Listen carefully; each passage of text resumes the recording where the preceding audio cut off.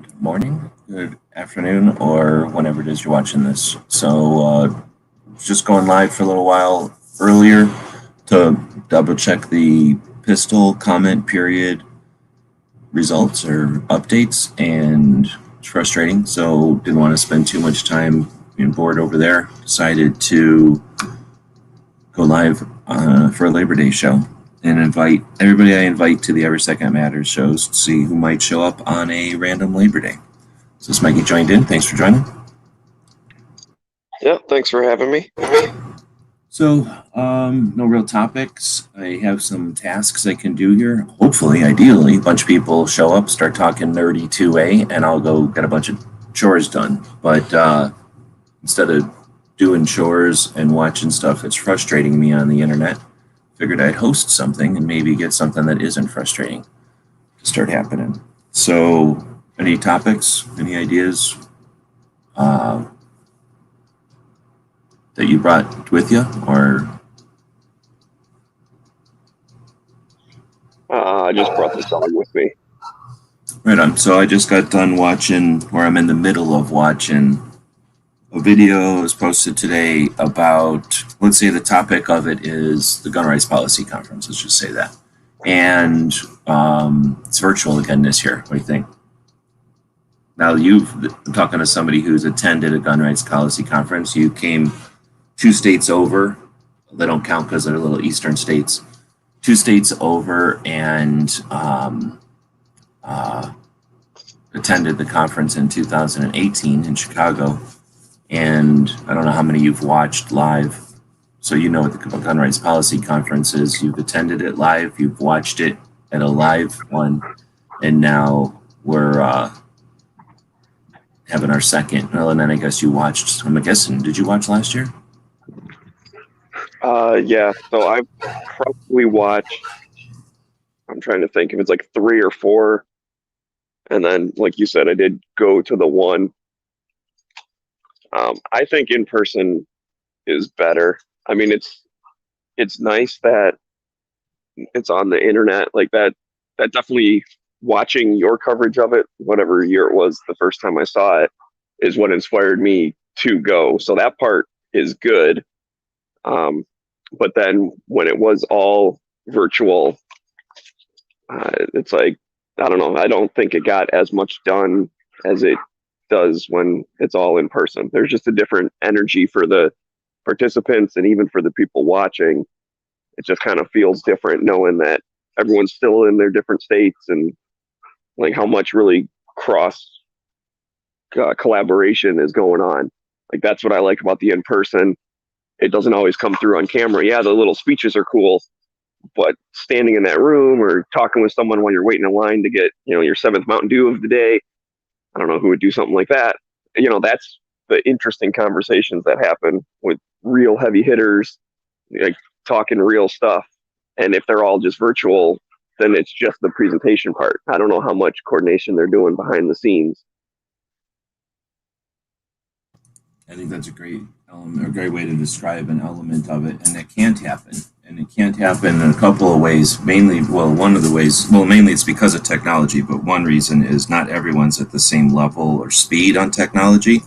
So you don't have to, if you're standing with someone and you can tell they don't understand you, you can immediately change everything. You can change your pace, you can change your words, you can stop, you can ask them if they understand.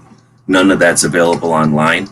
And because people who are novices online haven't encountered enough awkwardness or misunderstandings and then the consequences of that, they come to an online conversation the same way they come to a real conversation, except they don't realize that they're blindfolded and unaware in that online conversation. And since you're unaware that you're blindfolded, you start taking everything, you misunderstand everything, and you take things with offense when it's not necessary or correct.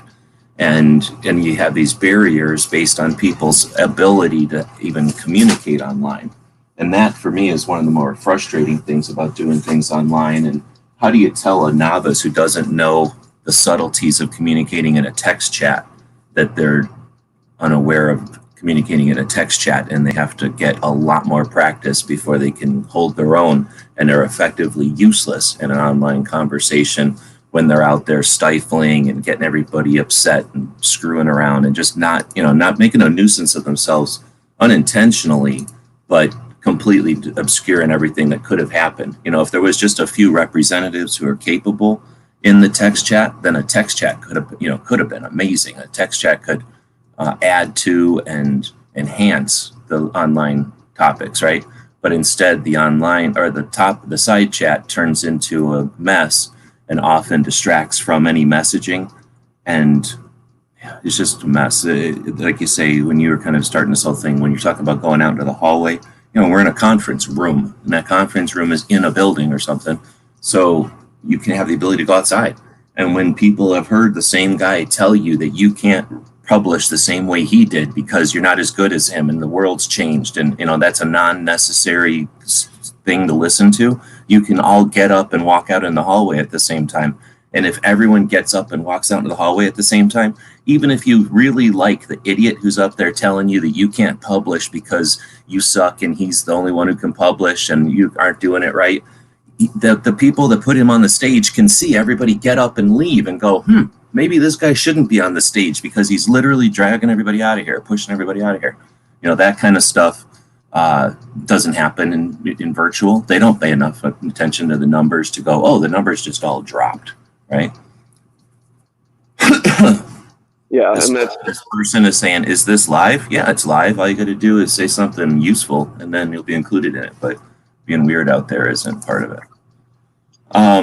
Sorry, go ahead. unless it means is the gun right policy conference going to be live? But I don't know. Whatever. Anyways, because they're saying dumb questions and then trolling basically, and then trying to, okay. they're like, is this mic live? Yeah. It's going to distract me because you said something that reminded me about the last year's virtual one is, that live commenting.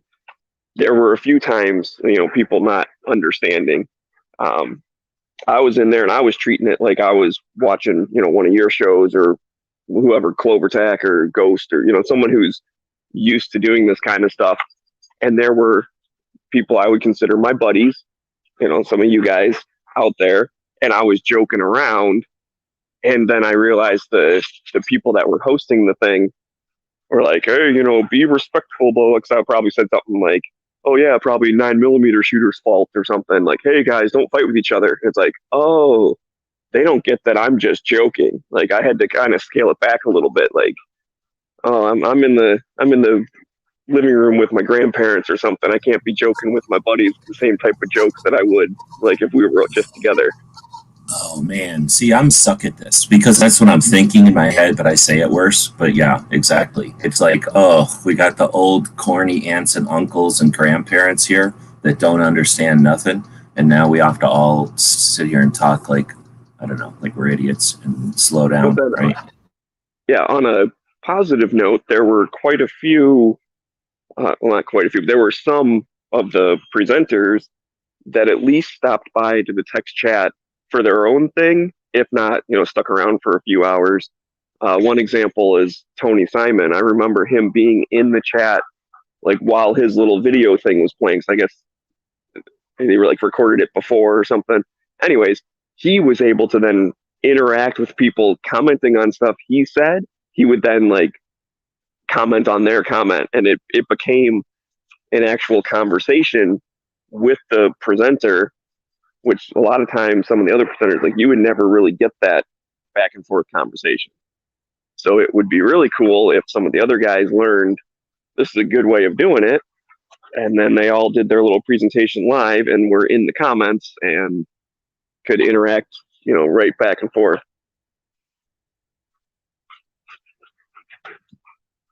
Because that was really a good element that I think added to the experience. Whereas if in person, maybe he'd be up there doing his thing, and then you might catch his attention later at lunchtime or something, but maybe not. So, or by the time you see him, it's like, oh, you said something, and I really had a problem with that, and I want you to clarify, but I can't remember what it was exactly. Whereas here, it's right that second. It's like, dude, you said this. I don't think that's right. then he clarifies and go, oh yeah, no, you are right, or no, I still think you're wrong, but at least you had a chance to clarify your position.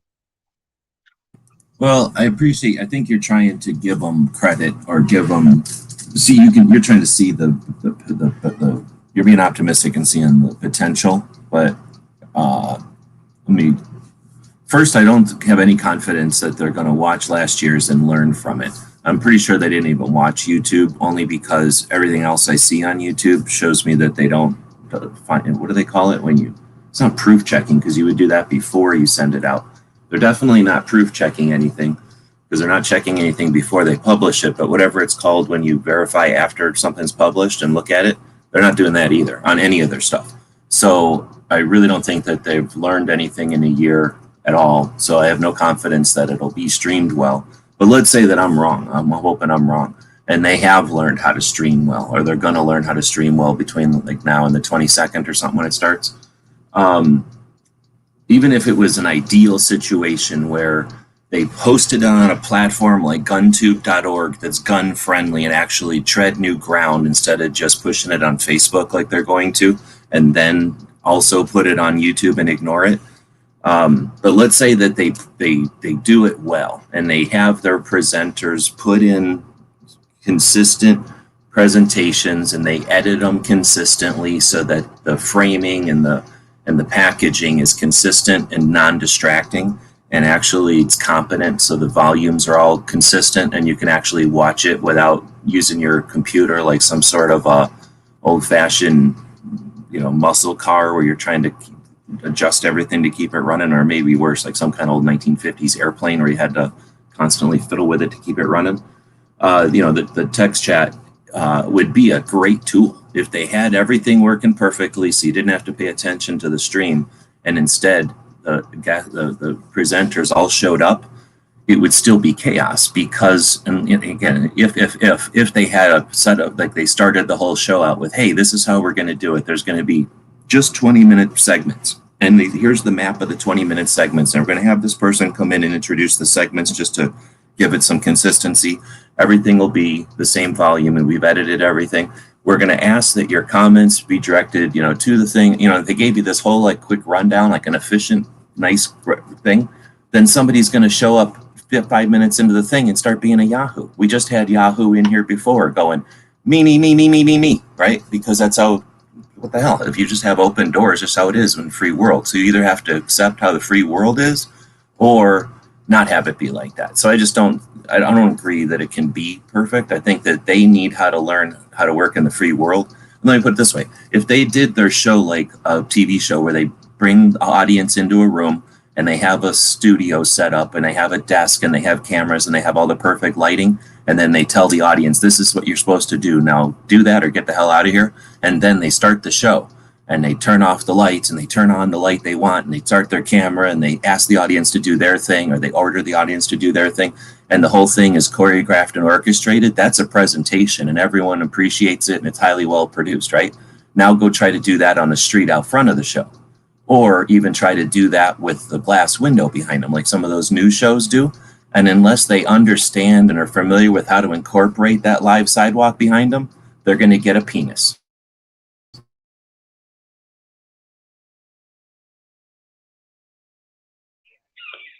Yeah, that is a good point. And they want to do it in the street, then that's a failure. If they want to do it presentation wise and they can't do it, then at least they'll have control of all the parameters and it'll end up being effective. So I don't know. Here's my biggest thing, I think, is the GRPC, and this is to you, whoever else might be listening, and maybe I'll make this a poll. Let me go over and make this poll. Is GRPC a presentation or an opportunity to, what's the word? Is it an opportunity to collaborate or is it a presentation? That's my two options. Can it be both? Yeah.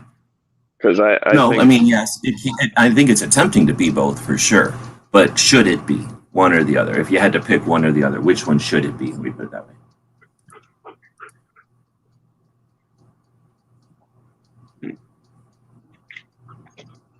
I think if you're saying should, I think the collaboration is the more important part. Because quite frankly, like the presentations, it's like you're in a room of the most 2A of 2A people. So you really don't need to go up there and just yell, shall not be infringed. Like, yeah, dude, we already all agree with that. Like, you're not changing anyone's mind. What I care about is how did you win in Vermont and how can we do that in Arizona or whatever, you know? And so that's why I nerded out on all the lawyer speak. I know that loses a lot of people's attention or whatever. I'm the nerd. I'm like, this is really interesting to me. I do feel like in another life I would have been a lawyer because that kind of stuff is very interesting to me.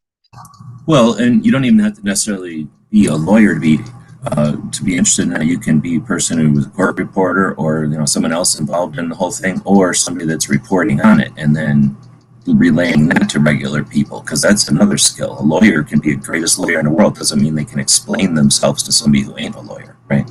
And the best part is somebody who's like a, what do you want to call it? Like somebody who's what's the word, like an artist, an artisan lawyer, right? How would somebody effectively say, like, this lawyer is like Da Vinci compared to that lawyer who's like, just somebody scribbling with crayons?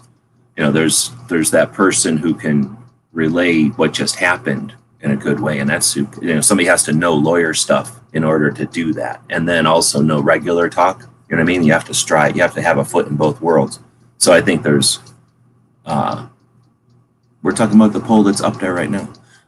So anyway, I'm just thinking, you don't have to be a lawyer to be useful and interesting in that realm of being interested in lawyer stuff, especially when somebody like me, I know it's important and interesting, but I'm looking for that person who can dumb it down quickly for me, because that's all I'm interested. I'm interested, like, superficially in lawyer stuff. Like, I understand it's important and blah, blah, blah, but because it's so difficult, I'm not even getting involved. I don't have time for all that. Right. You're looking for someone to say, oh, this thing, we got this ruling, it went in bonk, blah, blah, blah, do all their lawyer speak and say, therefore, it's good.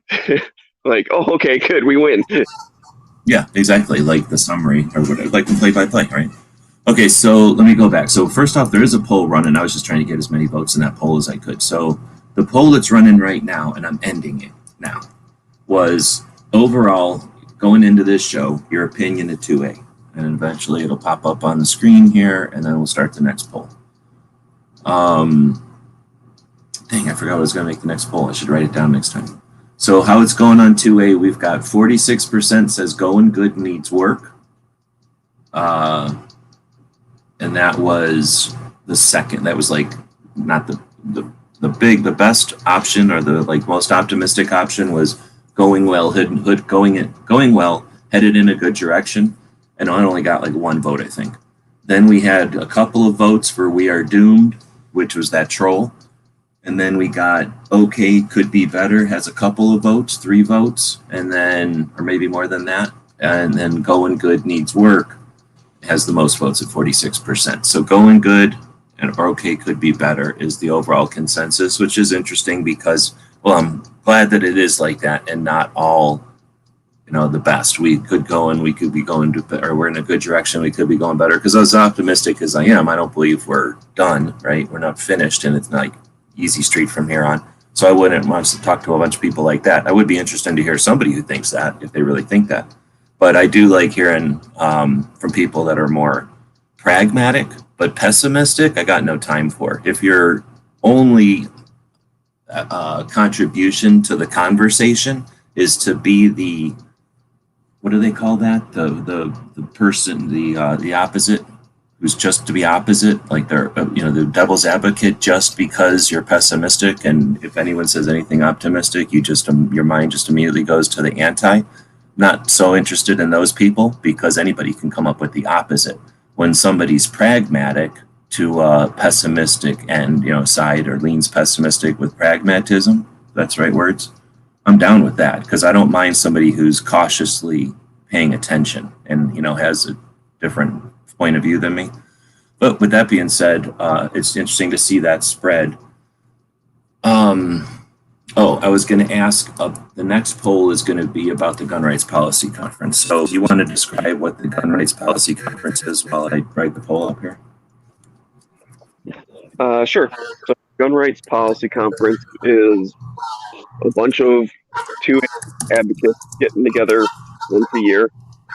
A lot of different people representing groups. Some people just their own individual. You know, they have all sorts of different types of activists, and they get together in a big conference room or like this one virtually. I'll have little presentations put together, and I just talk to a and I don't know.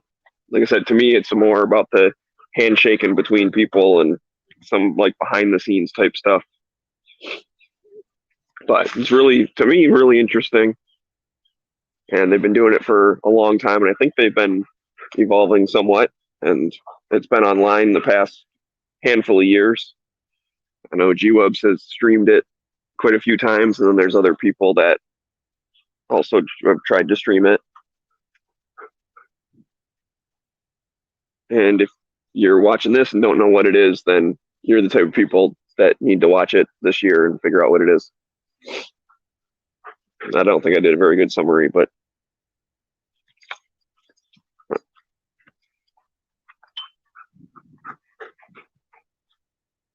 Sorry, I just needed so that I wasn't bugging you, but I left you hanging there as I was typing. So I'm trying. It's still frustrating because I'm trying. It's a little clunky to do this poll thing.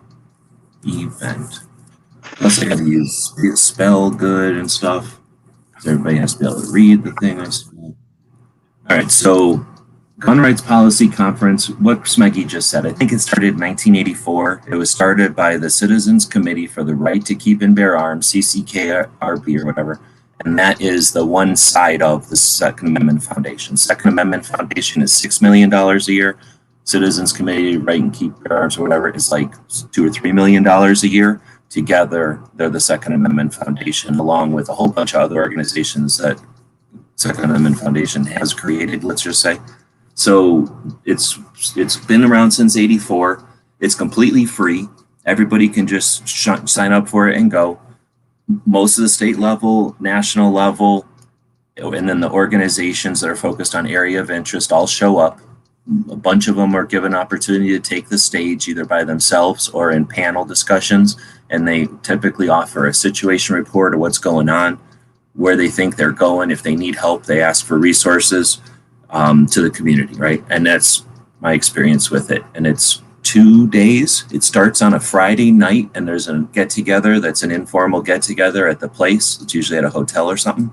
And then Saturday morning, they start the seminars, which is a seminar in a conference room, and something like 300-400 people show up. And we think we've described it. It's informal, so people can stand around and watch, sit around and watch, or go out into the hallway and do their thing. There's often times when the organizations that aren't presenting at the time, they'll often sneak off into a side room and strategize. So there's all kinds of extra stuff that gets done throughout the 2 days. So for all day Saturday and half day Sunday, there's seminars. The seminar or the conference room is open for these seminars. Then on Saturday night, there's a paid for banquet or whatever you call it, like a buffet, and everybody eats for free and drinks. I think you pay for drinks. I don't drink. So pay for food and you drink. And some people are drunks and some people ain't. And there's amazing discussions that happen both Friday and Saturday night. And that's what we were kind of alluding to before. Then on Sunday, half day, most people don't show up on Sunday. The drinkers don't show up on Sunday. And then a bunch of people waddle in for noon or so, and then it ends. And then everybody splits immediately because their lives are so important. They all have to leave, which is a ripoff. It should have a scheduled Sunday afternoon non-seminar part of it, but whatever, they've only had all that time to figure that out. Anyhow, so that's what the Gun Rights Policy Conference is, and it's been that way for a long time. And then in my experience with it, it hasn't changed too much, but it's begun to change in its scope, in its diversity, and in its focus. Its focus used to be a lot different, but as its diversity and its the people that it's made up of have changed, then its scope and its focus has changed as well. And not just to get more open, but to get more focused in a lot of ways. But been a pretty cool thing. last year they turned coward and canceled it, right? Whatever. And then this year they doubled down on that decision. Let's not do it live. And that's what we're having a discussion about. So a little bit. And then I made a poll here to talk about its focus, I guess, or I guess you'd call it its focus. So should the gun rights policy conference be a presentation to the public, a presentation to the gun community, a presentation to the 2A community, or a collaborative event for 2A? And I know those aren't the best options, and I don't think they care to listen to this, but this is just my curiosity, what y'all think. I don't know, Smokey probably can't vote. So what would you think the gun rights policy conference should be for you? A presentation to the public, a presentation to the gun community, presentation to the 2A community, or a collaborative event for the 2A community? So I'm going to stick with what I said earlier. It's the collaboration, I think, is the most important part. Although the way you broke up the presentation part, you've got me thinking a little bit now. I don't necessarily think it should be a presentation to the public. I mean, obviously anyone can watch or whatever, but you definitely got me thinking when you say like presentation to the gun community or to the 2A activist community. Well, that's why, because as you were saying it, I'm like, okay, now I'm going to get you, because I split a hair three ways there. Yeah, no, that's cool. You're making me think. I like that. So you guys out there can keep thinking about it. I don't want to make you have to answer. So think about it, unless I'm cutting you off. Yeah, I was just gonna kind of think out loud for a second. Is that the idea of being a presentation to the general gun community may be useful of converting people that are already kind of interested. Maybe they'll become 2A advocates and not just, oh, I like this gun because it's neat. So that's not my final answer. I'll think about it. Maybe there's some people commenting out in the chat that can help me make up my mind. But for now, I'm still going to be collaboration because I think that's the most fun part of it. All right, so I'm going to use this opportunity to go back and screw with that Spaz. You can call him Spaz Loser. So Spaz Loser came in with a weird name and did a weird thing at me. Stupid little emoticon or whatever they're called. I don't take kindly to little kids coming in and graffitiing up my chat. At least, I don't know. Do parents still teach your first impression is lasting impression, or first impression is the most important, or something like that? I don't know if people are taught that or not, but here's the deal. Think about it. The first time you meet somebody, it sets in your mind your opinion of that person. Guess what? When you go meet somebody, your first impression sets a thing in their mind. So there's first impression with this guy was this. I don't know how you take that, but to me it shouts, I got nothing in the game. I'm just here to make noise. Then she goes, I need Russian ammo, and why is Russia more based? So here's the thing, kid. Old people don't care what your new phrases are. You figured out a way to get us by not using words. Haha, you won. We all did that. Guess what? No adult ever cares about new kid words. So use our words that the rest of everybody uses, or be considered a dumb kid. Then they go, why did NRA cancel their meeting in Houston? The only actual good question in the mix. And then they started to freak out. Me. And then we'll ignore them. So why did NRA cancel their meeting in Houston is multifaceted answer. I'll let everybody take a stab at it if they want. My answer is that the NRA is a large organization with a lot of stuff going on, and there's a bunch of stuff happening in the world that they can use as an excuse. There's a bunch of stuff that they should be doing but aren't, and don't want to take the heat for that. They had industry that may or may not have an opinion on the organization, and since the organization, I'm assuming, and I'm almost positive, is doing nothing to reach out to the community to fix that or do anything about that, instead of actually addressing it, they probably saw the opportunity to cancel for an excuse as a great opportunity. And because the membership has no interest in actually defending that organization or putting in any amount of work other than throwing money at it, it's a frustrating situation where we've got a Thanksgiving Day parade that's not quite full, but it hasn't collapsed, and the people underneath it are blaming the audience, and the audience is booing, and everybody thinks somebody else is supposed to provide the hot air, and we got Bloomberg laughing and saying, I couldn't have paid to have this situation happen. So that's my convoluted dumbass answer to a spaz troll. What do you guys want to answer to why the NRA canceled their meeting in Houston? If you got it. I would agree with you. It's multifaceted. You know, I don't think anybody knows why the NRA canceled. I think we could speculate on, you know, we know what they say. We can speculate on other reasons, right? So that's the thing. That's the first thing we need to recognize, because like it really chaps my rear when people and viewers out there are the absolute worst about it, which is the general populace, and it's a human element, and I've discussed this before. But we take our opinions and we take our assumptions or whatever it may be based on our experiences and what we see and our emotions and multiple things, and then we somehow try to morph that into that's a fact. And so, first of all, yeah, all we can do is analyze, see things, and try to deduce something from that, right? There's going to be no scientific truth as to why the NRA canceled their thing. The cough is problematic on multiple levels. I think everybody would agree with that. And so the reasoning that they was for safety for that. Now, what prompted part of that reasoning was that there were many manufacturers, a lot of big, huge manufacturers that were not going to attend. They had booths, they paid for their space, they done all their stuff, but they're like, look, you know, we're a big company, we don't want to run a skeleton crew. And so, and a lot of companies had opted to do that, had run a skeleton crew there. We don't want to do that, so we're just going to step back. So they had, you know, if you have an exposition, a show, which is, you know, part and parcel of the annual meeting, you have the 2A portion with the classes and the other things, you have the actual annual meeting, and then you have the trade show.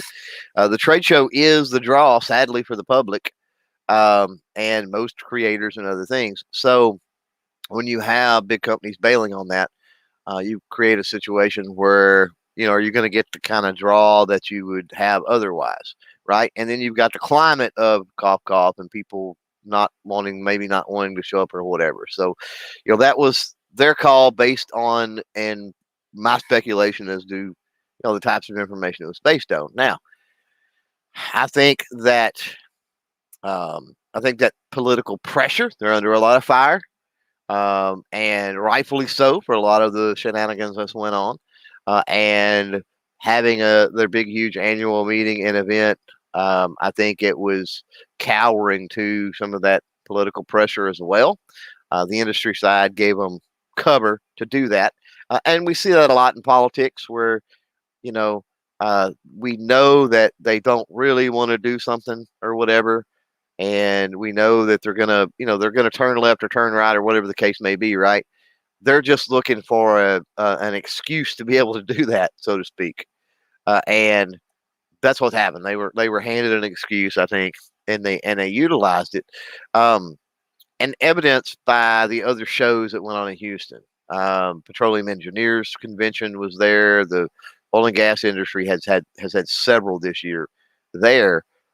So what's different about the NRA? Well, it's the NRA, right?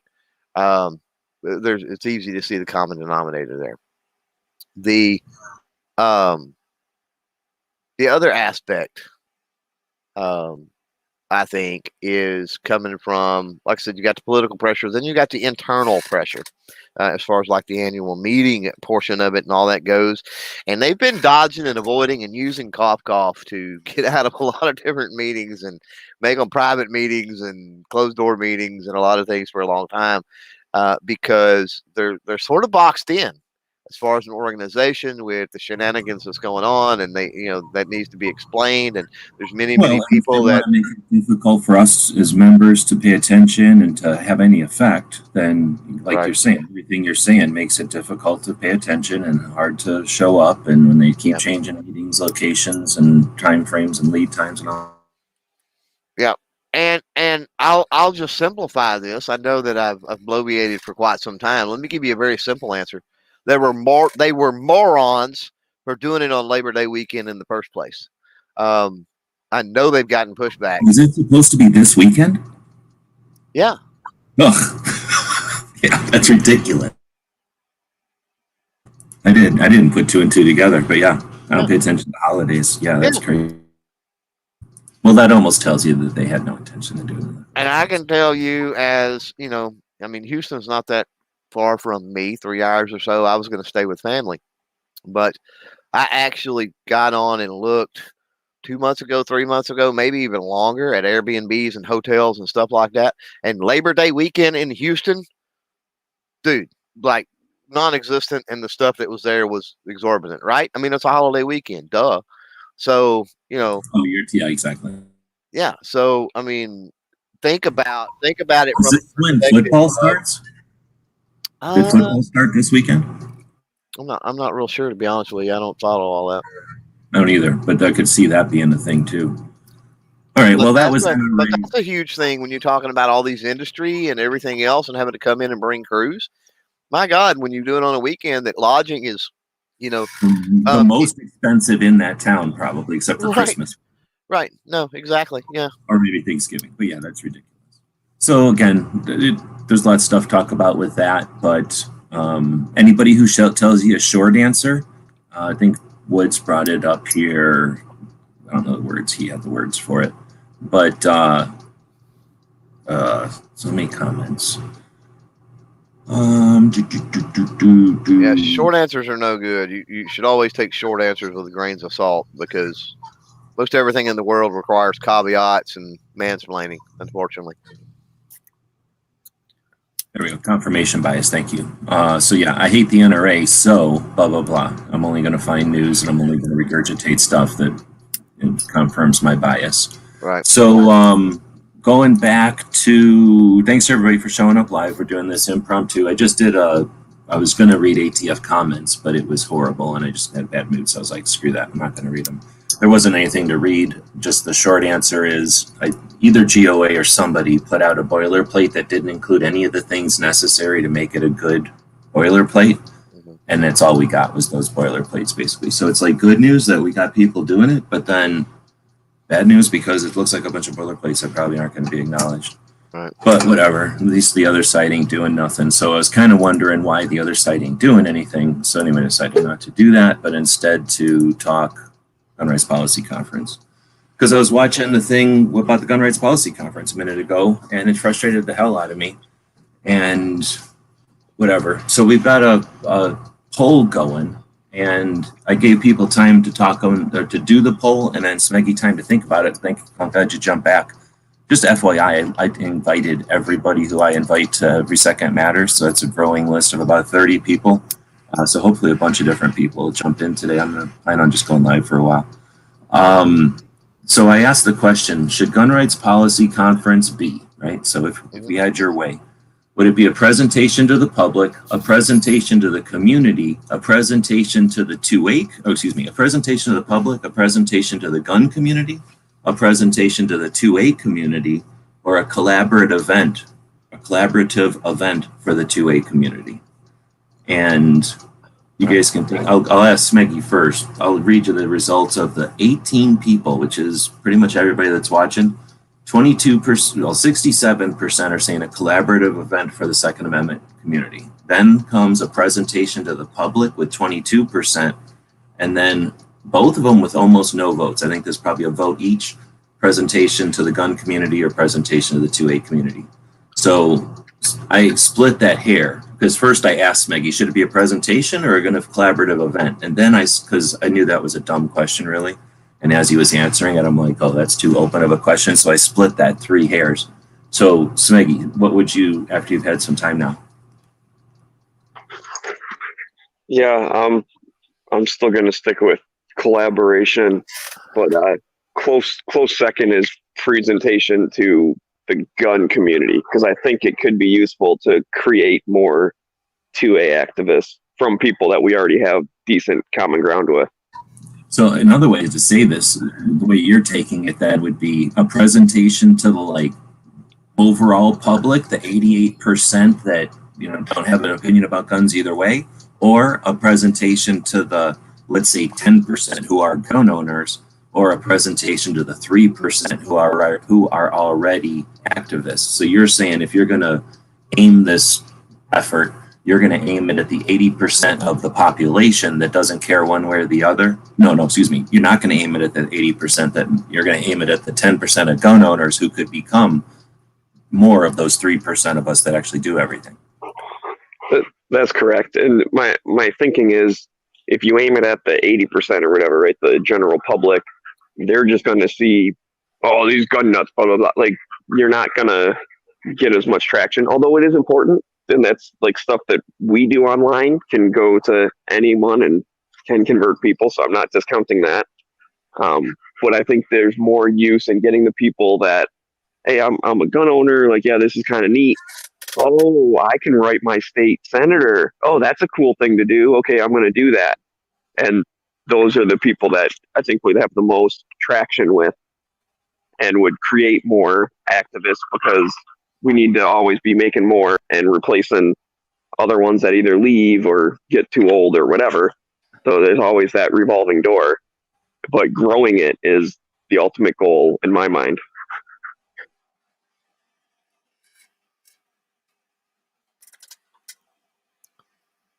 So Clover, how would you answer that poll? So I go collaborative effort, with an underlying tone of being able to present collaborative efforts, to all of the above, right, on that list. So I see the collaborative effort being the primary focus. And, one of the reasons is we need some, my theory on the bridges or the mortar or whatever, we need some cross-pollination going on.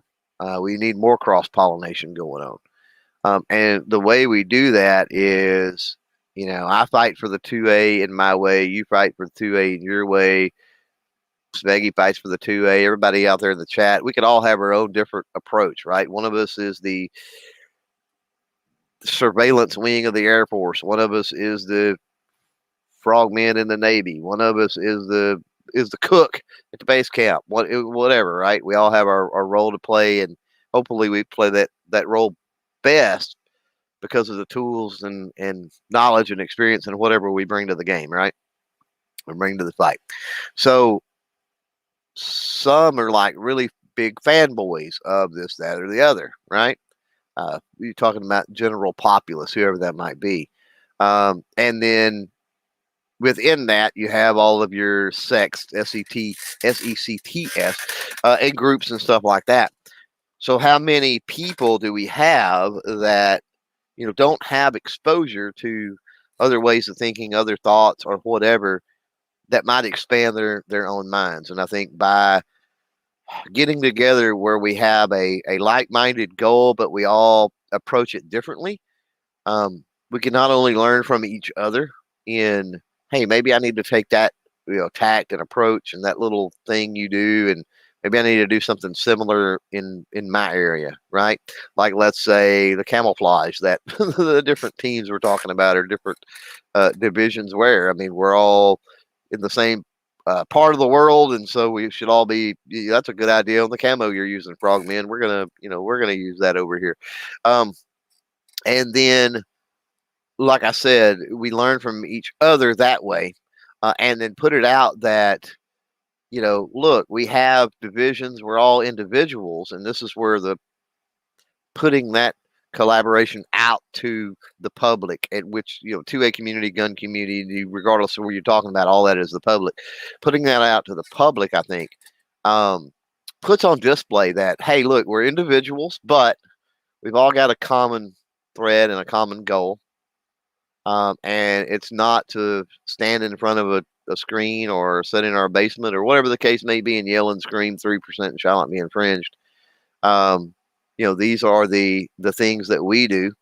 And at the end of the day, I think, use that as an empowering uh, aspect to say that, anybody else out there can do this too, right? Um, Especially with social media, the digital age. Um, I get it that, as far as public speaking and being involved in town hall meetings and putting together rallies and other things, I can get people in ballet practice, soccer practice, and 12-hour work days and everything else is going on. I get that. Um, but 10, 15 minutes a day for some advocacy and hopefully activism, um, at least in the digital realm, is well within the purview of most people listening to this, and most people that are online as viewers.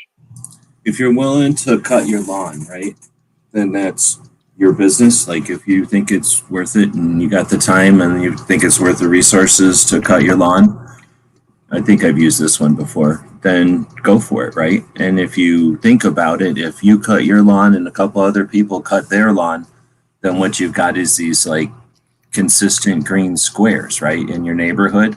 And if you zoomed up like a bird or whatever, or an airplane or something, you're going to see the neighborhood, looks consistent, it's on point, whatever you want to say. Like it, it looks nice. It's got what do you call it? Like it looks like it's supposed to be there. It's doing something. And then, if every yard isn't like that, it doesn't matter. If most of them or if some of them are, you still get the pattern established or whatever. And if you zoom out some more, you've got people doing that. It doesn't have to be everybody, but if enough people do it, then that, you can still see that pattern as you zoom out. And, is that a way to think about it? Like, everybody doing some amount of consistent effort. You don't have to each change everything, but everybody doing their thing contributes to the overall pattern. And once we've got that established, once people figure out that it's just doing your thing, monitoring, adding, contributing, moving, being aware, whatever it is, maybe your job is to, your piece of it, I should say, is to pay attention and go to the gun shop and explain, this is what I found online. It's interesting. This is what I found online. Your gun shop doesn't have time to go online. They're busy doing their thing. But if you can go tell them some interesting stuff, now they're distributing it to customers. Hey, do you guys know there's a pistol brace coming? It's a big deal. Here's some easy thing, XYZ. Somebody online made it XYZ. Oh, okay, I'll tell customers. Oh, I'll put it printed on our receipt. Pistol braces XYZ. Somebody goes home and they go, oh crap, let me put this in the newsletter to our club, our bass club, because they might care. Right now, there's 17 more people know. So yeah, it's not like everybody is the link pin, but who knows who is. So everybody just starts cutting their lawn. You get consistent grass patterns. Once everybody does that for a little while, we get somebody who's sitting up in a hot air balloon and they go, hey, if 3 or 4 people cut their lawn over there, we'd have the letter A over here. All we'd have to do is get 2 people to cut their lawn here and we'd have the letter Z, right? And now we got the whole alphabet. And now we got just enough people to do it. And we got the people in the strategic places. Now we can write whatever we want. And now you look at a map of the United States and it says, don't tread on me, right? Because a couple of people mowed their lawn and somebody helped, get it so that it said the right thing, right? And, with a little bit of effort here and there, you nudge it. That's all I'm saying. I think that's how it can work when we're talking advocacy, right? Mm-hmm. It's not like, the 5 million members of the NRA didn't go, okay, now you know what let's do? Buy Wayne a suit and not help this person, right? Instead, it's a whole bunch of little actions that add up. And since nobody's really paying attention or everybody thinks it's somebody else's job, stuff happens and everybody shrugs. It's the same issue you have with any bureaucracy, any hierarchy of shit where people aren't paying attention. You got to take ownership, understand that your piece matters, and be consistent and participate and contribute. But whatever. Let's go look at that poll again. I was debating, as Clover was saying his piece, as to whether I should put the poll up again. Now we got 23 votes. It's pretty obvious people want it to be a collaborative event. But a couple of people, 17%, have said presentation to the public, which I would interpret as that presentation to the 80% that aren't gun owners, that don't really care one way or the other. In other words, the way I'm guessing they interpret that, since we know what Gun Rights Policy Conference is, all the gun rights or gun owners' rights organizations at the national level, at the state level, and those that are focused on areas of interest. Those organizations get together for 2 days and do presentations on a stage, a seminar. If that was if those people came together and focused on the 80%, how powerful would it be to have domestic abuse victims, to have the communities that aren't often associated with firearms? Who else am I missing that would be maybe eye-opening to people in the 80%? Some of the lawyer stuff that's boring but interesting. 2 out of 3 firearms deaths are suicides, so having Brooke Cheney and some of that awareness at a national level to the 80% that don't pay attention one way or the other. If we have 80% of the country inoculated to the idea that guns have anything to do with gun deaths, or that gun owners, I should say, have anything to do with gun deaths, 2/3 of the deaths with firearms are a decision to use a firearm instead of a knife, right? Or a decision to use a firearm instead of a pill. So that is something that can be accomplished. That's a metric that can be accomplished, not with a firearms law, but with help to those people who are making that decision, to changing the barriers of help for those people that are making that decision, for finding those people and maybe giving them a situation that doesn't give them the stress to get in that position, right? There's things that can be done on a level and especially those 80% that don't care about guns. If they don't care about guns, they're not persecuting guns. They're not afraid of guns. They don't hate guns. They just don't care about guns. So when you give them an opportunity to think about people that are dying, and you can help 2/3 of them, and we want to help as gun owners, desperately want to help you, because any effort we can take there is going to remove that tendency of the antis to push those deaths on us as though we had something to do with them or our property did. Anyway, so I could see that being interesting. Having the organizations focus and because right now, think about it this way, I guess, for you guys that have been to both been to gun rights policy conferences and watched them, the presentations from the organizations are sporadic and all over the place because they don't know if they're presenting to the public, to our community, to just the activists, or you know what I'm saying? Or I guess they're thinking it's a presentation. So they don't know which of those 3 things they're presenting to. So effectively, they're trying to do all 3, right? Or am I wrong? Is that one of the frustrations that maybe I just figured out why it's frustrating to me, is that they don't know what they're doing? And because of that, they're all just sort of blah. I shouldn't say they're all blah, but often they're blah, or the same thing over and over, same thing every single year. Yeah, that could be. That's a good way of realizing it. Is that, yeah, some of them are more in general, like, this is the gun law and this is why it's bad, or like maybe the general public would want to hear that because they just don't know how it works. And others of them are super technical because they're like, hey, I'm talking to all 2A advocate people, so they already know the basics. So now I'm going to get into the nuts and bolts of it and really get detailed. So that could be why sometimes it's all over the place, and maybe we check out on some of the ones that are more for the general public, just because, like, you don't need to tell me shall not be infringed. I already know that part. Like, you don't have to keep repeating that. Now, how do we do it? That's the part I care about. Well, it's apparent to me anyway, if you ever attend a gun rights policy conference, at least the live one. We're talking big difference in that in the online, but it's apparent to me that the presentations, the speakers, the whatever, for the most part, are preaching to the room, in a way preaching to the choir. And don't get me wrong, because of the diversity of thought and tact and other things that I mentioned earlier, there is noble effort in that. I think. Well, do you mean they're repeating themselves? Because they're not like telling us what to do as much as just saying what they would say to a general audience, right?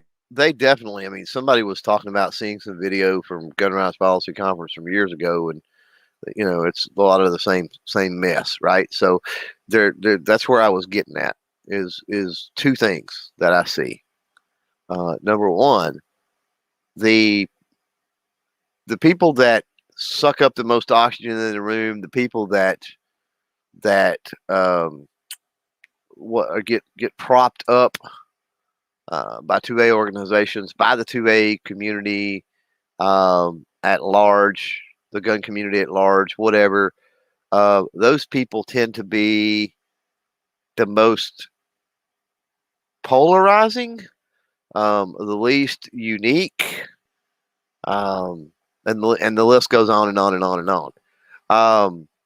And I think that's where, when we get into the collaborative efforts, I think that's where it could play a part. Imagine somebody like an AWR Hawkins, who is one that's always there, and he's great at rallying a base and all of that, but muddles general politics in with his 2A entirely too much, holds some really hardened beliefs that are not conducive to pulling in that middle 80%. What if there was a collaborative effort? And that's where, and to be fair with GRPC, with Gun Rights Policy Conference, they do have their panels, and those panels are pretty neat, because you do get a litany, right, of different ideas through the panel. But with collaborative effort with somebody like that, what would be considered quote unquote higher profile, with maybe somebody lesser known from an organization, somebody, one of the women with DC Project or whatever the case may be, could that pairing, again, I go back to, could that pairing not only help those particular individuals to hone their thoughts and everything else, but could that help cross-pollinate, like the people that absolutely hate AWR Hawkins, or or on the flip, the people that don't even know or not even aware of the lady from the DC Project, right? That cross-pollination take effect with that, and it actually benefit both of those people in their activism, not just as far as reach is concerned, but as far as their message, and that message being better received by those who are hearing it.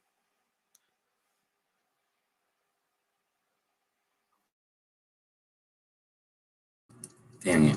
I was with you until I started typing. I was trying to play funny out there. And can you say that last part again? Because I was with you until I started talking about my dog, and then I paid more attention to my typing. I was just talking about how, you got the big gas balls with that, they get up and present or whatever, and, rally everybody, and shall it be infringed or whatever. Everybody's, yay. And it's like, but those people tend to be a lot more polarizing, right? So, the collaborative efforts not only have the potential of helping those people understand that you can't just,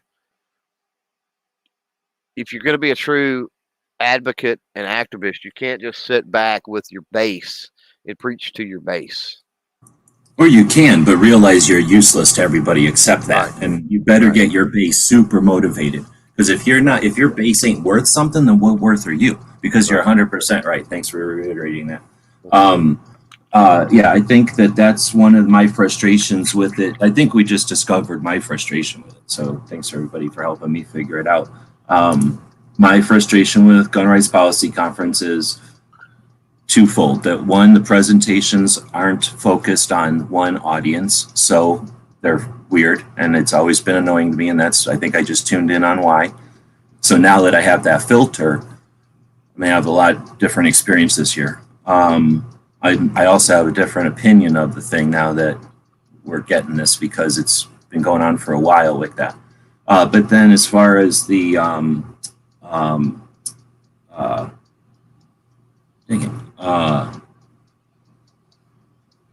what you were saying there is one of my other frustrations, is that the presentations are all over the place. And I'm not suggesting that there's a way to do a presentation, or it's my way or the highway or anything like that.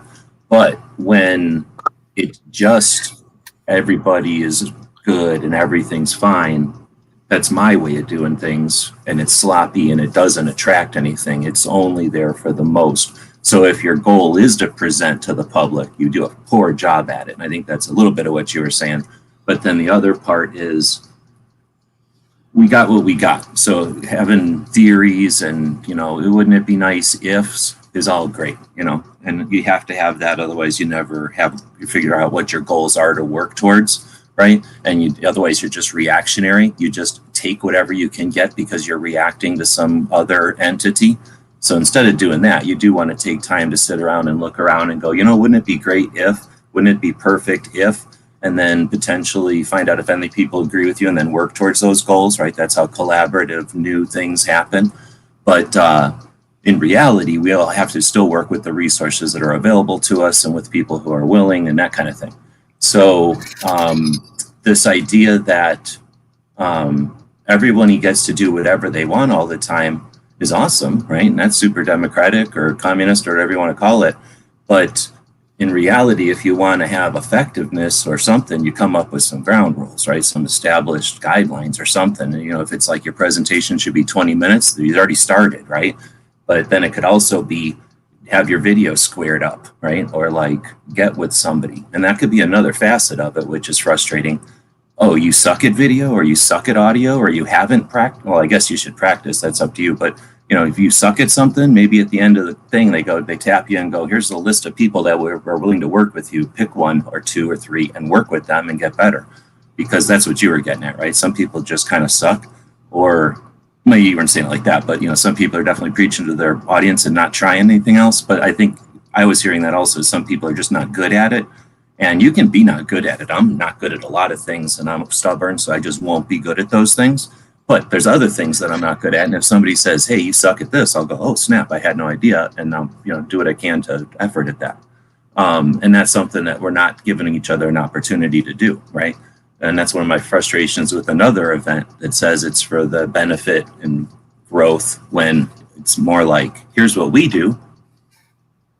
Yay, right? Like that's not for the benefit and growth. That's just a presentation again, but it's a shitty presentation and no one validated it. But yeah, so that's something else that's been one of my frustrations is what you, I guess, addressed there at the end there, is that some of it is just not aimed or not doing anything. And we don't have to edit, but we can, we don't have to, what's the word? Censor, but we can edit, right? We can, okay, everybody's got their opinion. We can decide whose opinion to put up in what order. Doesn't have to be chaotic. And if we're going to be sitting here playing violins and string instruments and stuff, how about we don't put in, a bunch of weird drums or something next? Why don't we put in something that's at least a little bit close, like some horns or something, and then get to some other kind of drums, and then maybe do different pace of stuff tomorrow or something, right? Right. All right. So with all of that being said, I was thinking about doing this poll over again to see if people wanted to answer it a different way. I don't know. The comments have been going all over, so is it worth digging into any? It's been a while since I jumped back. A bunch of people joining in. First off, this girl has a little puppy. If you haven't seen the little puppy, it's a little Boston Terrier puppy. You can go on Instagram and see that. Here's the deal. She has a couple of pictures up there where you see a dog belly, and if you hold the phone just right and you rub the screen, it's a virtual dog belly, or a virtual dog belly rub.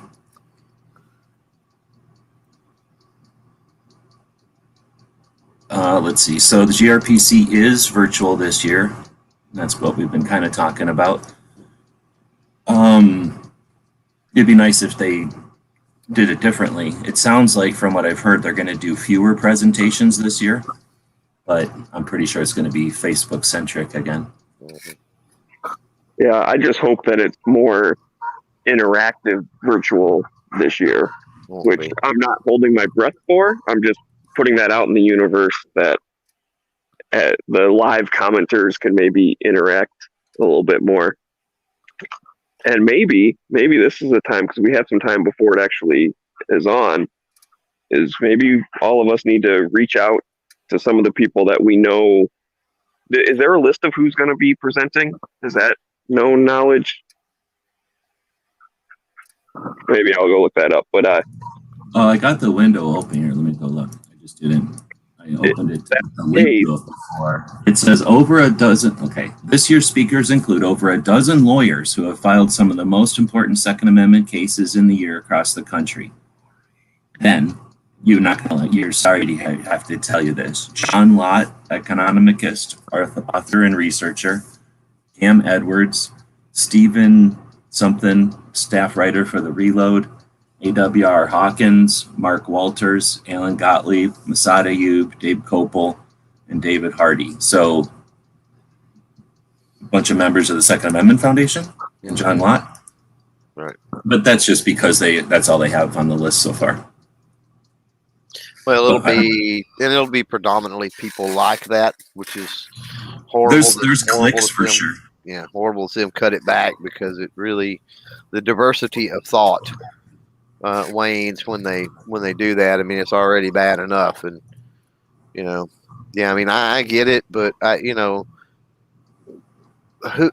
does anybody listen to, read, watch, give two flips about what AWR Hawkins says anymore? I mean, and that's what gets me with, we've got so many great 2A advocates and activists, out here, and we just continue. It's when's the new guard going to rise up? Because we continue to see the old guard, and all they do is stand there and say the same old thing. And it's like the new people don't do that. The new people, they say something different every single time. They could give, their presentation 3 nights in a row, and it would be 3 totally different presentations because that's just they feel and feed off of the room. That they have much more diversity, and again, diversity internally, diversity of thought and things like that, to be able to do that.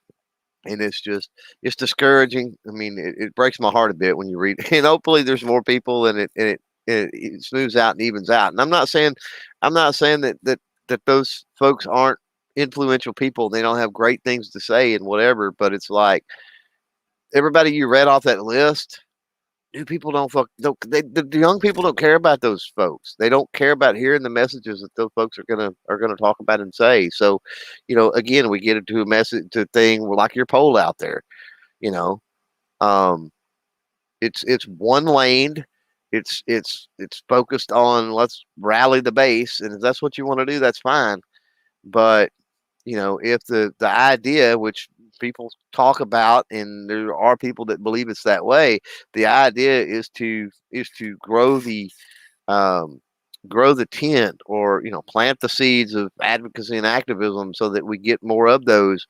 They're going about it the wrong way by putting their stock in that. I mean, yeah, okay, have some of those staple anchors, mainstream, legends, whatever you want to call them, have some of those, but don't make that your focus. And that would be my suggestion. And unfortunately, they're not gonna take that. They're not with, and for everything great that Second Amendment Foundation does and has done, that's one of their downfalls, one of their many, in my opinion, is that they are super resistant to change. They don't realize that it's necessary to have turnover and to focus on at some point focus on a younger demographic. And I don't know. I mean, that leads into the thing. I mean, I don't think that's ever going to. I don't know that that's ever going to change. And so, if that's the case, do we need some type of an alternative, or not even alternative, addition to Gun Rights Policy Conference, right? Yeah, alternative implies that there can only be one, and there's the one way to do it, and all other ways should stifle. But more than one encourages competition and evolution. Go ahead. Yeah, and that list kind of was disheartening from the point I was trying to say, which was basically, reach out to the people that we may know how to use the internet. And so I'm thinking of like whoever, even like Jeff Knox, if he was doing a thing, or Maj, or Tony, or like Chris Chan, even Rob Pincus. Like, if any of those people were presenting, what I was going to say was reach out to them and say, hey, when your thing is on, you should be in the chat also. Because again, going back when 100%. jumped Yeah. in on his thing, that was the most enjoyable part of GRPC last year, was talking with the people that, as you're listening to them, they're commenting along as well. And I don't know, but of that list, I don't necessarily know if any of those people would give that same interaction that I'm looking for. But alternative is cool. Maybe we invite all of those people and we do our own thing. Thanks for hosting, Clover. It's definitely something. It's definitely something. 2 years ago at GRPC, probably wouldn't have contemplated it. Prior to that, not at all. I likely wouldn't even then. Now, with the sheer amount of, again, diversity of thought and the sheer amount of advocates and activists that we have that are not old guard, and even old guard that are dynamic, right? Like, there are people that can, they're part of the, they're the older crowd. They've been around a long time, but they have rolled with the times and upgraded their ideas and their thought processes and everything else, right? But yeah, with the access we've got, I don't see any reason why, literally, and this is the power to put into the hands, kind of what I talked about earlier, I think, where anybody out there could do this. They could literally use StreamYard, the free version on top of that, if you pulled people in one at a time according to the a schedule, and you could literally put on an 8-hour live stream or an 8-hour convention or an 8-hour show virtually, and you could, no doubt, even at 15-minute segments, let alone longer, you could no doubt fill that up. I mean, very, very easily nowadays. So it would just be a matter of, my opinion, with doing something like that, would be a matter of the promotion more than anything, being able to get the word out, because, again, we get back into this idea, whether you're talking about a specific advocate or activist, or you're talking about an organization, but we have, and this is more prevalent with the old guard, but we have the sentiment that everything's competitive, right? I got to be better. They're stealing away from me. They're, whatever. And it's like, no, we're all contributing to a greater cause, right? This isn't a selfish thing. So what's your problem? And that couldn't be further from the truth anyway about, the whole stealing thing. So I think maybe that's something we figure out and we try to work on. And just real quickly on that subject, I don't know that this time of year is the best time to do it. And the reason I say that is that you've got major industry events. Historically, we don't know how that's going to play out.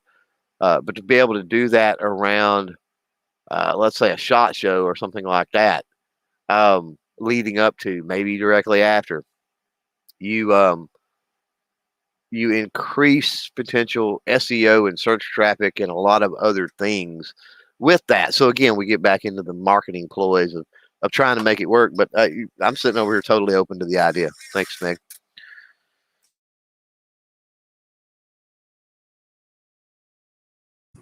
Okay, you guys still getting some interesting things. Let me finish this poll. So we're starting a new poll, and this would be, I'm going to try to remember what you guys were just talking about to keep going with that, and then we had two good questions come up. But I'm going to start a new poll. How should a 2A event be held? And the 4 options are going to be virtual presentations with live chats. So kind of like what GRPC says it's going to be. Presentations that are focused at something, either what we just talked about, but presentations that are good, not just shitty, but like good focused presentations, and how Smeggy talks about having a live chat happening while the live, knowing it's a live presentation and it's not a premiere, it's going to be presented videos, which we can do in StreamYard easily, add in a live presentation. So there's a chat happening. and then have the people who are created the presentation available in the chat so that it's an interactive but presented live situation, right? Hopefully everybody follows me on that. The second option would be a live panel discussion with Q&A.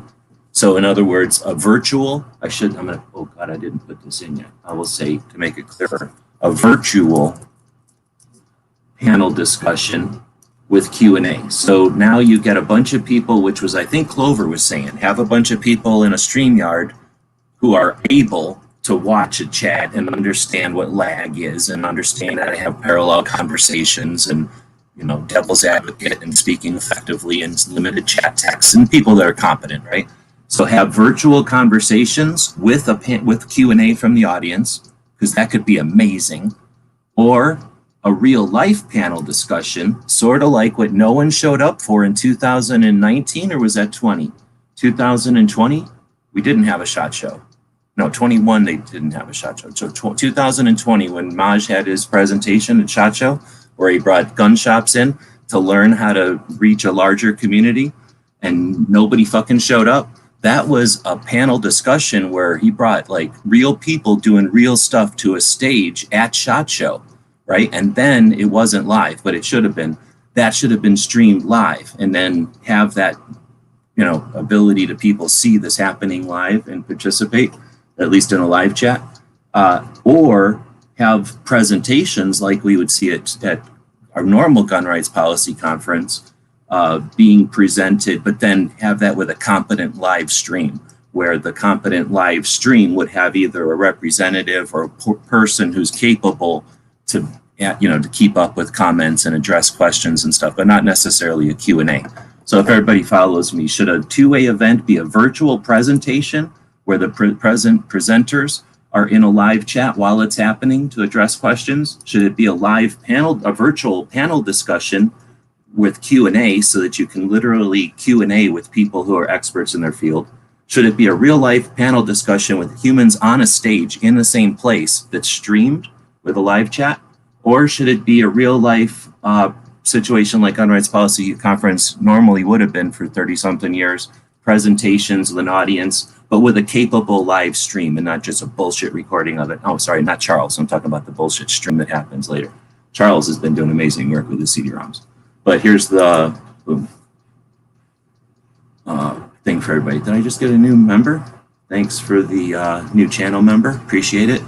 What that's going to give you is, after these chats, every once in a while we'll throw the link out and have late night live conversations off air. So you're welcome to jump into those. Otherwise, I don't give members a heck of a lot of perks or nothing. But I do appreciate it, because we don't get sponsored, and I talk enough shit about everybody that nobody supports really anything I do. So do appreciate the individuals that do. Did I, with that stuff I just said there, did I bring up anything else? Or I kind of was trying to make a poll with what you guys were talking about, so I don't know if I hit it all. Right. I think you did. I'm going to say that, if we're talking about moving forward and trying to come up with some type of a new event, right? A new guard event, if you will, then I say we really lean into the virtual, because New Guard is totally capable of pulling that off in spades, right? In a major way, and look at the reach that you extend, as opposed to even a live, that even an in person that is streamed for a few different reasons. When you are in person, you've got the logistics of being able to coordinate and get everybody together and other things. Where virtual, you don't have those obstacles. So you've got more people out there that can participate. Talking about on the panel, presenter, speaker side of things, you're going to have more people that are more readily going to be able to participate in that. That's only going to increase the effectiveness of the message and messages that are put out. That's only going to increase the draw for people to be able to come into the chat. You're going to have, even, I don't know. It just, I think, I think if what we're talking about, again, is new, predominantly new guard event, right? Um, lean into what the new guard does best, right? And I think it will dwarf. I think it could be a positive on many fronts. And one of the positives is with the old guard and the stuff that they're doing and not doing nearly as effectively as they could. And there's many reasons for that, them being the old guard and inept at tech and not necessarily understanding the way that the younger crowds use tech and a lot of stuff like that. But But it's not just their technical, it's also their crazy ass old mindset. And it's not that we want to throw away the mindset. We want to include the mindset. We want them to get over whatever glitch they've got to work with the new. And it's the same problem with the new. They think they're right and they're just stupid. Mm-hmm. So it's like they got to figure out that we're not telling them they're wrong. We want their input. And some of their hard-headed, like I understand that I've got things that I'm not going to change. Red is a stupid color. You can't change my mind on that, right?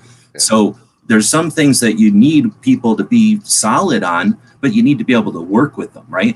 Or you need to be able to communicate with them at least. So those people, I think we often discard them, and they're not savvy enough to know. We call them old, and we're like, you can't keep up, old man. But we want them to keep up. Like we're frustrated because we wish they could. But anyway, I just want to put that clarification in there. Yeah. It's somehow we need them to say, hey, get past your technical glitch because we want you here, but we also want you here open-minded if that's possible. I know it's a big thing, but sorry to interrupt. Right. No, I mean you're spot on. You're right. As far as the facilitation goes, with virtual, I think that you do. I think you do a litany. I don't think you run it for even 8 hours. I mean, I would think 6 on a 6 maybe on like a weekend evening or something. 6 hours, kick it off at maybe noon or something on a Saturday. I don't know. And keep it concise, like you were talking about earlier with things being all over the place. You get one guy come in talking about this topic, 15 minutes later, they're on something else, Get with your presenters and say, hey, you bring to the table a skill set with X, Y, and Z, right? What do you want to talk about? What do you feel most comfortable? What do you think you can provide the most value in? Get all of that before you ever set the scheduling out. Get all of that. And then lay it out in a way that it's progression.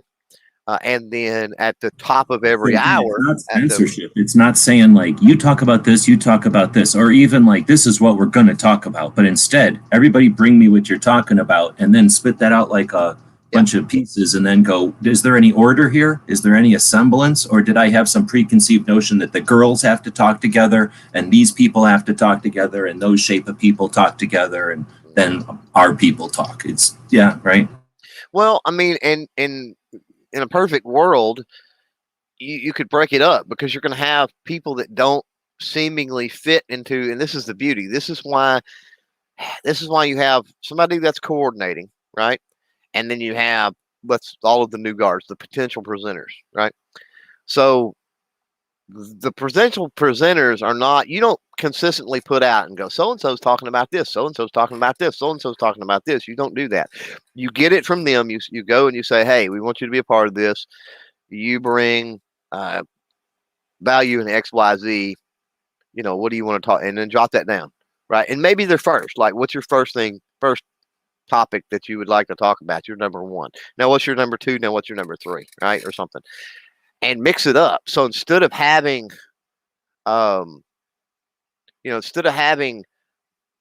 similar people for 3 consecutive sessions, similar people talk about similar things, maybe you've got a situation where it's different people, right? It's somebody you would expect to talk about that topic is talking about that. But KD talks about Tulsa and racial things or something, right? We expect that.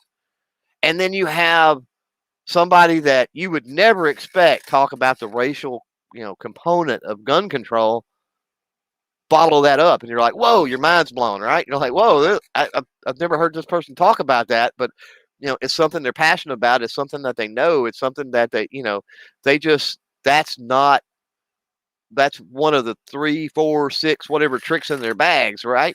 And so they're usually tapped for just 1 or 2 things, but they're great on a litany of things. So it mixes that up, right? You've got people that are talking about things that you really don't expect them to talk about because while they enjoy talking about that and they're good at talking about that, it's like sports analogy, right? So, you got somebody that's good at a whole bunch of sports, the decathlon, right? But they really crush it as far as running the track, right? And so whenever they're interviewed, they only get asked questions about running freaking track. They don't get questions about the swimming or the bicycling, but they're good at doing that, right? And so it brings that breath of fresh air when you've got somebody like that and you mix it up. So do 3 or 4 segments, do pre-recorded, bring in, here's the key, have a host. You need a host and a producer without a doubt. And then bring in guests as well in between segments and other things. So have a live component to where you have some of these speakers at random points coming in as guests just for a few minutes. It's all going to have to be structured to get into the time frame, right? And then every 3 segments, maybe at the top of every hour, maybe at the bottom of every hour, however you figure it out, bring in a 3-4 person panel, right, on some specific topic. And when I say some specific topic, if we're going to do this as sort of a quote unquote new guard type thing, right, and we're talking about appealing to younger crowd and younger people and all that, while still respecting, right, the old guard and definitely covering some of the mainstream staple 2A stuff that is foundational, right? The old guard is really great at the foundational stuff. I don't think anybody would disagree with that. So we cover that, we respect that, maybe even have, mix a few of them in that are willing to, work with the new guard. And I think there are plenty that are willing to do that. But just, I guess what I'm saying here is mix it up, make it to where it's not a drone, it's not monotonous, it's not, and don't put out the scheduling. Like, seriously, don't put out the scheduling. Put out who's going to speak. Put out who's going to be on panels. We're going to have, this person, this person, this person, this person on a panel with 3D, talking about 3D printing, live, but don't necessarily put that out. And so what does that do? I mean, that encourages people to tune in and basically watch the whole thing. All right, now I'm playing host and cutting you off because you're just going off on that, but that's fine. Not quite DJing because you're just riffing on it. DJing would be wandering around in all different directions and coming back eventually to it, maybe. But in this case, you're just creating a situation there. But I figure there's other stuff to talk about. We got a while, so I don't know if Smeggy wanted to throw anything in. I think you were basically looking at the poll that's going right now, where I asked, how should a 2A event be held? Either, again, with virtual presentations. And what I mean by that is like what they're trying to do with Gun Rights Policy Conference now. But don't think of like the beat down shitty hotel that's, used to be. But think about like if people who knew what they were doing created amazing, cool visualizations, presentations that got information across or made you think or appealed to something that you never thought about or put things into relationship. Visualizations can be super powerful. So think about like effective, good presentations, right? Especially if the whole event was, told ahead of time, this is going to be focused on awareness, or this is going to be focused on calls to action, or, there's going to be a specific drive here. So good presentations. And while those presentations are happening, an active live conversation, that's focused on the discussions, but the actual people who produced it, plus like, some kind of a host that would be there for the whole thing. And then moderators that are decent, right? Or a virtual live panel. So basically what we've got going on here, right? People that are capable and able to deal with the live comments so they're not distracted or, offended every time something happens, or don't get confused or scared and cry. But have an effective live conversation with Q&A so that the audience is encouraged to be part of the conversation and part of the panel, right? And then of course have those presentations and those panel discussions on things that matter and not wasted time. Or do stuff in real life. Have panel discussions, but in real life on a stage. People show up and get there, and then there's an online live stream and conversation happening. Potentially interactive with that panel, or an in real life presentation, very much like the old gun rights policy conferences. But again, think of like multimedia, useful presentations that are as effective as I just said, except with an effective stream as well. So if those are the four options, I don't know if Smeggy wants to riff on that at all, or we had kind of come from, you know, the other conversation about the gun rights policy conference. So anything you want to riff on, feel free. Yeah, so I'll put in my virtual vote since I can't click on the poll for, I think I'm going to go with the live panel, like online. So I think it was like the second one or whatever. But basically, yeah, get a bunch of people in, interacting with the audience. And even if, you know, you just have like a good moderator watching the chat and then just bringing out like just the good questions or whatever, that way you could have people on the panel that may not be super tech savvy. They don't even need to be watching the comments. They don't even need to be interacting with the trolls, but you still have, if a good question comes in, then the moderator can say, oh, I'll put this one up on the screen. What do you guys think about this? And then you have whatever, the 3 or 4 people talk about it. The other thing, it sparked my memory when Clover was talking there, somewhere in the middle. But as far as like the panels of having people that like only ever get asked about the one thing, I'm kind of sick of that. Like, you know, GRPC did do that a couple times, and I've seen it online too, right? Where it's like, oh, now we have the girls, and so they're only talking about girls and firearms or whatever. And that discussion can be somewhat important, but also, you know, girls like other stuff. They could just be part, if there's a discussion about, like you said, 3D printed guns, maybe there happens to be a girl that likes 3D printed guns along with some old dude who likes it, as long as some young kid that likes it. Like, just whoever's interested in the topic, be part of those, asking those questions. But yeah, I will definitely always lean towards the live interaction part of it. You could do a thing too, I mean, I guess in person on stage type of thing with a moderator, again, reading the comments and then bringing that forth in the Q&A section. So either of those two options I like, but I'm going to lean a little bit away from the old style presentation in person. All right, I'm going to ignore what you said there because you hit on something that made me think of something that I think is something I've thought about before, and I have a chance to talk about it right now. So first off, and then we'll go back to whatever you actually said there, but the one of the aspects of what you said there is the frustrations that we have. Let's say diversity, or let's say the one with the what do you call it, like old wives' tale, where if a girl goes into a gun shop, she's going to get pandered to by giving an old revolver or a small revolver or whatever. And regardless of whether you understand that that's good advice or you rebel against it because it's sexist or something, because it was the first thing that was said to you and it must be sexist, right? Whatever the opinion is on that, that's something that I can't tell you how long that's been around, because it's been around as long as I've been around.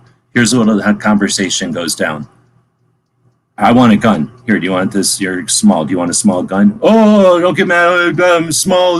Get a small gun and whatever, right? Same thing the other way. Oh, you're big. You want a big gun? Like, you know, just whatever. Like, here's a canoe. Do you want the size appropriate canoe to you? Like, people get all offended because, like, oh, that gun somehow is demeaning and you're demeaning me because of the gun. Like, no, it's the appropriate gun for you.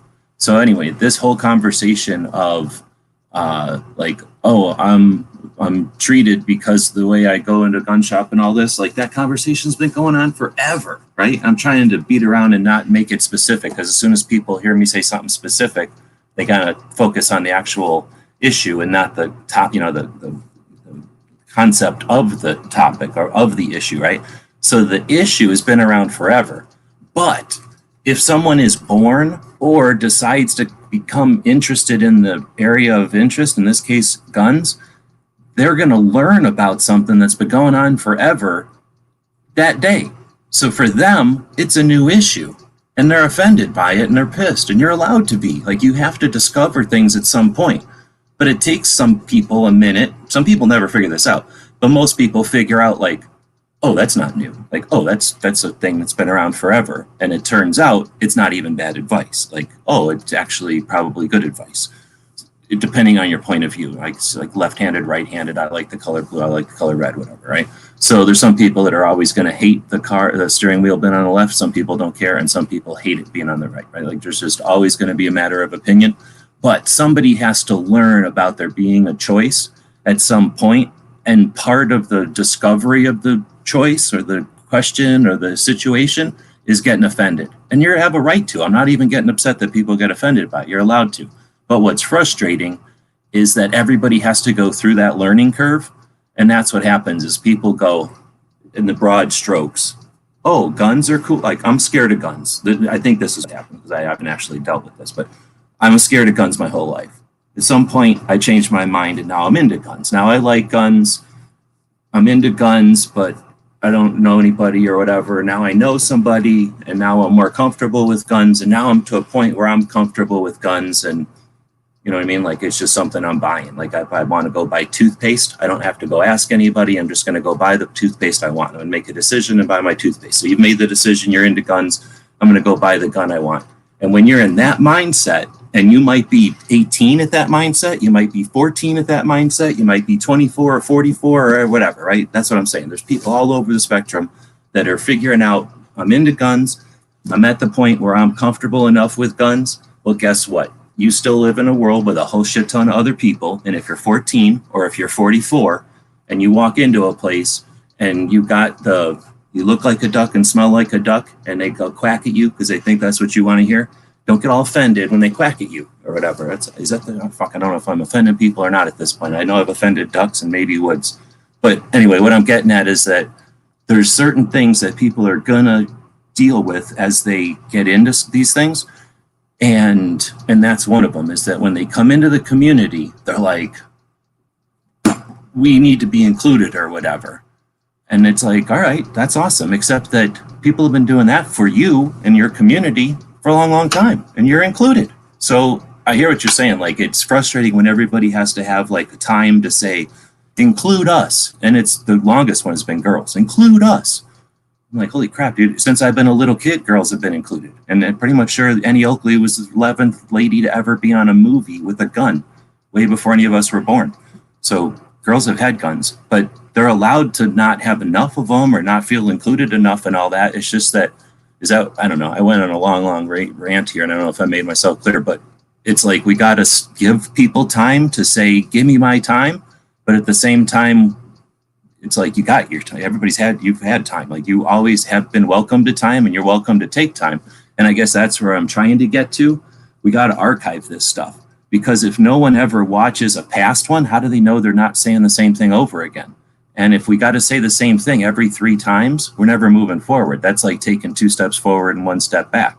So at some point, we got to be aware that we've now included everybody. And like you said, now can we just talk about 3D printing? And once we're done talking about 3D printing, can't we just talk about the removal of the NFA?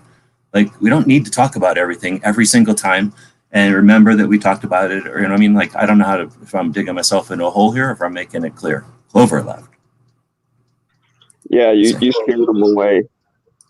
But I get what you're saying, and that's, I think, you know, kind of what I was trying to say too, is that let's just, like, we don't have to keep reintroducing the same stuff over and over again. Let's get to it already.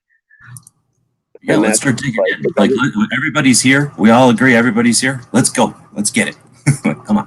And maybe that's just me sticking around for a while. And that's the other problem, is I've been around for a while, and you'll notice that there's not that many people that have been around for a while. And that's because you die. You get sick of it. You get broke. I know I'm right on that edge. You know, there are other reasons. You got other things to do. You get sick. I mean, there's a million reasons why people are going to quit doing 2A, right? You get paid enough by Bloomberg to quit it. I'm waiting for that one.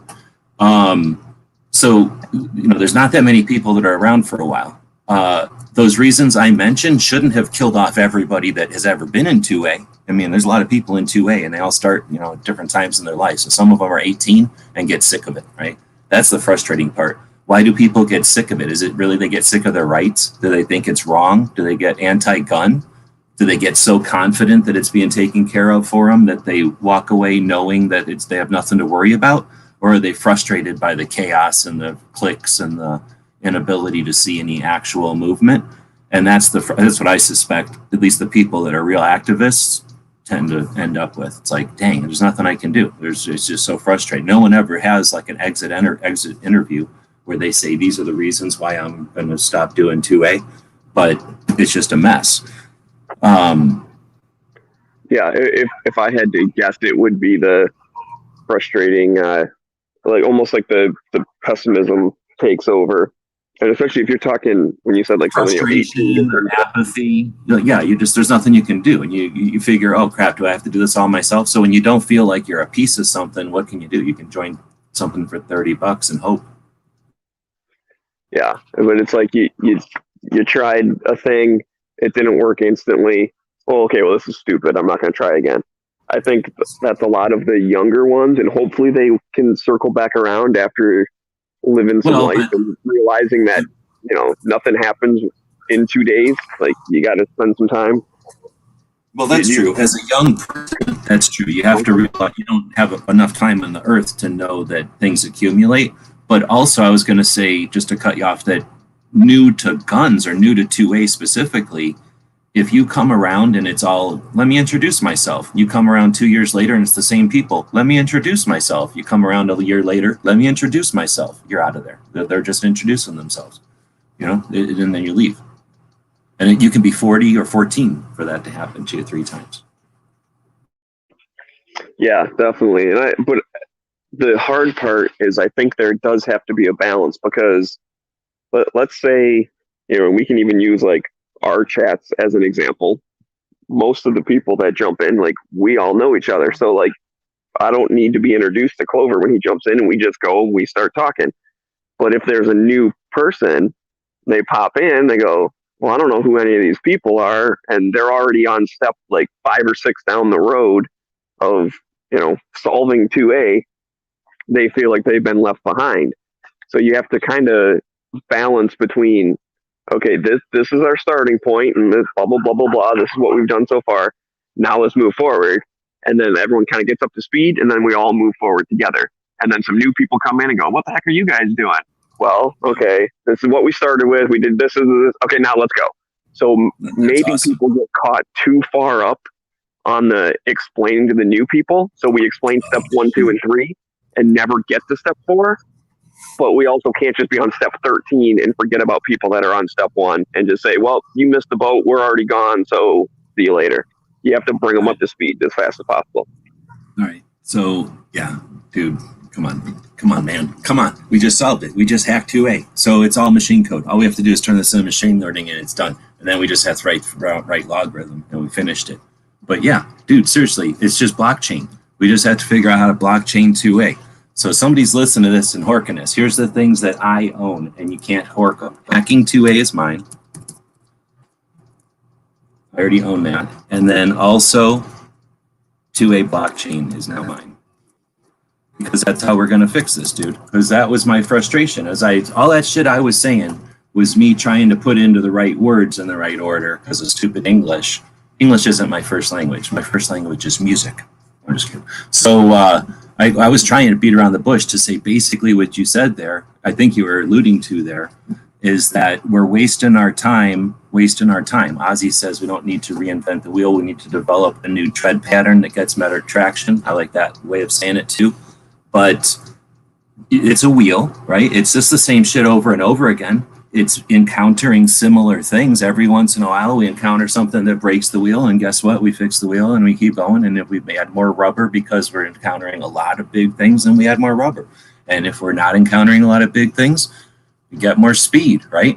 So I really like the wheel analogy, but that concept of we need to give ourselves a memory without bogging ourselves down. We have to know where we're going without agreeing on it. I think I just saw that's also quoted. I quote that. I'm stealing that from myself. That's mine. So is that what you're saying? That we need a blockchain. Blockchain is all about programming on the fly, right? Making things solid and uncorruptible while authentic going forward. So we need to figure out a way, and the kids will do this. And it doesn't even have to be the kids. All the old people that are still worthwhile include themselves in the kids. It's the old 2A, the old school that is, I think what Clover was saying, and you were kind of saying as well, that they're repeating themselves. They're reiterating whatever they knew, whatever worked for them, but they're not looking forward, thinking about it with new tools or with new techniques. And the youngins are, however, they got no experience. And both of them think the others are useless and are frustrated because they can't talk to each other, and that's their own glitches.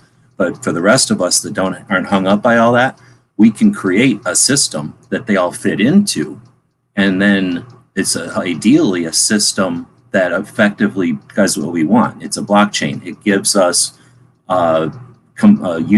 gives us a ability to steer without having to agree beforehand in which direction we're going to go. Lets us gain momentum by understanding our history and moving forward instead of spinning our wheel, instead of just wasting our time introducing ourselves to each other, and makes it for our enemies impossible to figure out what we're going to do next. I think we just solved 2A. All we need is one or two things, and then we've finished it. So if you guys want to fill in the blanks, me and Smeggy will wait. He's going over and petting the other dog that never gets any attention, so we'll zoom in on this dog. This dog's a complete ripoff of my dog. Yeah. Except for the nose color. By law, he had to change the nose color and the gender, or his dog chose to become a male dog, I believe, if you've asked. Yeah, and just the that dog's pronouns are him, her, him, his. Like to just sit around in dirt, because that's like the best place to lay down, because nice white dogs, dirt. But anyways, I'm pretty sure we solved 2A. All right, so now I'm going to try to hit some things. Here's the deal. There are links out there to everybody who I know, everybody you know that I know that's into 2A. They all got links. So we'll see who joins in. We've been riffing off of Gun Rights Policy Conference. We talked a little bit about that NRA meeting, why it was canceled. And then I've asked a question that kind of evolved from the talking about the GRPC and asked, how should Second Amendment specific events be held, either as virtual presentations with live chats, as virtual live panels with Q&A, as an in real life live panel or panel with chat, or in real life with presentations in a stream. And what's interesting is virtual presentations is losing with the least, then comes real presentations, and then tied for first place would be either way, doing a panel discussion with live conversation though. And I think that would be interesting. So here's my suggestion, and I'm just going to say this, and then I'll start hitting questions. I believe, and there was no way anybody else say this, I'm just throwing this out of nowhere. And I said this in the chat a while ago, but I'm just saying it so I can say it for the people that aren't reading the chat or whatever.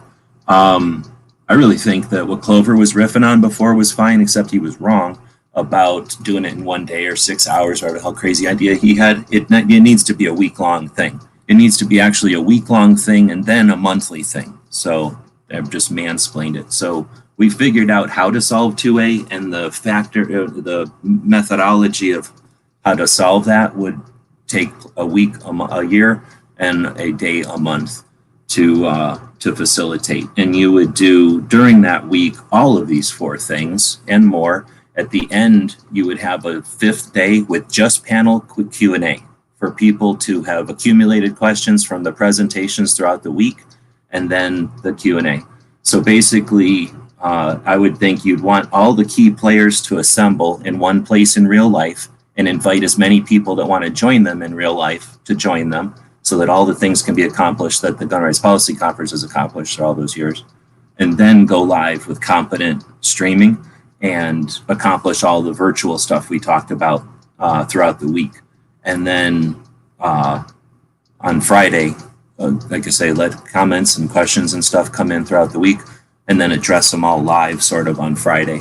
And then have Saturday to just be the day off where everybody goes shooting and stuff, and then have Sunday the day of rest where everybody hangs around and lounges, but an actual scheduled day of everybody screwing around. Because what happens at every single live get together, since there's never any time scheduled for people to hang out, is people ditch the scheduled stuff to go hang out.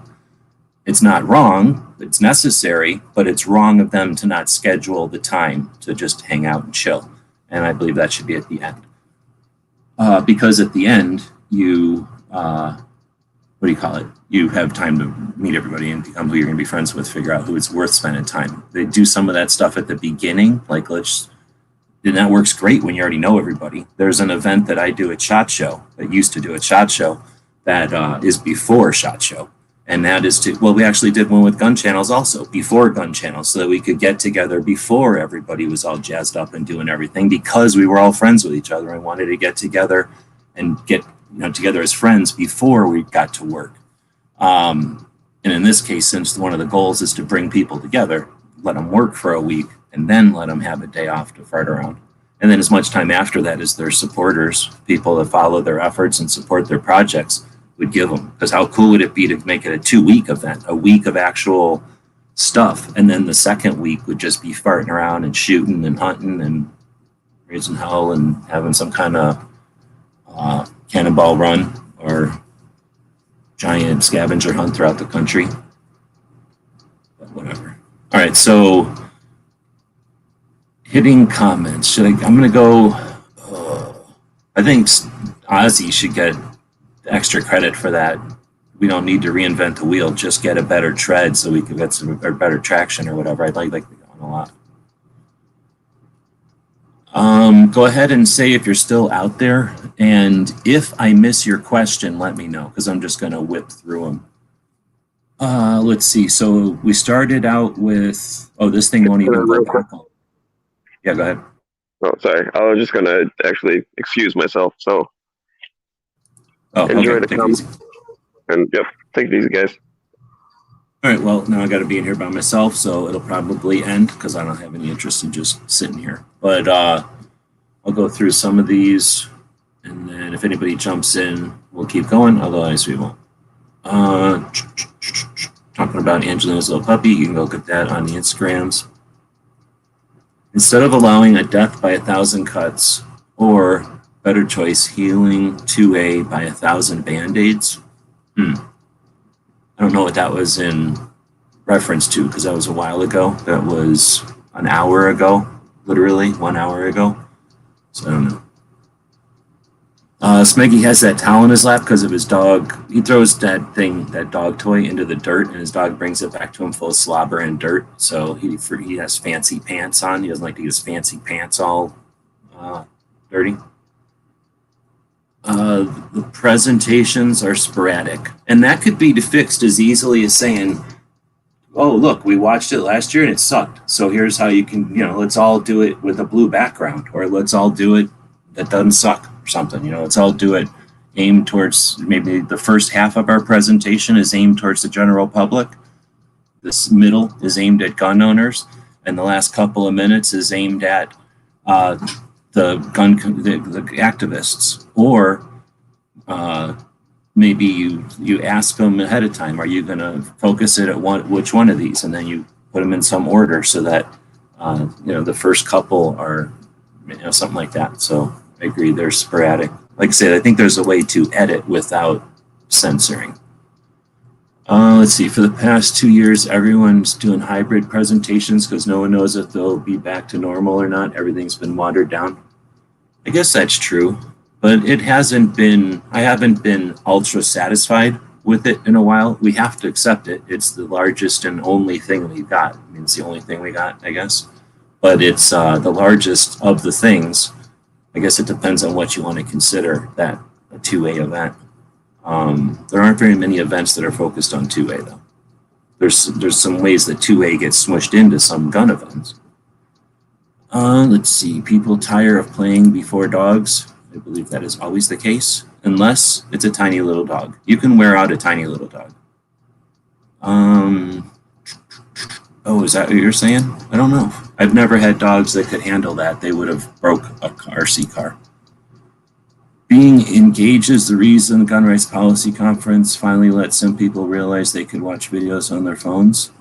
Yeah, so we were literally sitting there it was actually at AmCon one year, and it was AmCon in Chicago, and they weren't being sarcastic and they weren't being funny, but they did ask, oh, you can watch YouTube videos on your phone, question mark? In 2018, that question was asked by an adult. In 2018, an adult who considers themselves a content creator. We had a question earlier about if there's too many dogs represented in 2A. I don't know if there's too many, but there's nothing against cats. We all know we got George Grayson cat, and there's been other cats, and there probably is another cat. Problem is, cats don't do nothing. They just sit there. So dogs are awesome, and they go around doing stuff, and you can rub their belly or whatever. Let's see.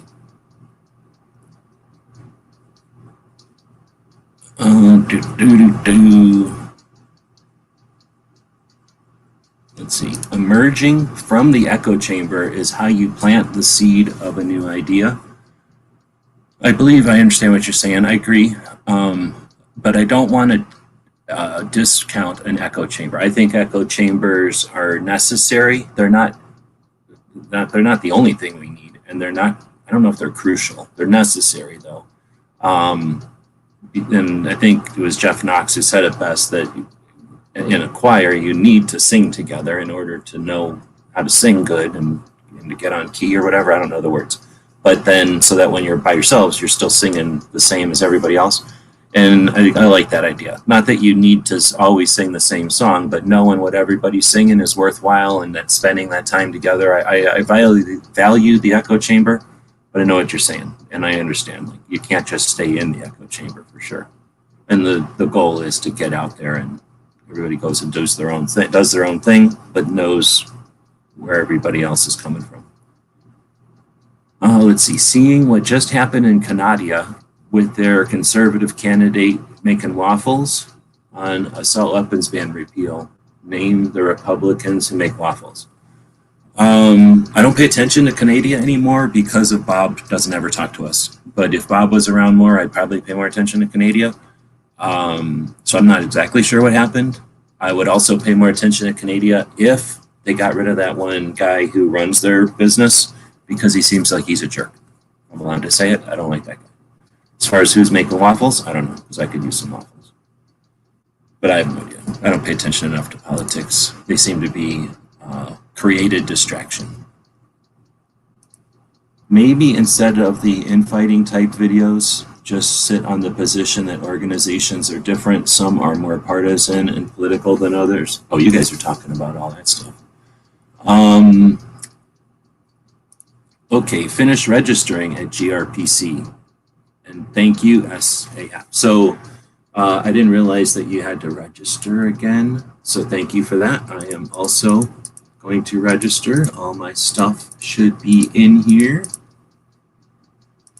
And I'll give y'all the address so that instead of just listening to me register, we can have a group register. This is sort of like doing yoga for 2A.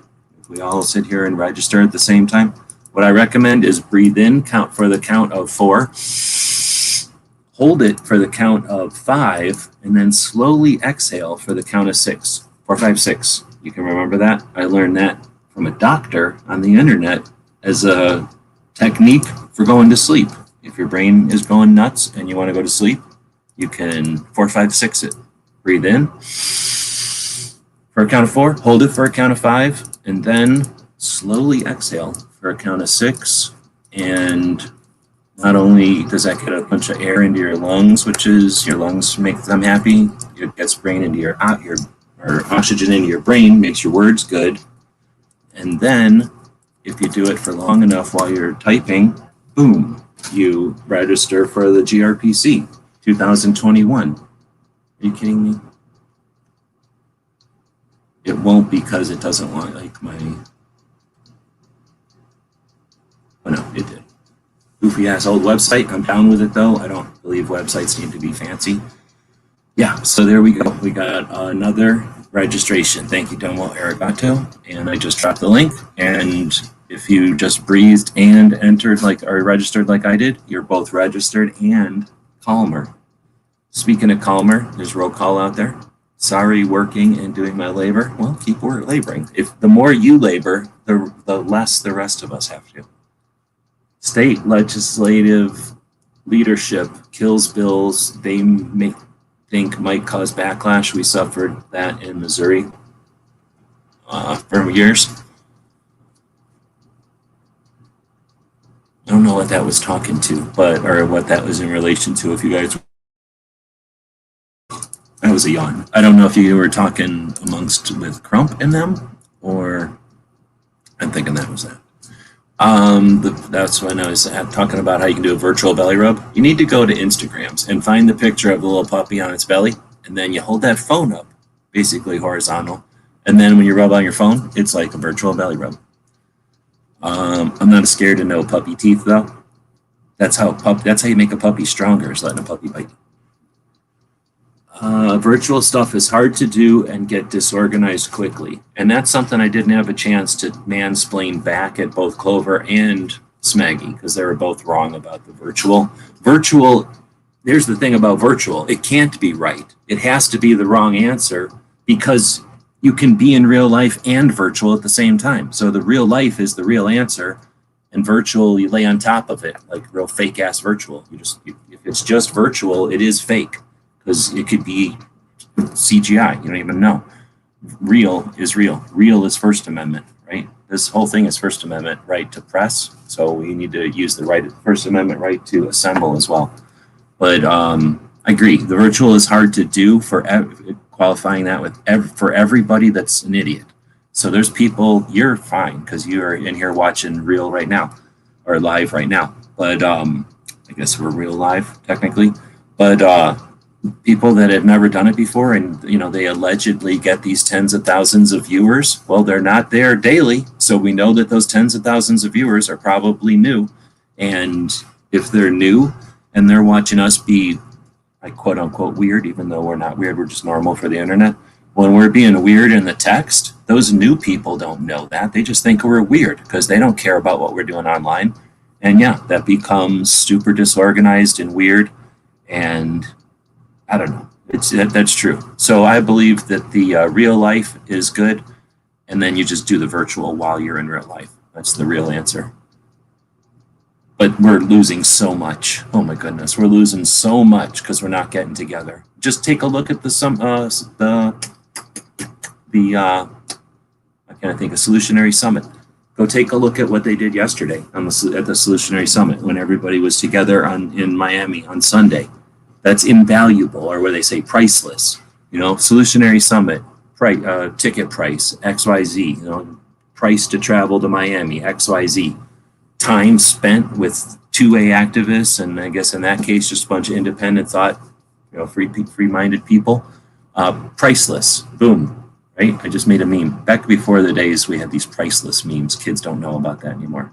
Was priceless even a meme? I think that was a meme. Wait, when was that? Was that on the internet? I don't remember if that was on the internet. It couldn't have been on VHS tape. It might have been a VHS tape meme. I'm not a fan of Kahr. You're talking about what's his face? What if that guy had a big foam axe and he made heavy metal music? Let's see. Might be off topic. I don't know if our New York Outcast is out there anymore, but might be off topic. But the Rod of Iron Freedom Festival is coming up in October. Would be a great place to take people on the fence to get a positive experience. So we're talking about 2A events, and we're talking about the Gun Rights Policy Conference, which is in their 36th year, unless you don't count virtual, in which case it's in its 34th year. So Rod of Iron, I think, is third year, something like that. It's not as old, but it's an actual event. It's not. It is, from what I understand, it is an opportunity to go to a Second Amendment event that's focused on firearms and Second Amendment. So it's got Second Amendment presence there, but it isn't a Second Amendment event. It's an opportunity to get hands-on product and hang out with people in an environment where there's a range, I believe. I don't think it's just an outdoor event. I believe there's a range there. I guess I'm not 100%. But if it isn't, then it's basically an outdoor gun show, except a lot bigger than a regular gun show. So either way, I've only heard positive. Well, I haven't heard. I've heard mostly positive stuff from it, and it's certainly taking the Second Amendment event to the next level. It's the evolution of both gun shows and industry events. Industry events have typically been trade shows, which have only evolved to be trade shows with shooting events, either nearby or adjacent or accompanying. And recently, shooting events, industry events have combined the shooting and the trade show by putting the trade show on the shooting range and just making a very elaborate industry day at the range like SHOT Show does, but a very elaborate gun show, trade show, orientation, safety, often training, barbecue, and an industry event, I guess, all together, and Second Amendment event all together. They don't always include Second Amendment as the problem, but Rod of Iron does include the Second Amendment in part of their focus, and they include religion, as far as I understand. So that's the part where some people got to freak out because they can't handle any kind of cross streams. So, same way that you can hang out with people and not like their shotguns or their revolvers or their 9mm or whatever. But, oh, hell, if you got a t-shirt on I don't like, or if you do something I don't like, or if you believe in something I don't like, that I take exception to. Like, you can have whatever gun you want, but now you can't talk about this in front of me. That's like a bunch of stuff we got to get past as a bunch of people, but that's here nor there. So that's about the only thing I've actually heard that isn't super positive about it, but that's hardly negative. It's just not positive. I'm just digging through here. Wheeled and Well Arm jumped in. Thanks for joining. How's it going, G-Webs? Pretty good. You're a little low. I don't know if that's you or if I should try to fiddle with your volume. Low in volume. Sounds clear, just low. Well, I had you in my lap. Sorry about that. No. Your volume is low. Sorry. I'm close now, so I can't get any louder. Okay, then that's fine. I can. StreamYard gives me a chance to mess with people's mics, and it's only about 3/4, so I just moved it a little bit. Anyway, so you don't have to do anything. Now we hear you more normal. So thanks, StreamYard. The thing I'm using is some Canadian software, and recently they gave us this tech that we can go in and fiddle with people's mics. Something that YouTube Hangout in the 7 years or something that we used it. Right. Anyway, they never gave us that tool. And it's obviously something they can do because Canadians did it. Anyway, I was just talking about the Rod of Iron or anything we've been talking about. Did you jump in? You've been watching. Do you want to throw any topics out there or have something you wanted to bring up about something we've already talked about? Yeah, I was just coming in on the pistol braces. The comments end on the 8th. Just wanted to remind everybody about that. And I took about 30 pictures for Gun Owners of America yesterday, so pretty happy with those, the way they came out. So what's the deal there? Can you talk about it, or is that? I haven't signed anything, so I assume I can. Yeah, so they're launching a case on the 8th against the ATF. So they're going to be proactive and hit it on day one. So that was the rush to get the pictures to them, before the 8th. That's awesome. So they reached out for basically some pictures to clarify something, I'm guessing? Yeah, so like the ATF said, it's impossible to use a bipod in combination with pistol brace. So I didn't have a bipod on my pistol, and so they sent me a very inexpensive one. And, it's pretty, I just slapped it on the table and, aimed right down, and you could see the red dot and everything. There was that.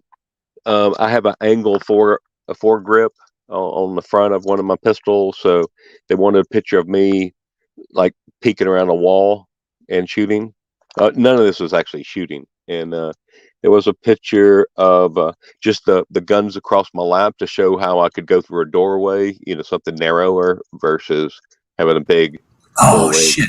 I didn't hear any I didn't read any comments on that. That's awesome. Thank you. That's awesome. I never even thought about it. Yeah. So then I did write about that as well when I did my comment. So you must not have seen mine. There was also yeah, I have a variable optic on one of my pistols, and there was also the flip over 3x magnifier. And so I didn't have one of those, but I had a holosun, and I just put it right in front of my holosun just to show, with arm extended, how you would use it and look down. And you can do it with the red dot and without the red dot. The 3X has almost unlimited eye relief. So did you make a video about all this? No, I just did I just did the looking down the barrel part. You think I should do a video on it? Here's the deal. Yes. Come on. I have 5,000 videos, dude. No, don't make a video. So here's the deal. You did something for the GOA, and more than likely that's going to have effect, and more than likely that's going to cascade and remove the NFA. So your pictures were critical to the dissolving of the NFA. I would highly recommend that you make a video, recreate your taking. I can understand that you had to take those pictures post case to get them to the GOA for their case, but yeah, make a video because it'll encourage people to do stuff. They didn't come to you because they never heard of you before, and they just randomly threw a dart at the world and called you on the phone, right? It's because you had done something, more than likely one of the things you did online, and then they've said, oh, this guy's competent and probably willing and able. Let's get him, right? So then, you make a video to let people know that, every drop is responsible for the flood. And then so that you can document how cool it is to be part of that, dude. That's super cool. For one, if it goes nowhere, you helped out the GOA. It cost you nothing and you get a video out of it. But two, right, you're showing some behind the scenes on how you help the GOA fight, take another punch that's eventually going to knock them off their feet. And it's going to show Bloomberg and the rest of them idiots that they got no case. And as soon as they stop resisting, we just get rid of the NFA. The NFA is only there because of toothpicks and paper mache. As soon as we dust it away, it's gone. It's completely scrapped at this point with the Hearing Protection Act, with the braces, and with the bump stocks. It's gone. It doesn't even need to exist. So get out of there. Quit trying to tell us what property we can or can't have based on your fears in 1934. And yeah, that's awesome, dude. So anyway, yeah, I would highly recommend it. Plus, you're always looking for stuff to make videos of. Yeah, and that book that you read, I bought that book, the history of yeah, that one.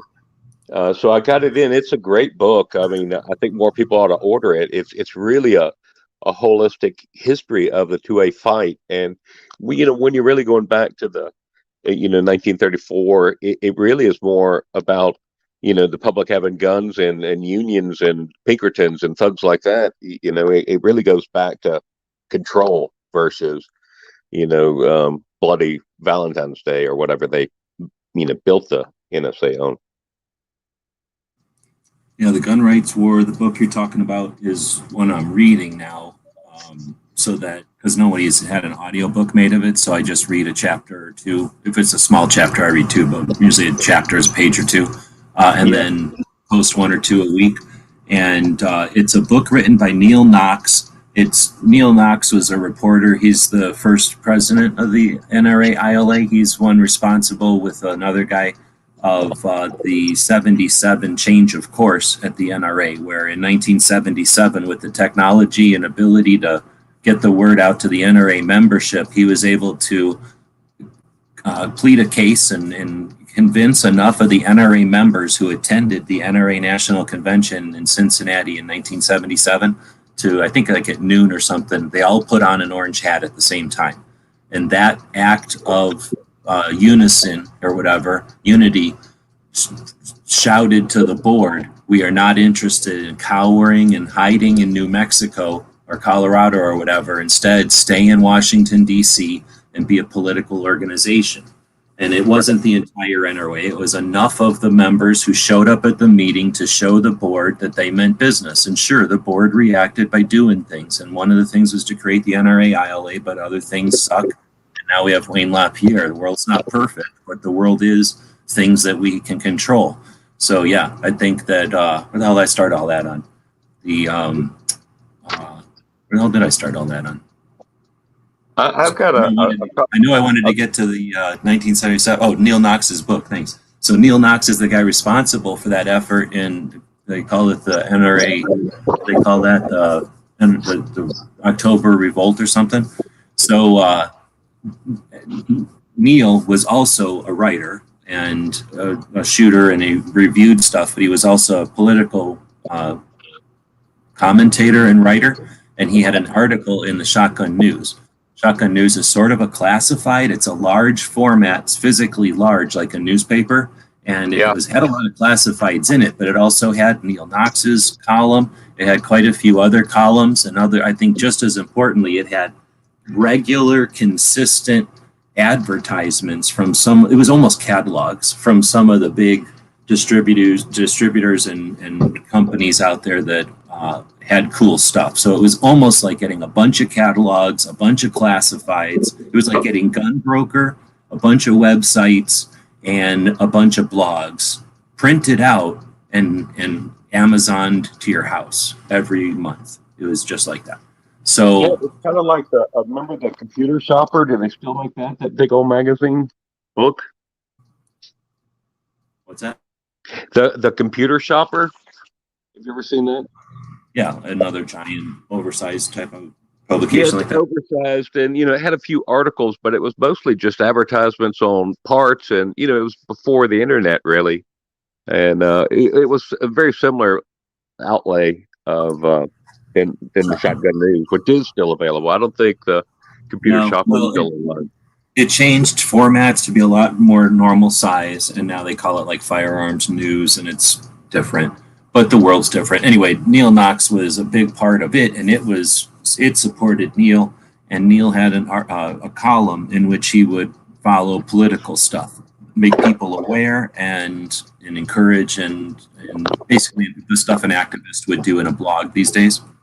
So those articles are what, when he passed years ago, his son, Chris, took the articles from his father, Neil, and put them into the book.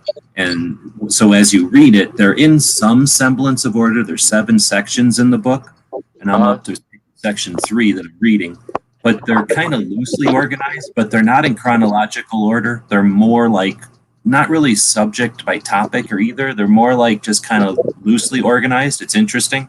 And then it makes it very easy to read because it's not a narrative. It's not something you have to remember what's going on, and they're not in order, and it's not like reading a history book.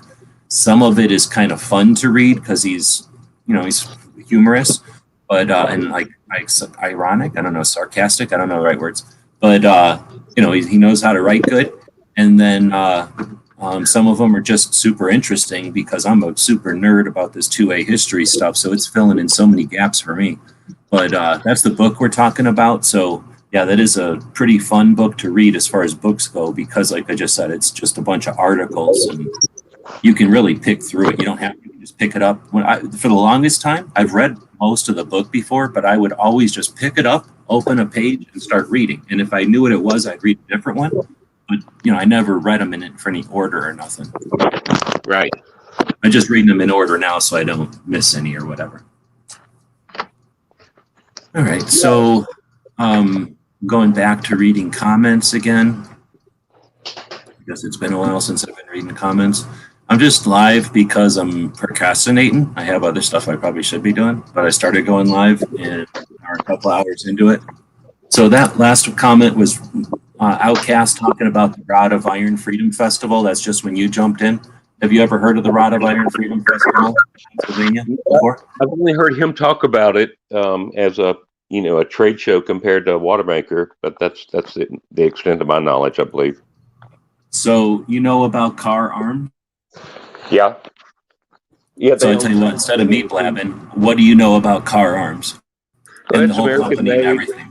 The whole deal. Like as big a picture as you know about Kahr. They bought Thompson, the submachine gun. They kept that alive. They bought Kahr Arms. There's another company they own as well.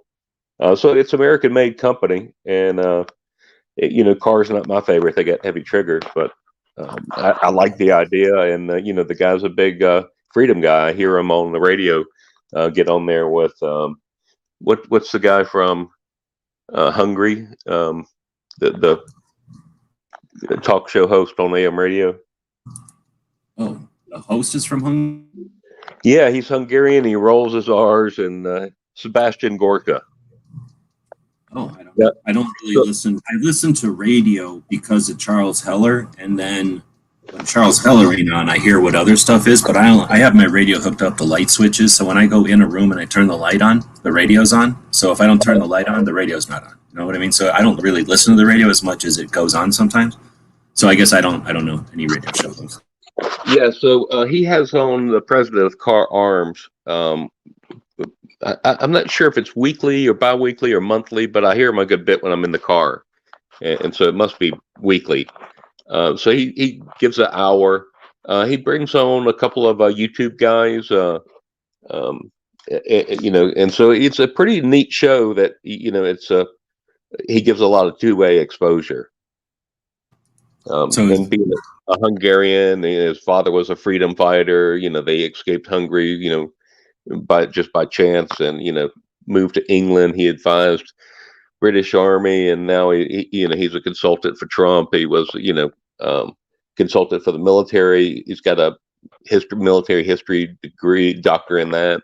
So he's a fascinating guy. I've heard the name. I didn't even know he was a radio host. I just figured he's an author or something, I guess. All right, so we're talking about Rod of Iron, though, and you're talking about the guy who owns Kahr Arms is the guy you're talking about who goes on that podcast? Exactly, yeah. Okay. Yeah, he shows No, up. he's not a co-host. He just goes on it often?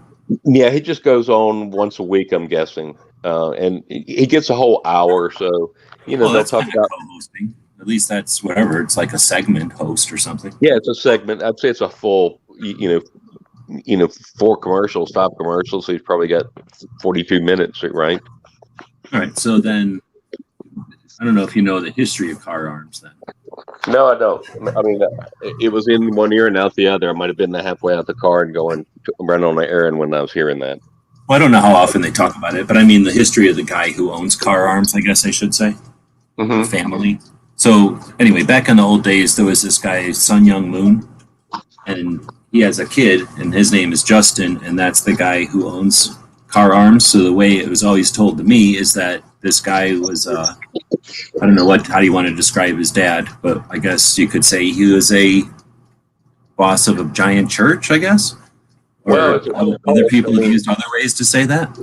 They were out in Washington State, I believe, and he had one time. I remember when I was a kid, he had 76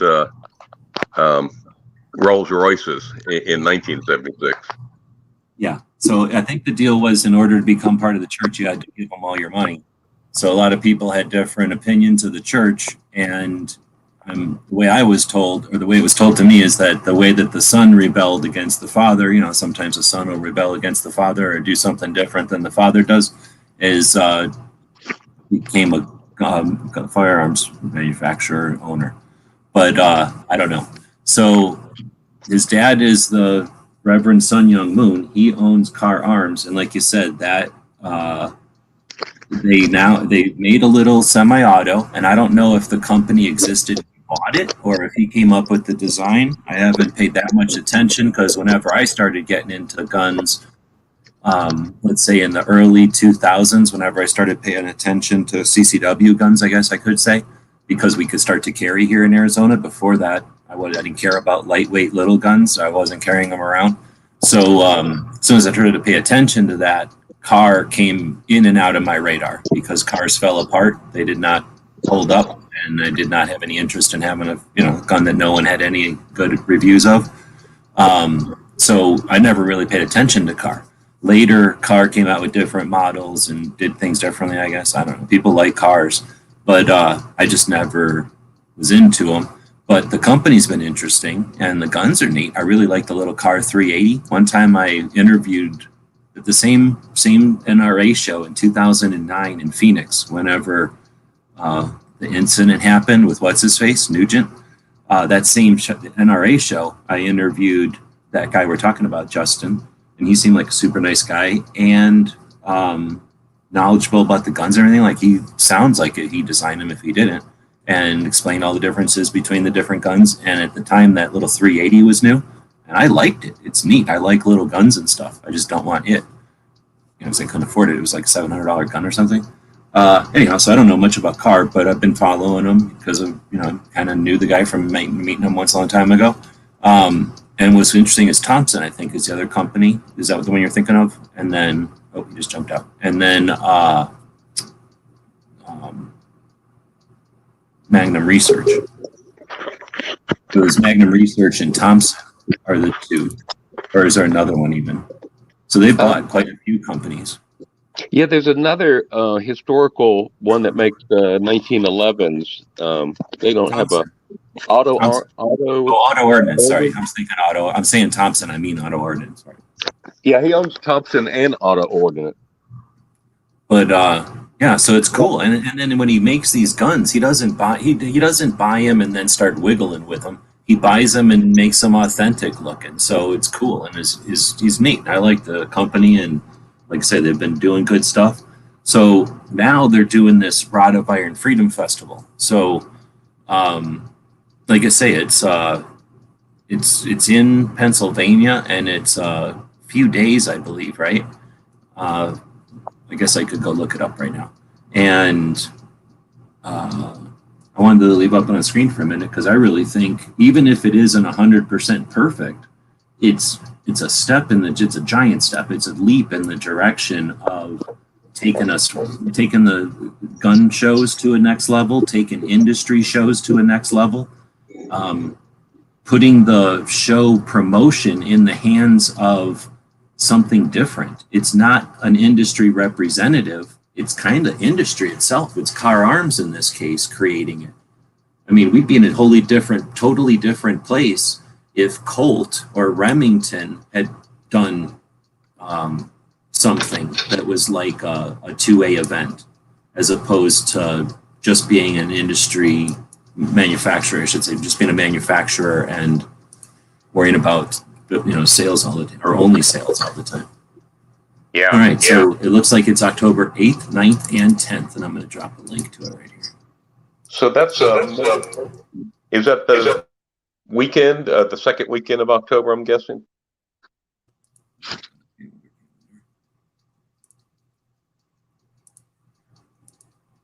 That is, yes, the second weekend. The first weekend will be the first and second. The second and third, the next weekend will be the 8th, 9th, and 10th. So they're going to have John Lott, Richard Mack, Dana Loesch, Mark Walters, Gabby Franco, Amanda Suffolk. I think she's doing a fashion show there, CCW fashion show. Yeah, there's a shooting range. There's an art show. I think that's neat. Fireworks and bonfire. Now, I believe they have some kind of store called TommyGun Warehouse, and I've never been there, so I don't know. But because it's called TommyGun Warehouse and it's owned by Kahr, I'm going to assume that it's themed with all their brands. Like it's just not just a gun shop, but a gun shop that's like focused on their stuff, which is kind of cool because that's like more than just a factory outlet, in front of their factory or something. But I don't know if it's a real gun show or a gun shop or not. Like if they have everything a gun shop would have and all of their stuff, or if it's just all of their stuff. Somebody has to let us know. But it looks like Kahr is Kahr, Auto Ordnance, Thompson, and Magnum Research, according to their logo. And the event we're talking about is sponsored by GOA. No wonder Crump was behind it, or Crump was enthusiastic about it. He was getting paid. And then a whole bunch of other places that aren't necessarily gun stuff. Realtors and builders and, Grimm Construction, Wilford Supply, maybe? I don't know if this Bear is, but Bear. Joy Beck, Custom Builders, and Chant Realtors. Might as well give them plugs for supporting something awesome. And then, of course, GOA. So, I threw the link out there.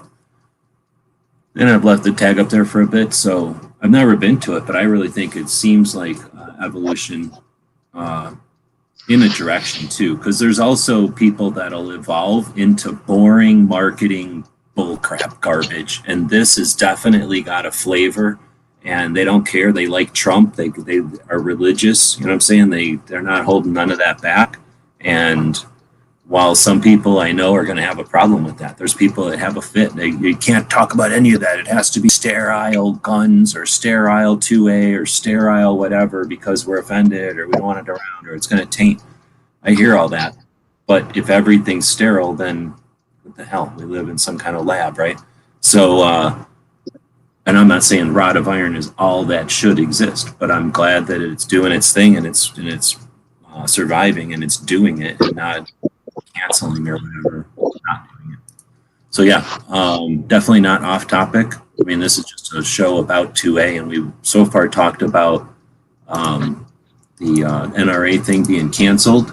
We've talked about gun rights policy conference and encourage people to register for that virtual version, and then mansplained why they're wrong for doing it virtual and how they should do it right. So yeah, it's all about what do you call them? Events this today, I suppose. Actually, what I was going to do today, what I'm procrastinating, is doing my calendar. So it's ironic that all the topics are pushing me towards the calendar. But at least I'm kind of getting my work done because this stuff is stuff I'm supposed to be putting in the calendar. So win. Yeah, on the 1st to the 3rd, I'm going to the Iraqi veteran 8888 shootout. Oh yeah. So they're doing that now twice a year. I've never been before. Right on. I used to get invited back in the day, but well, I'm not here to shit on nothing. So we're going to have different opinions on that kind of thing. That was an opportunity, and they took it in a direction that I wouldn't have taken it in, but it's a thing. You're allowed to do whatever you want. I mean, not you, but you know what I mean. They're allowed to do whatever they want. I hope you have fun at it. I'm sure you will. It seems like everybody that goes enjoys it. Yeah, and his wife was the one that introduced me to the GOA guys, so that was kind of the reason I threw that out there. Yeah, right on. I don't have a problem with you plugging it. I mean, I like Eric, and I am about 2A stuff. That's not my favorite one. Yeah. But again, I don't have to like everything. I certainly don't know the way to do it. Let's see. So, I was going through comments, so that was definitely not off topic. Thanks again for letting me riff on that for a bit. So then roll call goes, sometimes old people try to poop on the new people. Well, if we were monkeys, we would be better at it. But I don't know. As much as that's happening, I mean, I guess I won't disagree, but as much as that's happening, the new people are winging poop right back up at them. So it's not like new people are better. It's just that or I don't know what he was probably talking about when we were talking about the gun rights policy conference being boring as hell, because it looks like all they've listed so far is the standard core group of people from the Second Amendment Foundation as speakers. So that might be, and then I think both of us were community clever, both kind of ripping on that a little bit, and that might have been when roll call was saying that. I went to a local NRA show about 4 months ago. I don't think I told you about it, but I was saying, I'm having a big problem with Wayne LaPierre, and he's apparently turned in $100,000 back from his expense account. He paid for all his suits, all these things. I'm like, no, it doesn't matter. As long as he's on the board or anywhere near the NRA, you'll never get my support. I told him that, and I said it in front of the whole hall of people, and about half the people just murmured, "Yeah, I agree." I mean, people are tired of it, but those little NRA guys were fighting tooth and nail defending him. It was just, I'm like, you're only hurting your own reputation by fending for this guy. You're not helping the organization. The organization should be trying to remove the cancer and not justifying the cancer. I hear you. I can tell you, because I've dealt with old guys, exactly the kind of old guys you're talking about, because I've dealt with literally the old guys that deal with NRA fundraisers and stuff. And they're not bad people. They're just old and crotchety and stubborn and stuck. Because, I'm getting there. I understand it. So when they're older and they don't understand, and if you come up with a nuanced opinion or an opinion you've come to that is stark or different than what they're familiar with, but it took you a minute to get there, you got to give them the time to get there too. So I hear what you're saying, but a lot of it is message and saying that, I'm not going to support the NRA because of this. Give them something that they can deal with. They can't control Wayne, and they can't, history is history. So part of that could potentially be messaging like, I'd like to suggest we do this, and then I'd be happy to contribute again. But, if you say, I'm against you until you do something that's out of your control and it already happened, there's not a lot more they can say than, what the fuck, right? Like, No, get out of here, yeah, but these people, two of them were in their late 20s. One was just out of college. One was in late 20s. One was in the 30s. So these were all younger NRA employees. Okay, well, I'm not going to justify that then. I'm thinking of the people I deal with that are old in their ways, and they can't control Wayne or whatever, but what they do see, and I was thinking again, the old people that aren't quite as nimble with identifying friend or foe or whatever when we're talking online or quickly in front of them, just regular and human beings in front of them, they're just older and slower. But their reaction is going to be, if you're anti-NRA, they're going to compare that to every other person they've ever dealt with in life who's anti-NRA. And that's people who say they're anti-NRA to anybody who's been around for a while is you're standing with a hell of a lot of anti-gun people. So when you come up as anti-NRA, you also have to make it as abundantly clear that you're also super pro 2A and not so pro 2A that you're GOA, which is some sort of adversary of the NRA. So if you come up and say I'm against you from this direction, but I'm not against you from this direction, that's different than saying I'm just against you, because then they're just too used to having a lot of people come against them. And if they don't know you, you're just somebody who's coming against them and they have no option. Again, they can't, if you give them an option like, hey, can we agree on this? Then that gives them an option. They can say okay or no, right? But if you go justify what Wayne did yesterday, like what the fuck are they supposed to do about it except go, that's all I'm saying. Yeah, I mean, but I'm a triple lifetime there. I've got the regular lifetime, I got the unlimited lifetime, and then I've got just the extra lifetime I bought when I had some extra money. So I let them know that. I preface the question, like you can see the 3 cards I've got, but, as opposed to somebody who's like, I don't like you and I never did, and here's what I think now. Yeah. But again, when you're talking to some of them are going to probably just be blinded, and I don't know. I'm not going to justify everything because I can't imagine all their different things. All I can say is I understand that some of them aren't out to get us; they're just not able to do it. And sometimes, there's no win, dude. If it was easy, it would be easy. Something like 6 or 5 or some million members. So there's that many stories and reasons why they're members, and how many non-members are there? And there's that many reasons why people hate them and would never be a member and all that. So it's just it's not quagmire. It's just a fact of life. So I think sooner we can all get over that. I think the NRA is a lot like shotguns. Most of you people are okay with shotguns. You love them. I know people that dig shotguns a lot. Can't get enough of them. Y'all won't shut up about them. I personally think shotguns are stupid. I use them for bird hunting and for recreational shooting of the sport clays because that's fun, but I don't care at all about them. I don't like them. I don't ever try to buy them. I never worship them or look at them or pay attention to any parts for them.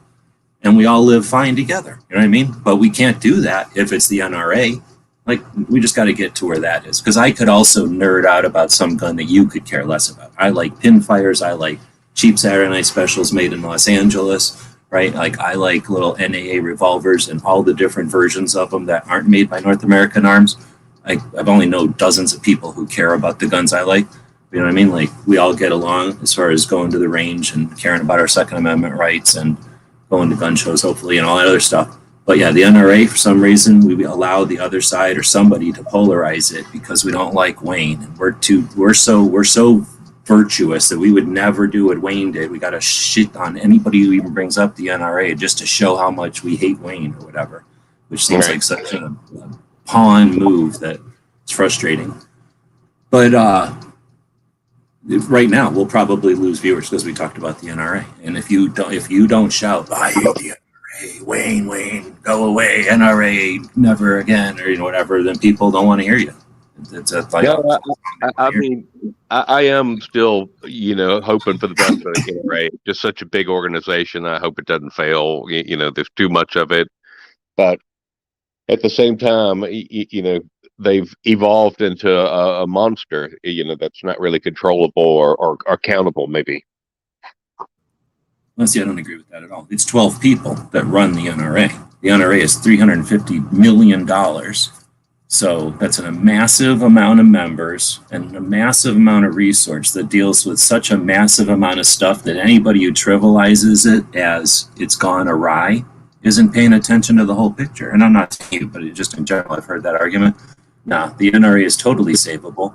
I'm going to keep using the analogy of a battleship. It's just a big battleship that's not doing anything. Right now, it's just sitting there taking abuse by the antis, and it's shielding the rest of the community completely from mortars and missiles and everything else just by its existence. It's not doing anything. It's just shadowing us and taking all the abuse. If we allow it to just cripple and die, burn, it will no longer take abuse except for like the autopilot crap. And as soon as they start to aim fire at us, we take like 4 shots and we're all gone. So to suggest that we do nothing is ridiculous, or that somebody else is supposed to do it is weak and childish. So all we got to do is just get somebody in there that's willing to use the resources that it has and get it in motion potentially, even if it just sits there and it uses its anti-repel borders resources. It would do more than it's doing right now. But it's not necessarily there to do everything for everybody. Its job is what it's doing. It's sort of the infrastructure. That's like expecting the government to do stuff for us. Like the NRA is really an education and infrastructure setup. And people that want to see it gone typically have some interest because it blocks them. They want to make money over here, but NRA qualifications is necessary, or I do it, but this other thing satisfies it, so nobody has to use my thing. And there's that aspect to it. So question some of the people that are out there with the biggest ignore the NRA or watch it go away. I see it more if you don't value any of the resources the NRA has. If you don't want to be bothered to pay attention to the resources the NRA has, I don't care. But I see it as a lack of opportunity. We have an opportunity to work together on something that's positive.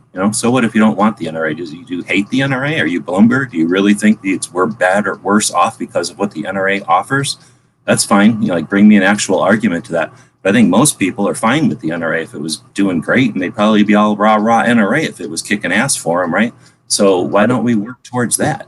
Is that a non-achievable goal? Has Biden already won? Has Wayne so screwed up the NRA that it's completely Wayne did more with the NRA than we did with our Humvees when we left Afghanistan 5 minutes ago, right? Or is it just a working aircraft carrier with a dick sitting in the thing and there's nobody willing to climb up the side of the thing and kicks his ass out of there? He's a wimpy old dude who spends 26 grand on suits. Seriously think he's going to fight to have that position? He's got a golden parachute of millions and millions of dollars. He wins either way. He's winning by just doing the job. And the thing is, he's not up there being evil. He's just up there being wrong. We think he's wrong. He thinks he's right. He's not evil. He's just not paying attention to things we value. So if we look at it like he's evil and he's out to get us and you're going to work for Bloomberg, go get paid by Bloomberg. I'm not talking to you. I'm talking about people that hate the NRA so bad. Right. But I'll let you talk now. That's just my thing. I just can't see the idea that the NRA is beyond repair. It's just 12 dudes. There's the member, there's the board, and that's it. There's no way you're going to tell me that everybody that works for the NRA at the ranges, the museum, doing some paperwork somewhere, doing one of the scores at one of the events, because they take over all the national level and state level events. You're telling me all those people hate the Second Amendment and love to waste and squander our resources? No way. There's a couple of guys that just look at it as a money-making thing, kick them out, take the money-making thing and either leave it or not. Who cares? And then either turn it into a aircraft carrier that's a hospital. What do they call those? The hospital boats? Or turn it into a real aircraft carrier, start using it. But, I'll respect someone who takes over the NRA more than I'll respect somebody who's watch it burn. Because that's Bloomberg's thing. Anyway, I keep going around in circles. And I didn't mean to riff on you. I think you understand that. I'm just riffing off to the No, I world. didn't take it I see a lot of comments. Let's see. So Gabriel is saying the Hughes Amendment needs to be repealed. Well, it's the Hughes Amendment to the Gun Owners Protection Act. So I don't know if that's the right word to use, but I agree. Hughes Amendment seems all weird to me. We did the advanced class on 2A on Saturday nights, and in the third hour of that, the book we were talking about, The Gun Rights War, is Neil Knox's book. His other son, Jeff Knox, was in the text chat there, and we were kind of chatting back and forth, and we read one of Dave Hardy's articles and kind of talked about the idea of the Hughes Amendment in depth, actually. But I don't know the details. It was an amendment made to an act that, like I say, that article by Dave Hardy was actually super interesting. I'm going to read that as a separate video, just so that it's out there, because it's definitely, what's the word, like eye-opening, all the stuff that the Gun Owners Protection Act cured or solved. And then one of the only bad thing to it was the Hughes Amendment. And it was sort of, to summarize it, if I can remember it correctly, it took 7 years to stop a whole bunch of infringements that were created by the 1968 Gun Control Act. You know, the Gun Control Act was supposed to kill all guns in the United States. People did things to defend that from being as bad as they wanted it to be. And what we were left with was pretty atrocious still, worse than what we got today. So for 7 years, the jackboots were wailing on us, and people were suffering in more ways than one. So an initiative was started and eventually took 7 years to pass. That was turned out to be the Gun Owners Protection Act in 1986. And the only way that it was going to pass then, after 7 years of trial, was it goes back and forth into Senate committees and stuff and whatever. And it was there was another bill that was that got struck down. And then there was this pro bill, and they said the only way we'll allow your pro bill to go is if you include one of these anti things from the other one that got, and because it was the 6th year, they decided to allow it. And I don't know what the thought process was there, but that's how it got stuck on there. They figured they'd pull it off later, maybe. I don't know what their thought process was, honestly. There's no way I'm justifying that. But that's how I believe it was, how it came to be. So I agree with you. I just don't know. I mean, I guess I would have to say, if it was something that could be done, I'd like to think somebody would be working at that, like from the day after, right? Like they should have been working on this. In reality, that happened in 1986, and we didn't even have Heller until when? 90 something? No, we had Heller in 2000 something. When the hell was Heller? 2010?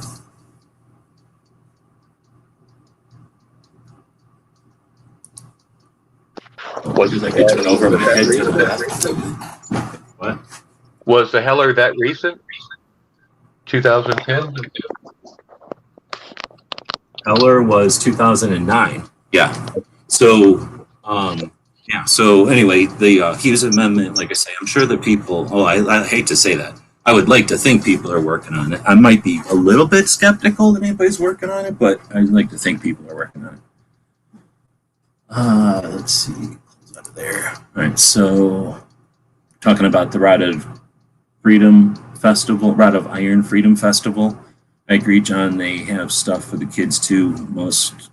More should focus on the youth. So that's something else that I guess I didn't bring up because I guess I wasn't thinking about, but the evolution of Second Amendment focused, gun focused events. In this case, it's also family friendly. I have been to a couple I've definitely been to events that said no one under 16, period. Like that's been a thing. And that has to do with the noise and everything for the youngins. So, I don't know how they're going to deal with that, but it looks like it's family friendly. So he says there's stuff for the youth to do. So I'm guessing they're going to have like a little area, like a playground or something nearby that's probably moved away, or maybe even a bunch of ear pro, little kid-sized ear pro. I wouldn't be surprised at all if they have something like that. Like politicians, we keep electing the old people, not someone new that will revive the political climate. I hear you. I think he's probably talking about when we were debating the different types of two-way events and who would host them and that kind of thing. I think that the views and subscribers are what our votes are now, at least on the group level. They know when you're successful, and you know when you're got reach when you are successful and you have reach, right? Lock in. Oh shit! I thought this one was a joke, but I thought it was also pretty good. They should lock in all the old timers before noon. Afterwards should be the new blood. Patriot said that like at 11:30, so like 2 hours ago almost. Yeah, I think that's actually kind of neat. When we were talking about, or Clover suggested doing like a 6 hour thing or something at the most. I was thinking more like have it a few days, but yeah, have it 6 hours a day or something so that it's not taking up somebody's entire life. But at the same time, you could put portions of it, the old timers towards the beginning, or the old timers towards the end, or the old timers first in the lineup versus on the third day or something like that. Boy, it just got super humid. I don't know if it might be about to rain out here. So Domo Arigato said, I'm not on Instagram, Facebook, and Twitter. So who are the 2A activists there that can start and flourish in a gun rights policy conference? Do you have an answer to that one? I don't know if you still with us. No, I don't know who that would be. I don't do much on Instagram at all. Oh, okay. But as far as, I'm not sure how to answer that one. This is definitely when I remember the question came in when we were talking about the gun rights policy conference and stuff. So I don't know Facebook, but let's just assume, since Instagram and Facebook are both Facebook, that most of the people, well, I shouldn't say that because I'm on just Instagram. There's probably more people on Facebook, but a lot of the people are on both. And then Twitter's a completely separate thing. And I know very few gun people that are on Twitter. It's more of news, and let's talk about the news, and probably like, here's a picture, but let's talk about the picture. Where the other platforms are just like, here's a picture. Like on Instagram, it's here's a picture, but rarely is there really a lot of discussion about the picture. You go somewhere else and have the discussion. On Instagram, it's more like a thumbs up or a nice or a good pick or something. You don't get a lot of conversations, and that has to do with the people that are there and the format. So anyway, on these various formats, you're going to find most of the same people, and then some people emphasize on one or the other. So the advocates that are there that can start and flourish is going to basically be the same advocates that are here on YouTube, because YouTube is just another one of the platforms. I guess YouTube is a little bit different because there are people that disregard YouTube completely if they are on Twitter, because it doesn't have anything to do with Twitter. Unless they're saying stuff like video or whatever on their Instagram, they probably don't care about YouTube if they're on Instagram. I think Facebook could probably take or leave YouTube because they probably get a lot of YouTube links over there. They probably are used to watching YouTube videos, but again, they're going to do their talking over on Facebook.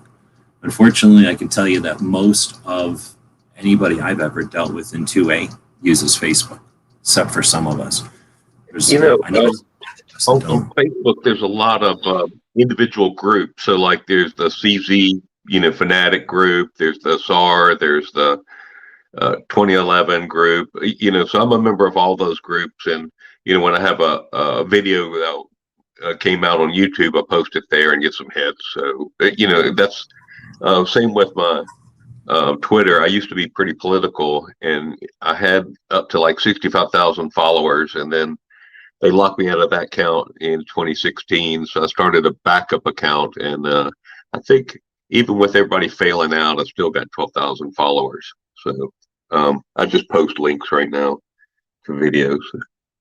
Don't really have much dialogue, and I don't do anything on LinkedIn or Instagram. I just mostly do watch stuff over there.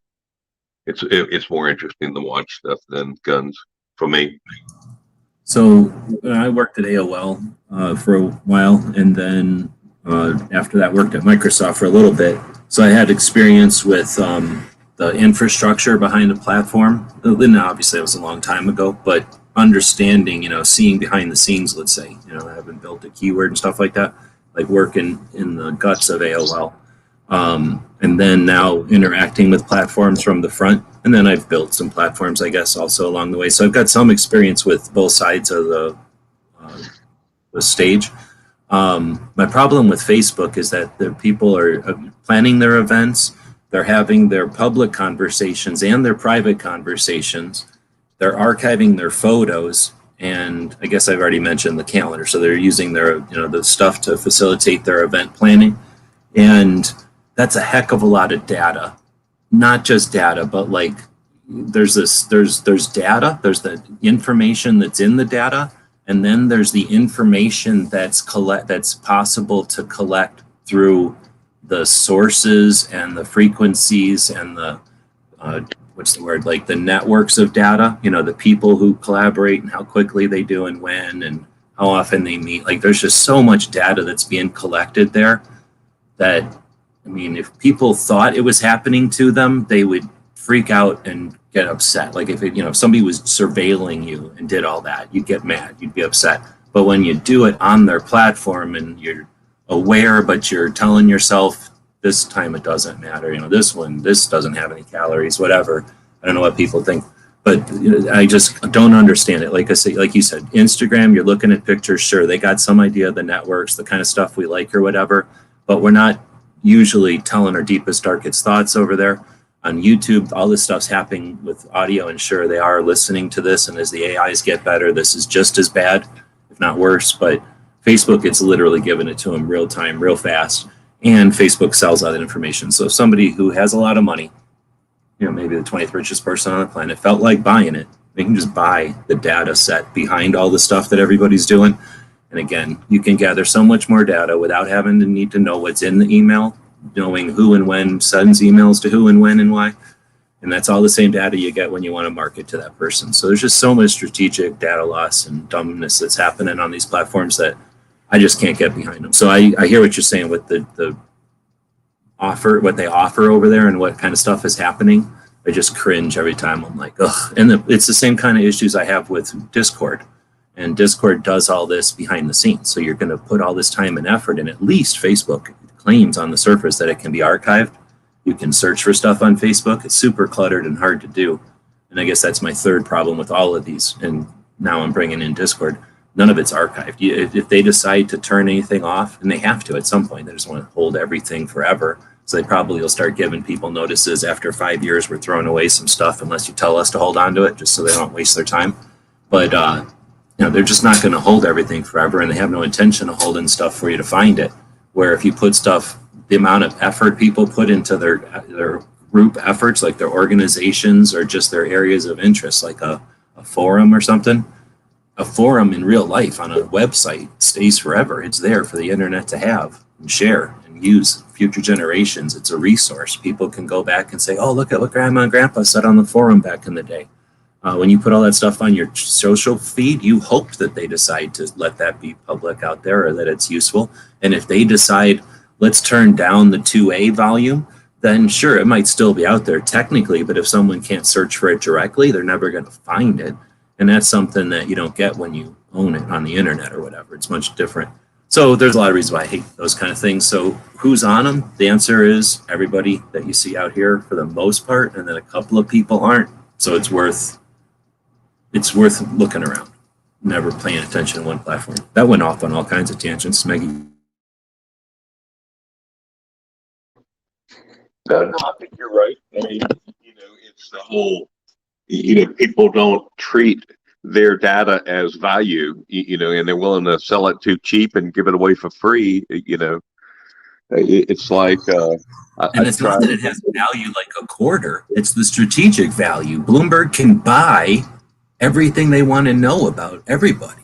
And I don't know if they just don't, or maybe they are. I don't know. But yeah, that's the strategic value.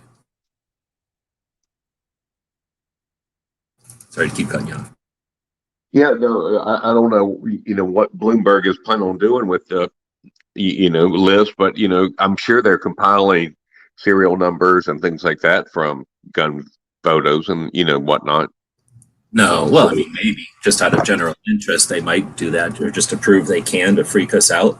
No, I'd be more concerned that if they follow, I don't know, let's say a group of interested Second Amendment advocates and know where they live and what kind of frequency they have, then they know not to bother targeting. If they know that a group of activists is in this state and they're active on Thursdays, Bloomberg knows to spend his money on another state on Wednesdays. That's all I'm saying. That kind of strategic stuff. Like, it just allows them to be looking at the playing field from a greater height, a greater perspective than we are. We're playing as individuals. They're playing as a team, coordinated as a team with a coach and intent. And we're over here with our own best interests and the general well-being of everybody, not realizing we're being used. That's the part I'm scared about. Not the like they're going to see our pictures or they're going to know who I am. And that's the scam. People think of internet privacy as, well, I don't care. I don't have nothing to hide. Or what are they going to do? Look at everything I've ever said? That's stupid. It's more like if internet privacy isn't they're looking inside your house, it's that they're watching Google Maps and watching you drive to work every day at 7 a.m. and pick up your kids and drive home and go to the store on Wednesdays and meet your friend on Thursdays and this and that. And once they know what everybody's doing and they've got everybody's little ant map drawn out, guess what they get to do? Draw their own strategy around us. And as long as they can monitor what we're doing, they can do whatever they want in the margins. That's the danger of letting everybody know what you're doing and not paying attention to it. And using platforms that offer way more than you want to pay attention. Nobody wants to know how much their phone's given out because they think it's like, oh, what is it going to do? Give out my social security number? I told it not to. Imagine if Bloomberg knew what everybody was doing, where they're driving, who they're meeting with, not just what they're saying.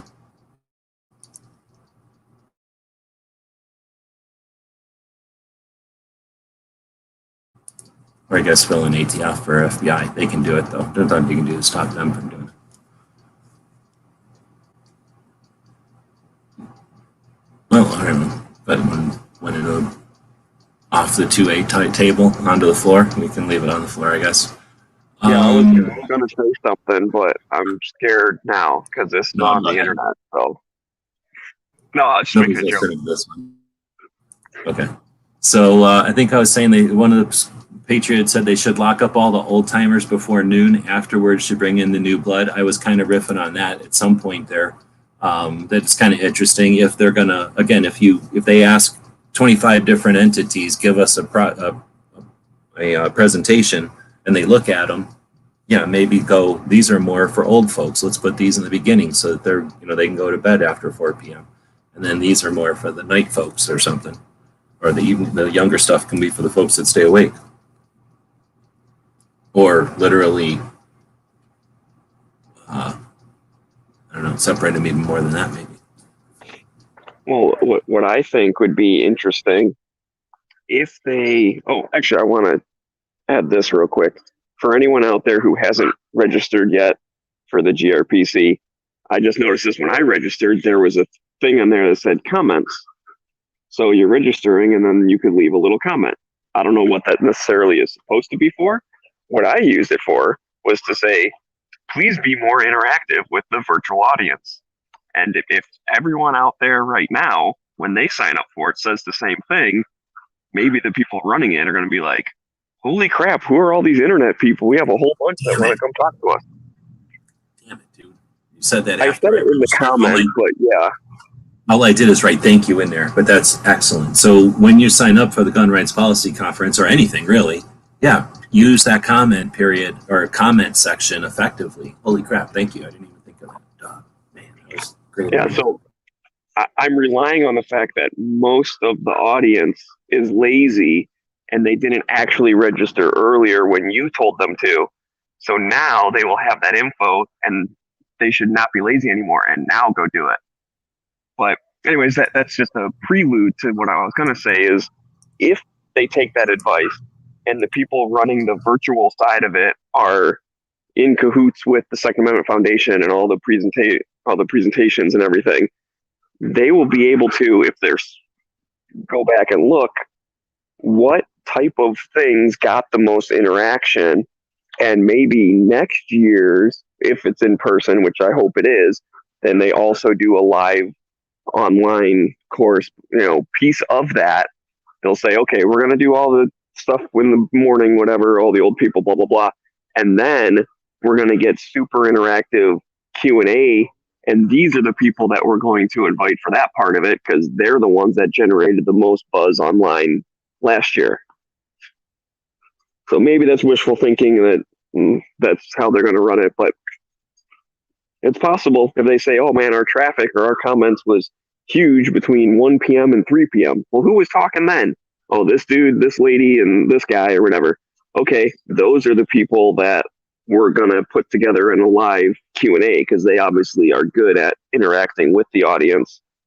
And then the other people, yeah, we'll just toss them up at 10 a.m. in the morning. People will listen to it, fall asleep, whatever, and then move on.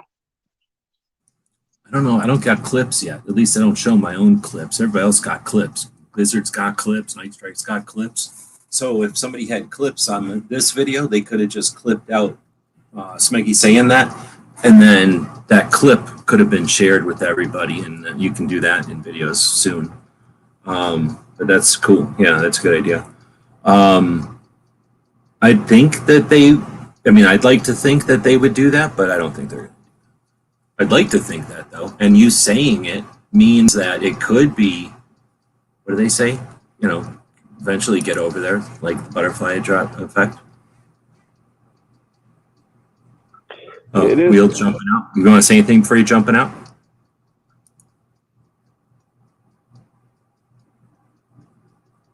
Oh, no, he's jumping out.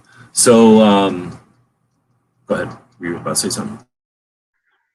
I don't remember, but it seems like this whole chat, there isn't a rule, guys, that you can only have one person in with UWebs at a time. So it looks like Clover jumped in, I jumped out. I came back in, Clover went out. I jumped out, Wheeled came in. We have more people in here. Hey, I was just dropping out, but I've created a lot more shirts on the Zazzle Wheeled and Armed link, and so selling a few shirts. I think I've sold a dozen so far, so pretty happy with that. Anyway, that was it. I'll send you a link if you don't mind posting it. Yeah, no problem. Please do. Thanks.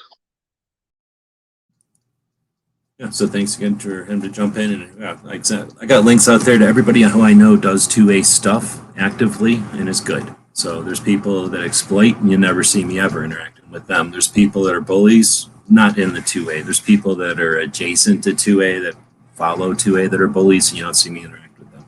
And then everybody else I know that's 2A, not that is 2A, that everybody I know that does actively stuff in 2A, hosts live shows or is doing stuff constantly, I send links to. So they probably get sick of my links and they may or may not jump in, but they're all welcome. Otherwise, we're reading comments, and I just dropped links to that Gun Rights Policy Conference page, which is where you can register. And like Smeggy said, it's a great idea. Leave them some feedback or some suggestions, maybe some mansplaining, I like to call it, while you register. Kind of costs nothing. Yeah, the way I see it is we tend to, after the fact, go, oh man, I wish they would have done this, I wish they would have done that, yada, yada, yada. Well, they're literally asking you for a comment. Would that not be the perfect time to be like, oh, and by the way, I wish that you would have done this? It's just like the ATF comments, which I'll get a shout out for. Make sure you do that for the pistol brace thing. You only got like a day left or whatever. They're asking for your opinion. So tell them what your opinion is. Like, we all love spouting our opinion on the internet. These people are actually asking for it, so give it to them. I think New York Outcast is about to say something in one of the comments. Otherwise, we'll go back and hit that one if I remember. But I think unlike the ATF comments, there's going to be many fewer comments because there's going to be many, a lot fewer members or participants are going to sign up for the virtual thing. So that means they're going to be able to read them. Like the ATF ones, yes, it'll be more difficult to read all of them individually, or at least with one brain to, whatever. But I think it'll be the other way. There'll be one person we'll be able to read all the ones for Second Amendment Foundation, I would think. So let's see. Domo Arigato says, I know Colion Noir has that presence there. How could he be persuaded to go to the Gun Rights Policy Conference or start an equivalent virtually? You want to take that one first?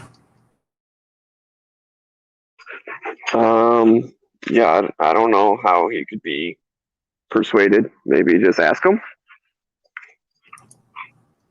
So the person says, I know Colion Noir, that presence, that has that presence there. You mean on the internet? Yes. On YouTube? Yes. With the NRA in the past? Yes. He was a paid whatever for the NRA. Like, what do they call them?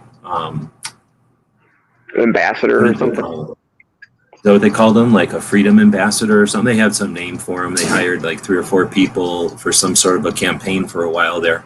And it was to get the young youth kind of movement type of, I got money and I don't have a family yet type of, let's buy guns because they're cool and I play video games and I buy cars and smoke cigars and stuff.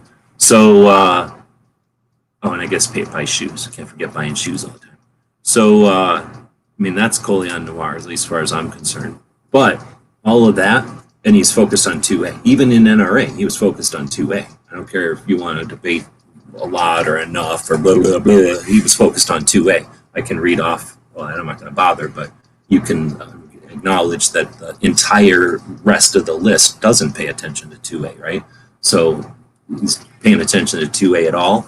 Maybe not enough for like some people, but definitely more than everybody else.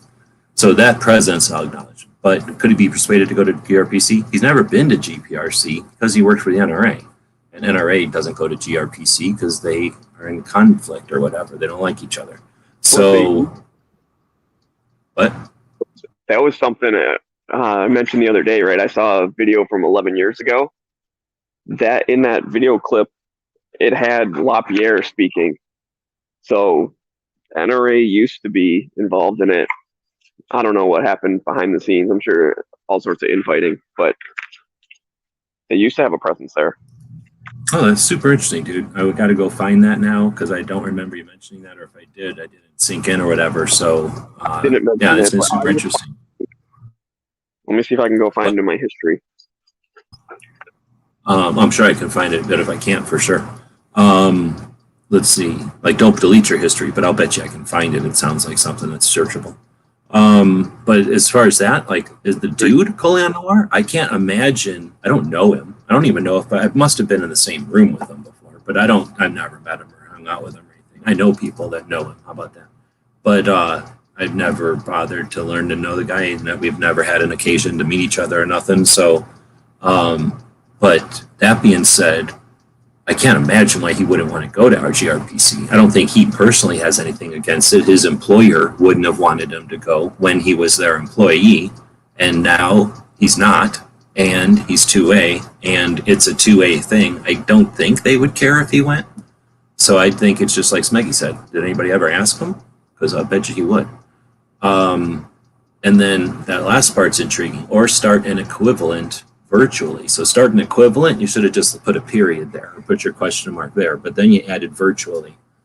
I'm going to say, I don't want nothing else virtually. I don't care. You can do I don't know if Smeggy was here to hear my mansplaining of your answer was wrong. Both you and Clover were wrong in my opinion. Virtually is the answer to that poll that we had running before. Or real life is the answer to that poll because you can also do virtually on top of real life. Like virtually implies we don't need real life. It's not happening. In real life doesn't preclude virtual also. So I vote in real life and then just lay virtual on top of it like it's supposed to be, enhancing real life. So as long as the Q&As have good moderators that can like read the online stuff and then ask the people questions like on behalf of the virtual people, yes. I will support that. I will agree.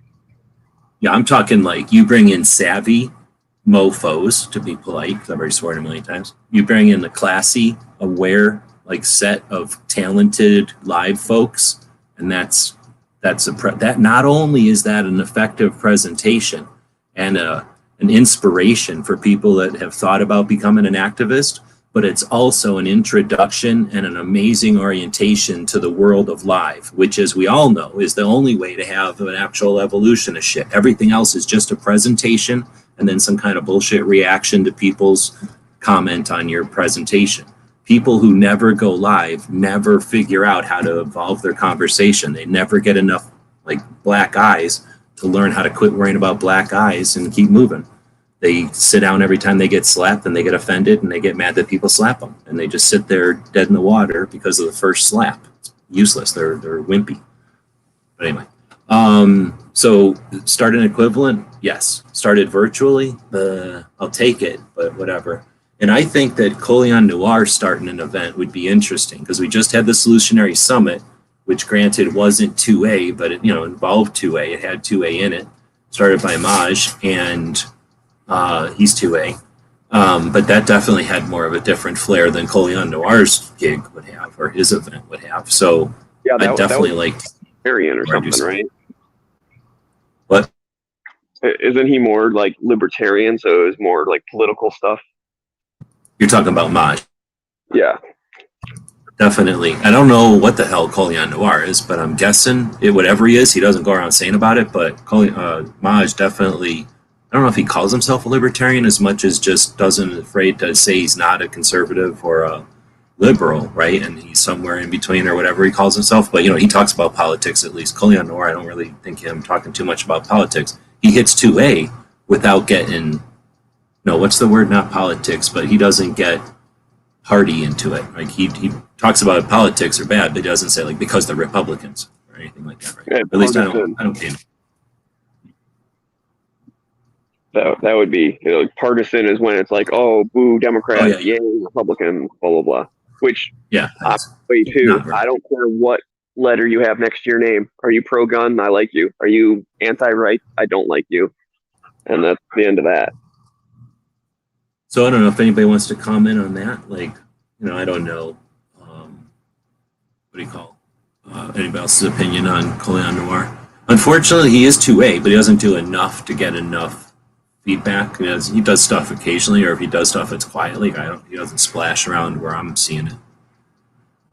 Let's see. Patriot said earlier, almost an hour earlier. No, excuse me, almost 2 hours earlier now. What about the whole separation between Gun Rights Policy Conference and media days? Can't that be improved?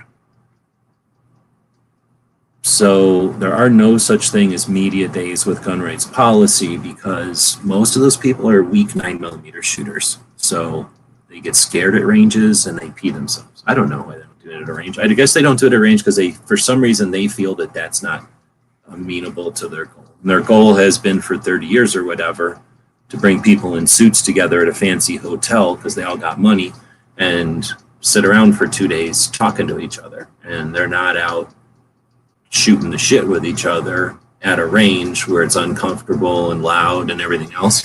They're really sensitive. You've been there. Could any of them people handle being at a range, Smeggy? I mean, I think they could handle being at the range, but it's just a different goal. What I'm wondering is this question about but I'm wondering, is this question about the separation between the Gun Rights Policy Conference and then that media workshop thing that they did like the day before? Is that what he's talking about? Oh, there's no separation there. The Gun Rights Policy Conference is Second Amendment Foundation, technically the Citizens Committee to the Right to Keep and Bear Arms branch of the Second Amendment Foundation. And the Second Amendment Foundation now owns AmCon, according to the interview I was listening to earlier today. So they own and pay for AmCon. And that's what we're talking about. That media thing is called AmCon. And I'm not involved anymore, so I don't know if it can be improved. I hope it gets improved. Clover is going to be a speaker and Crump will be a speaker. So I'm going to depend on their thing because I was also told that AmCon will be broadcast on Facebook, which, as I mentioned earlier, I'm not about to go watch anything on Facebook. And if they decide to broadcast it on YouTube, I will watch it. But they haven't yet. They've always done it just on Facebook because they think Facebook is so good. I can say it already sounds like it's been improved if those guys are involved. That's a good point. They got Clover on to talk about Patreon and Crump on to talk about, what is that called? The Freedom of Information Act requests, FOIA requests. So I can see the Crump one.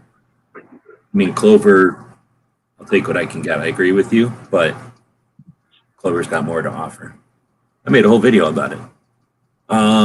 Let's see. I'm in for real life. Thank you for your explanation, Clover Tech. That must have been a typo. It's probably calling Clover a jerk. Would it depend on who's the leader? I don't remember what you were talking about. I think I was talking about when we were talking about, something that you could have a bunch of individual efforts with some coordination towards a goal. Is that what you meant? Like we need a leader for that? I think a panel I of think that 12 was, or 13 people. yeah, that was the virtual panel thing. We're way back in when we were talking about that poll on how it should go, making a new one or improving the gRPC or whatever. So I think I remember that comment, and it was when we were talking about taking questions from the audience to a panel discussion people.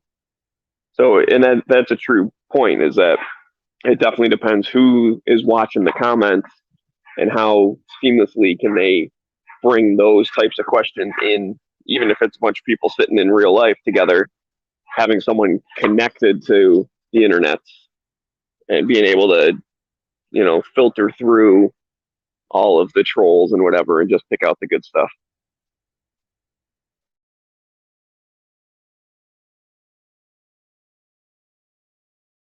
Oh, muted. Okay, I'm going to put up a poll. Who is the best 2a.org this year? So we got SAF. I'm not going to spell them all out because I don't got time. And then GOA in a big hurry. And then FPC. And guess what? I'm going to put NRA in there. I hope you all are sitting down. Don't pee yourselves. I'm putting NRA in the poll.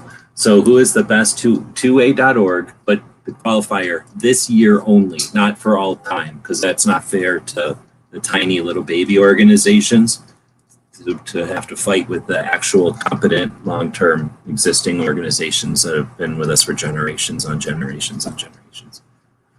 Let's see. So Woods was asking who's the leader. You said that, I think. Or you know what? I feel like probably somebody should watch a bunch of Star Treks and maybe a Battlestar Galactica or something like that. And then the panel should be on some sort of a large building that's like a obelisk. And the panel is like halfway or most of the way to the top of the obelisk looking down. And then whoever comes to talk to the panel has to be at the bottom with light shining on them and stuff. And then there could be magnifying glasses that are like one-way magnifying glasses so that the panel can see that person really large, but that person just is scared and looks at the light bulbs or whatever. As long as the panel is set up in that configuration, I'd be okay with the panel. And the room should be just concrete or marble. All raw marble carved into what could have been concrete, but insist on it being one solid piece of marble. Just a big square, so that it could easily have just been concrete, but one big square, boring square, cut in raw marble, just to show the audacity of how much it cost to whoever came in there, so that they know right off the bat where they stand.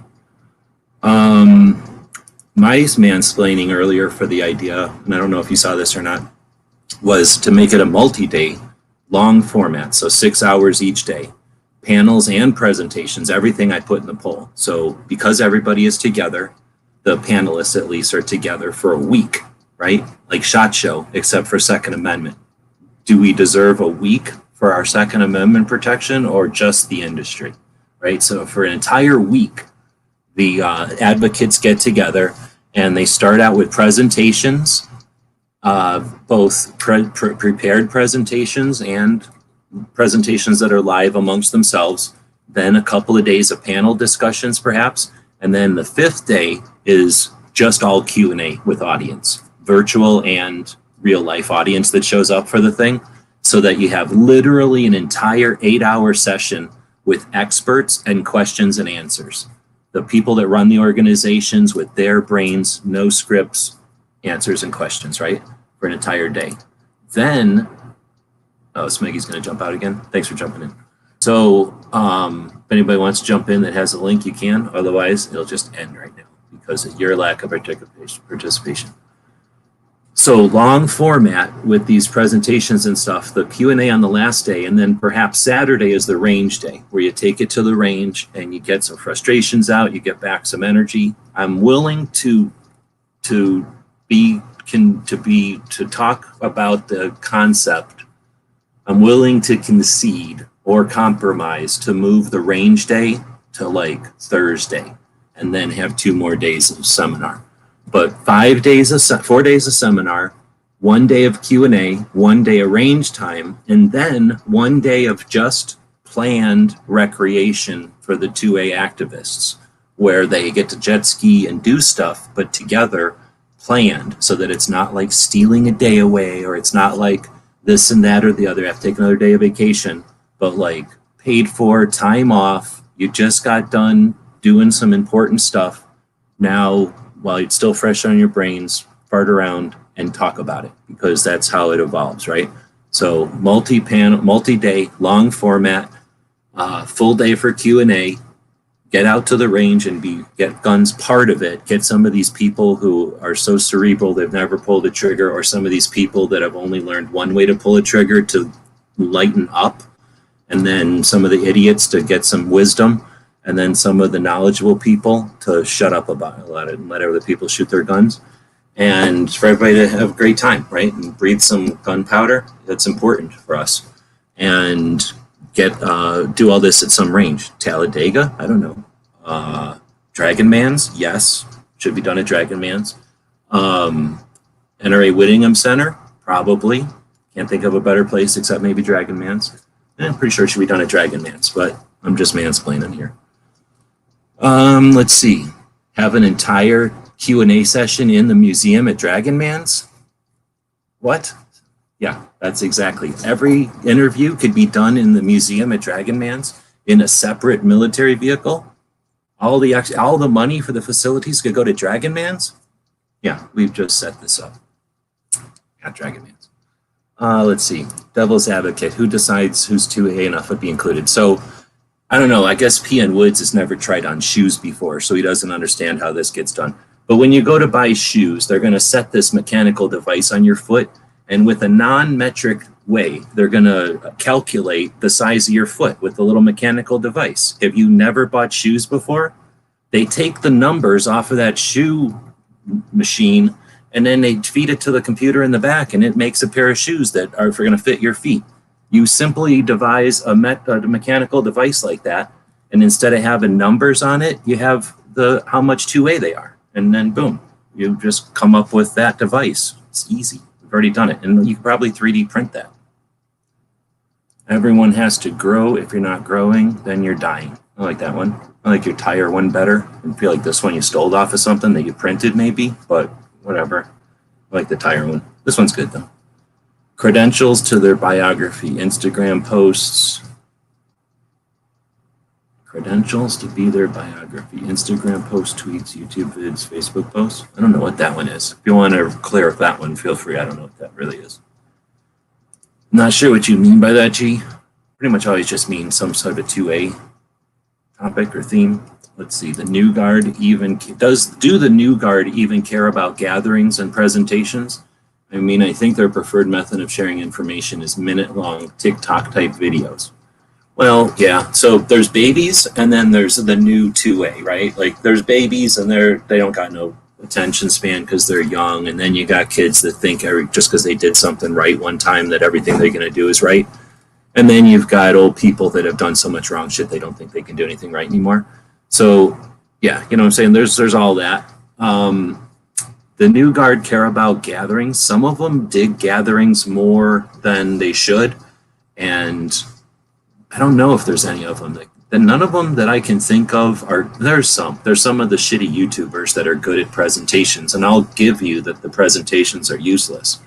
But it could be that if they had their presentation skills tuned to what matters, and then sent in distribution channels that were more useful that would care about what they're presenting, it would probably be way more effective. But right now it's kind of spattered, and we got what we got.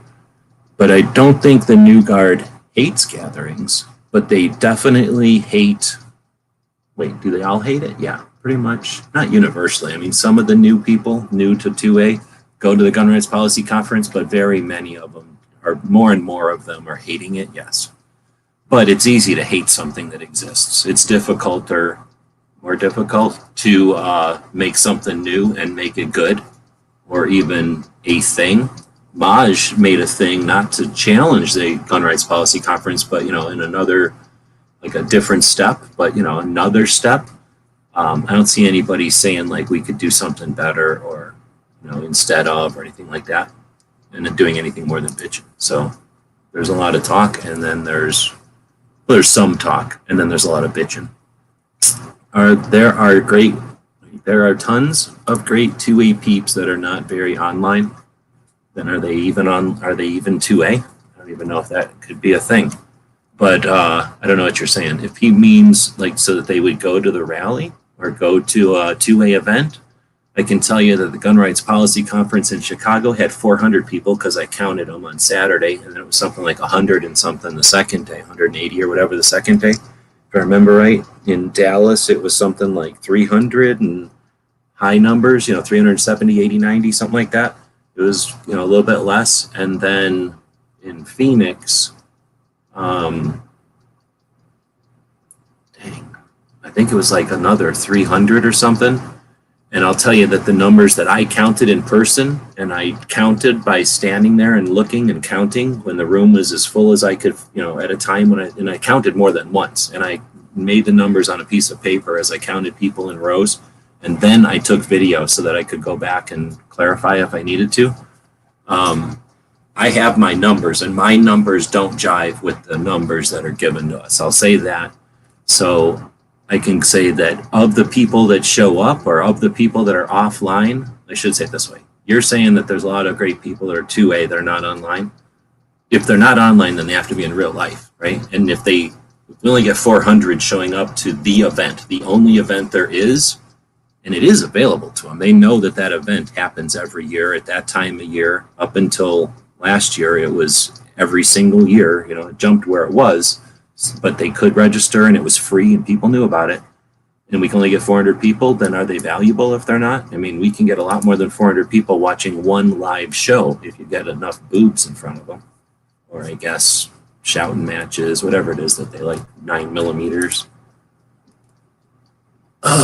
Swears. Hang around that girl too much. There are a lot of 2A people who are on YouTube that are new and would be interested. Awesome to get involved. Yes. I don't know who he's talking to. The new guard even care about gatherings. So you're saying this, I don't disagree with you. Unfortunately, it's so true that my fear or my concern, I guess, is that we're not paying attention to just people that want to stick around. Everybody gets interested. Most people get interested. And then some people become involved once they're interested. And then once they're involved for a while, they're ignored and discarded.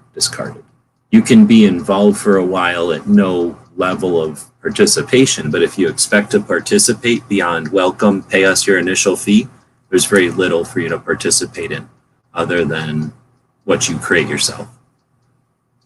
Let's see, I'm going to jump over and look at the poll.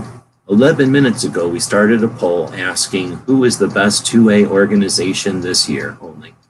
And no votes we got 8 votes. No votes for the NRA for some reason. FPC and Second Amendment Foundation have both got, how would you do the math on this? 2 votes, and then Gun Owners of America has 4 votes. So of the 8 votes, Gun Owners of America has 50% of the votes. Let's see, DJ, this was like an hour ago. Just about exactly 2 hours behind, big deal. Brainstorming about organizing a program for broadcast, pulling talent, moving in new directions because of 50% bores me to death and is mostly disappointing. Championing mediocrity is dead end so far, but not encouraging all effort is not something I can do in good conscience.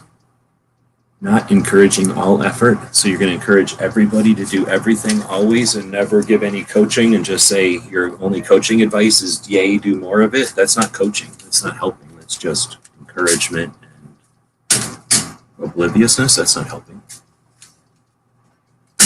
Archiving is important, and that's what I meant about Facebook. Well, I guess in that case where I was typing it for is because we were talking about coming to the table and saying, here's what I think, or welcome, I need to be welcomed, or welcome, here's me. If people took a minute to look at where they're jumping in to the train, they'd know that they don't need to introduce themselves perhaps, or that they don't need to complain about something that everybody already knows, or state a fact that everybody knows, or blah, blah, blah. So that's why I was saying archiving is important, but it also applies to when I'm bitching about Discord or Facebook for being useless for keeping our information relevant and sortable or searchable, useful. I guess you would think, I don't know how long you've been online. Think to yourself, how long have you been online, and can you go find stuff that you posted? You know, if you posted something on a YouTube video, for example, let's say you had an interesting link to a video, and you know that you posted it on so-and-so's video. All you got to do is look for so-and-so's video, look down, find the comments, and there's your link. A useful platform. I don't know if you can do that on Twitter, but I'm pretty sure it's difficult on Facebook, but I know you can't do that on Instagram. It's hard enough to try to figure out somebody's picture, let alone how to find that picture uniquely. Like Instagram, if you do something, an instance on Instagram is a leaf floating on a river. You're never going to see it again.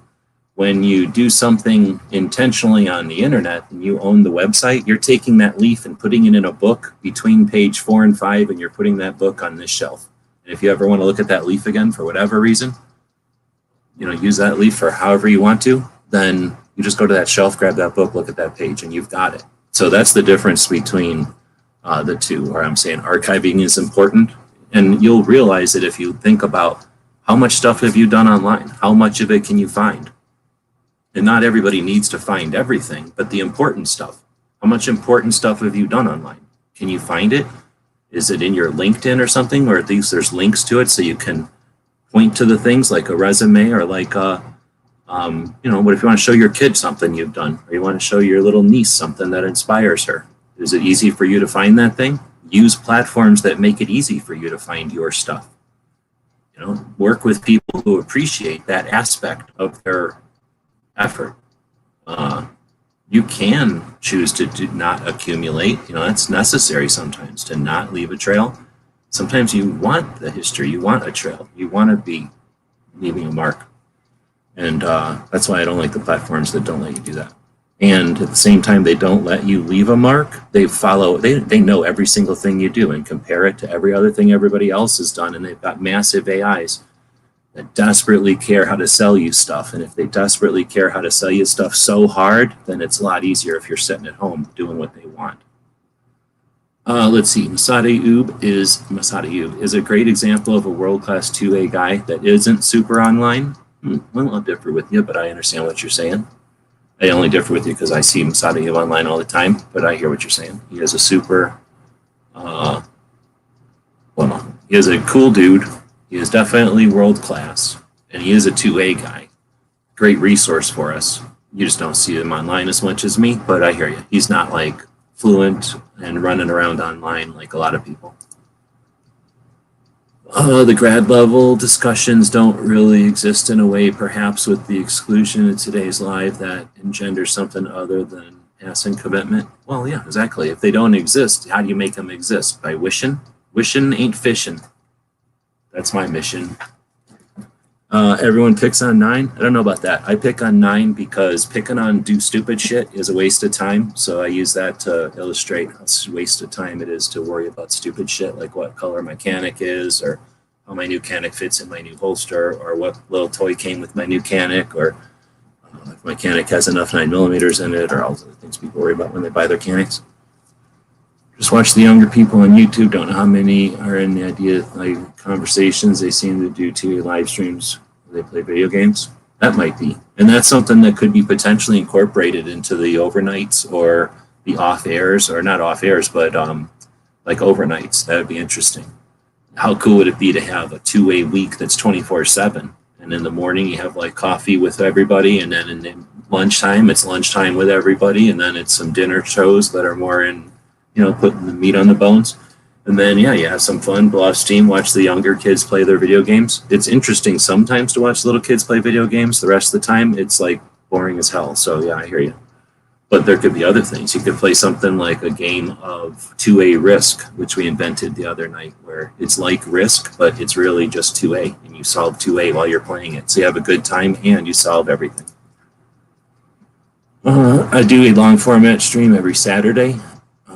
RGG does a lot of live streams. That's Real Gun Guy. does a lot of live streams. So does Santee TV. You could list several more. Yeah, probably find him on G23's channel. Gary Gizzard, or Gizzard Gary, I guess is how the internet knows him. Sorry, didn't mean to out anybody. Does a live stream on Friday nights and on Sunday mornings, which are awesome usually. Let's see. I know several people that went from scared of guns and then that changed over time. I know more people that were scared of guns that changed over time. So there. No, I don't know. That's good. I know a couple of people. We know people that we've watched online. We know some of the strongest Second Amendment advocates started out being scared. Ducks love 9mm. Yeah, well, they're going to start shooting back. 9mm goes faster when you shoot it down also. So youth advocates don't want to deal with FUDs and cold dead hands. Charlton Heston, a ton of folks I talked to get the feeling that over 40 exempts them from paying attention. I don't know, man. Number one, you're over 40. So what are you trying to say? That like the 40-year-olds have checked out and said they don't need to keep up anymore? You probably get that way when you're sick of watching waste of time, keeping up with waste of time stuff. So I think that's just an aspect of getting older. You only got so much time. If you're waking up and worrying about your rheumatism and your arthritis and your aches and your pains and your leakage, think of how many things are leaking on old people. So while you're sitting there thinking about what you're eating for breakfast or whatever, they're leaking out of someplace, and now they got to worry about hair growing out of something, or maybe a toenail fell off, or they hurt themselves waking up. So they got all kinds of issues that they're dealing with, and then you want them to come around and figure out what sus means. So you can want all you want, but until your grandma is perfect, then don't wish your other old people all be perfect for you. Apathy. I don't know what he's talking about. I'm anti-apathy. Let's see. We don't need to reinvent the wheel. Oh, we'll put this one up again. So Ozzy came up with this one earlier. I don't know if he said if he owns this one or not, or if I should just steal this one for a t-shirt. Anyway, we don't need to reinvent the wheel. We need to develop a new tread pattern that gets better traction. I like that. Imagine the tolerance, reputation for fuddery being diminished based on youth and our inexperience, avoiding the distraction of the way it used to be. Imagine the tolerance for repetition being diminished based on inexperience, avoiding the distraction of the way it used to be. I don't know what that's supposed to mean, dude. So that's not in order of the way you can say stuff. So a tolerance for repetition. Are you telling me kids that go to school don't hear repetition? Or are you saying old people? Or I don't know what you're even saying. That's classic DJing right there. Y'all been DJ'd.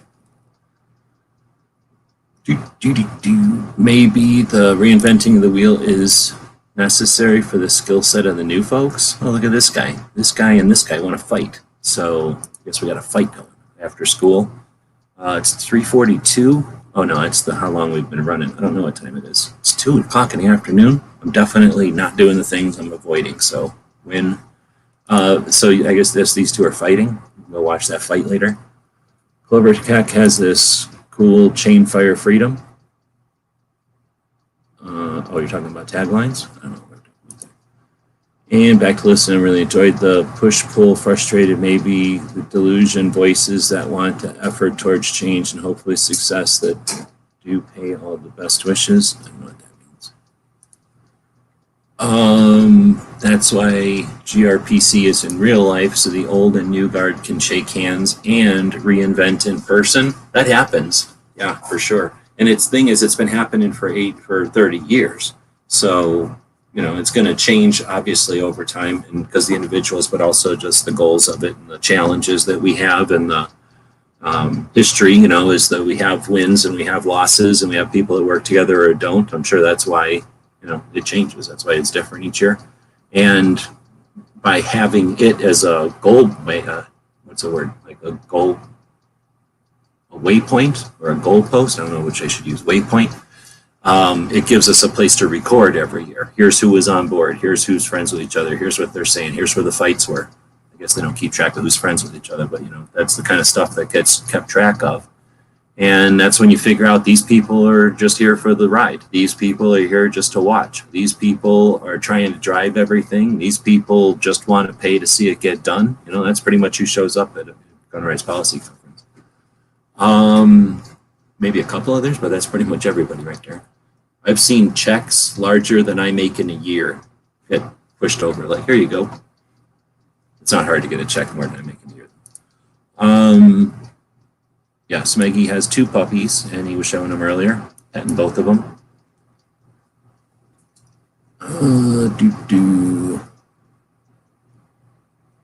I was saying stuff, and we had the puppy going. Yep, I understand. That happens to me when this one girl keeps sending me pictures of this little baby puppy. Everybody's saying Happy Labor Day. I've never worked anywhere that said, oh, here, you can have Labor Day. Is that like post offices and stuff, like government places?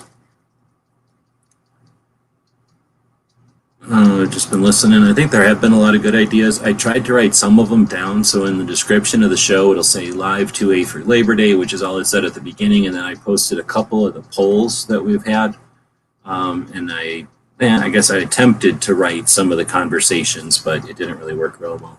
If anybody wants to timestamp, feel free. I think I asked who all is still out there, and a bunch of people are saying they're still out here. I guess I'm not screen sharing, so you're not seeing me scroll down through the comments here. Smeggy was saying, I have comments when you register. Oh, he was saying when he registered for the Second Amendment Foundation's Gun Rights Policy Conference, which will be virtual this year. I'll drop another link for it here if you'd like to consider signing up for a free virtual event that will be held this month. Saturday, September 25th and Sunday, September 26th. And I'm not sure exactly how long, but like last year, it was a couple of, most of the day, 8 hours on Saturday and a couple of 4 hours on Sunday. So it's quite a bit of live presentation of pre-recorded presentations that are, for the most part, situation reports from the various Second Amendment or gun owners' rights groups. Either state level, national level, or focused on an area of interest, and they'll take the stage maybe for 20 minutes or 10 minutes, depending. Sometimes in a panel with a bunch of people together, and they will. That's normally how they run it. So this time they had presentations that were video recorded and then went live and presented all those videos sequentially. I don't think they had a host, so. We'll see how they do it differently this year. But anyway, it'll be a couple of days worth of watching live stuff, and you can register for it, I imagine, just so they can know who's out there, probably send you some emails or something. In the past, they would have used that information as registering for the event. They would have used that to know how much food to buy and how much drinks to be ready for and that kind of thing. All right, so that was Smeggy was saying when you register, you might want to leave a comment that it would be great if to be interactive with the virtual audience that's watching live. He didn't put that in there, but be interactive live with the virtual audience, because they might not have realized that when they recorded their presentation and then sent it to the Second Amendment Foundation, it would be presented along with other people's in some order, and they had that order available. It was given to us like a table of contents for the weekend. And if they wanted to, they could have showed up and been in the live chat like you're doing now, except, for their presentation. So hopefully we'll see more coordination with that this year, because that is an interesting aspect. Not everybody values it, and not everybody's able to do it. They might have recorded their presentation early, and then the weekend of the Second Amendment or weekend of the Gun Rights Policy Conference, they're climbing some mountain. And unless you're going to give them a satellite internet phone or whatever it's called, then how are they going to pay attention to comments when they're on top of a mountain? So you didn't think about that, did you, Smeggy? Let's see. There's Gizzard. Speak of the Gizzard. A bunch of people said hello to Gizzard there. That must have been when Wheel jumped in. Somebody did something, and now my thing jumped. So I'm not blaming you. I'm just saying it's because of whatever you did that my thing jumped. This is when we repealed the NFA. We did this a little earlier in the show. You're welcome. Let's see. Good chat. There's Pat Hirsch. This is one of the ways we determine earlier. Woods was like, how do you know how 2A somebody is? Well, a lot of people will say hello and then they say goodbye. You can just measure how much 2A they got in. Kahr Arms is Justin Moon, whose son is the Sun Young Moon, founder of the Unification Church. Thank you. That's what I didn't know the details of. Kahr Arms bought both Auto Ordnance in 1999 and Magnum Research in 2010. So they're a company that kept these other companies alive, and instead of just horking off of them, they kept their product lines in existence. That's pretty cool. Because they probably wouldn't have, they're not guns that are necessary for the existence of the world. So it's cool when a company keeps cool guns in existence for the world, right? I think so. I think there's value there. And they're a cool company. I follow some of their people on the Instagram, but I didn't even know were them until, like, oh shit, this is them. So they just do cool stuff online in all different kinds of ways. Like I say, do we have the thing? Oh, we're not screen share anymore. But they have all kinds of stuff at their event. It's literally a new, innovative use of the First Amendment right to assemble in order to focus on our Second Amendment. Let's see. Wood says if you shot at more than one range, likely the NRA helped fund that. Pretty much any range. I can't imagine a range that doesn't depend on the NRA, unless the range is in your backyard, in which case you owe the NRA money. It's called range tax. Let's see. That article about Dave was good. I think that's when I was talking about the article by Dave Hardy. I'll read that as a separate video because it is pretty good.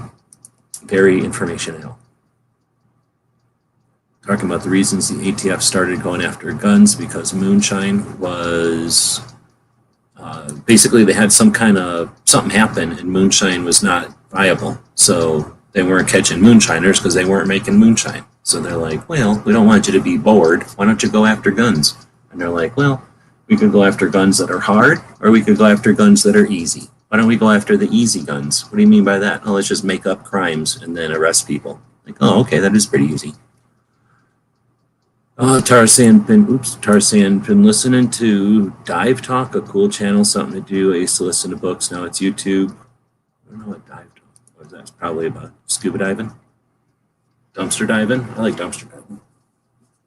There's a link to the Gun Rights Policy Conference, which is September 25th to 26th, as we mentioned earlier. It's the 36th annual. So for 35 years, they would change locations. Each year it was in a different state, in a different city.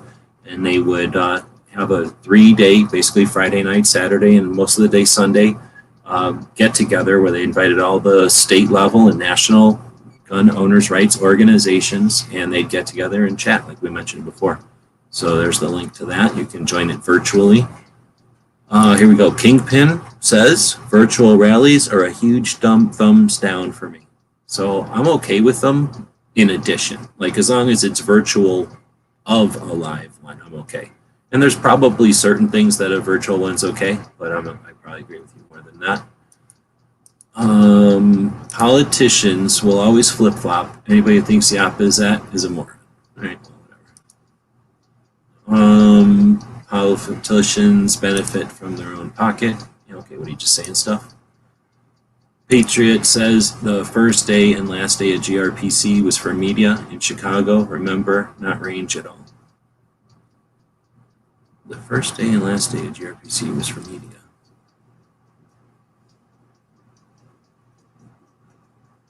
I'm not sure what you mean by not range at all, but yeah, you're right. The first day was the gun rights, was the AMCON. I have no idea what that stands for.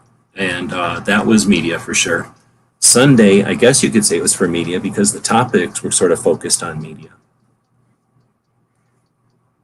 Let's see, Wood says virtual anything. I tune in and out, catching several minutes, then doing real life stuff. I come back later. If it was in person, I would focus. Online, too many options. Thing is, it costs a lot of money to go to in real life stuff. I go to in real life stuff in Arizona, in New Mexico, and then in the DC one. So at least the ones I can think of that I've been to recently as part of my adventures or whatever. So it's not inexpensive to travel. And then once you do get there, I'm thinking of Albuquerque. I'm looking at you, Albuquerque. Talk about a stupid city to have to park in and go to their capital. Sucky and shitty at the same time. So that's sucky, like super bad. It's like a town made in probably 1600, and there wasn't that many cars back then. So the town's horrible, and they just put roads on it, and then they put like a parking lot there that's got 4 cars parking lots in it, or parking spots. It's a horrible place to have to go if you don't live there, and then have to walk forever in stupid Albuquerque. Not Albuquerque, Santa Fe. Sorry, bitching about the wrong city. So Santa Fe is sucky, and I can see in real life stuff being a real pain in the ass too, but totally worth it. And if it's at another event that's awesome, we're just talking about the Rod of Iron Freedom Festival, right? What if they also had a mini GRPC there? What if they called it what do we call it? What were we calling it?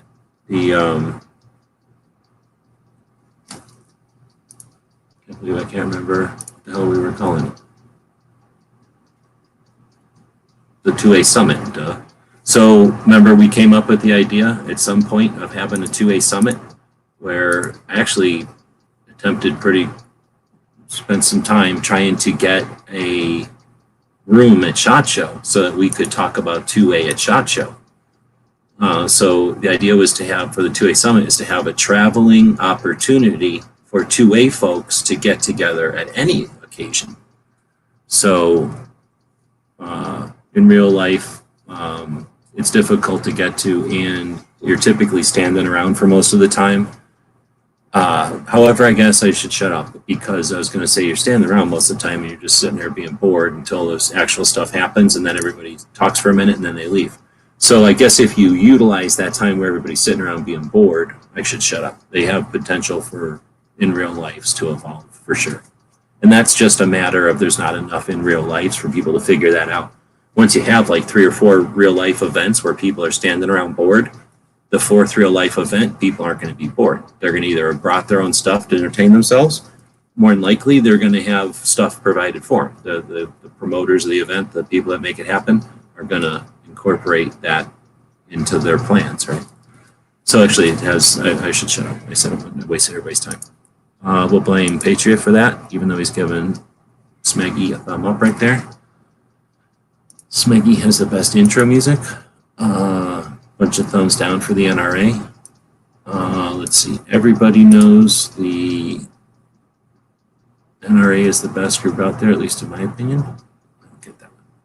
So you were talking about an online alternative to the GRPC. Remember that? But you claimed that I was saying that. DJ is saying encouragement contains reasonable advice. Not going to feed elephants my peanuts. Go to develop the margins and those who dictate their strength in valuable content publication. I don't know what that means, dude.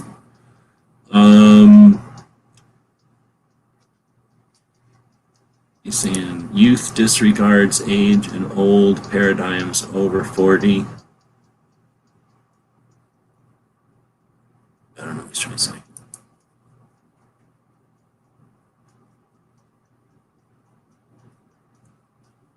My poor. Oh, dang. I'm sorry to hear that.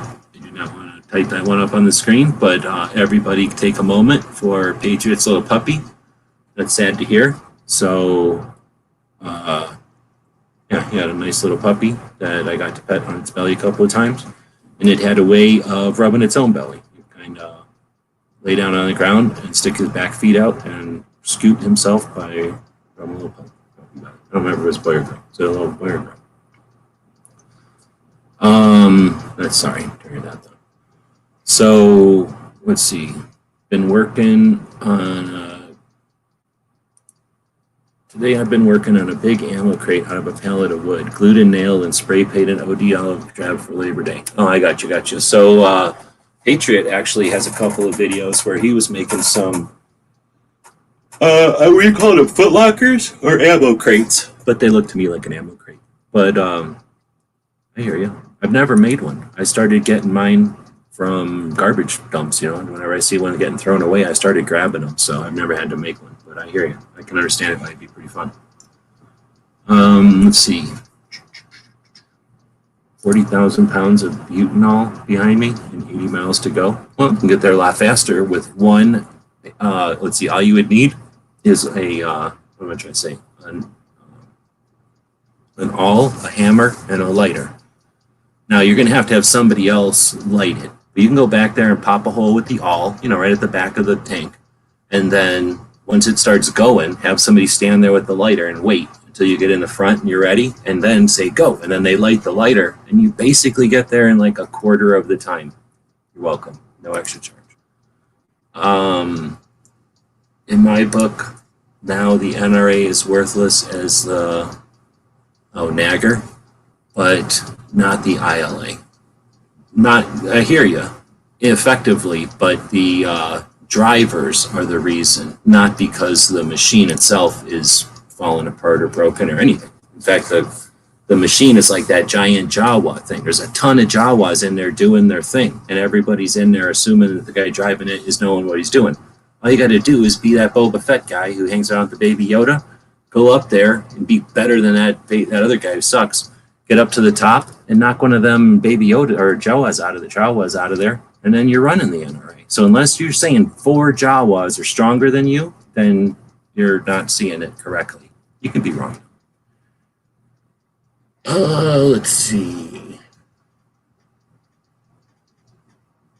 Oh, we're down at the end already. That was a channel, open circuit and cave diving. I don't know what that means. Oh, I know what cave diving is. So it's a diving channel. Keeps the mind occupied. 700 miles a day gets monotonous. I would love to hear topics on traveling. All right, well, here we go. You ready for this? So we're 4 hours in. Was it time that at the 4-hour mark, we would start talking about a different topic?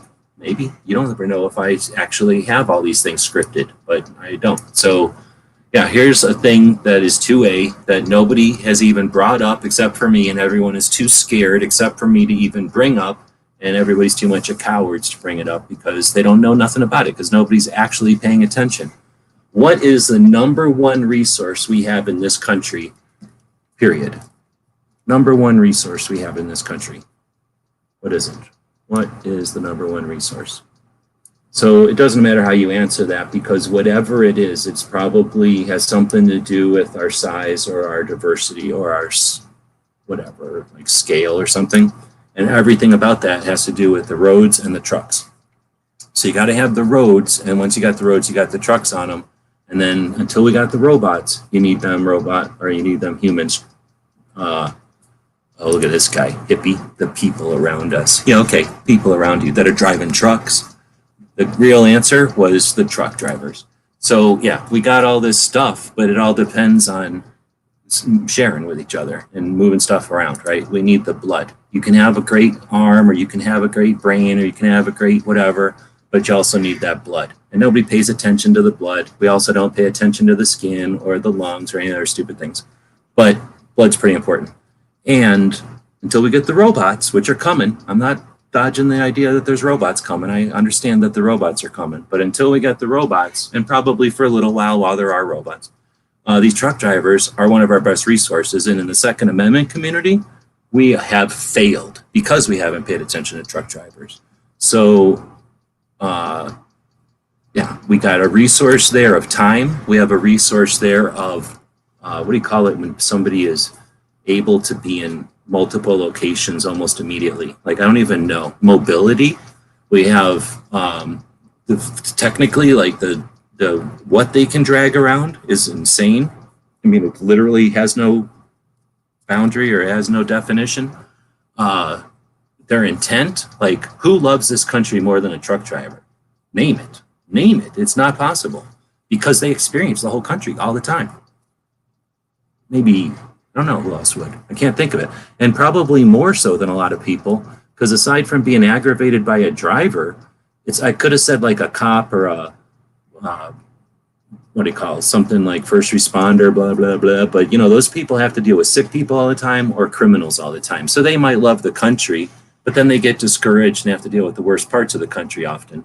But a truck driver, what do they get? Little kids giving them the honk their horn thing all the time. Probably trains don't even, they don't even come by whenever a truck is around. They get free lunches all the time. I can't even imagine all the perks you get at being a truck driver. They don't get traffic tickets. Lights always turn green for them. It's got to be amazing being a truck driver. Let's see, without the mechanics, the trucks wouldn't roll. Oh, that's an interesting aspect. What if a mechanic or truck driver is a mechanic? Then they don't need any of you people. They would just keep mechanicking. What if they had a monkey that was a mechanic, and while they were just driving, they could mechanic their stuff, they could fix their stuff while they're driving? I'm just saying.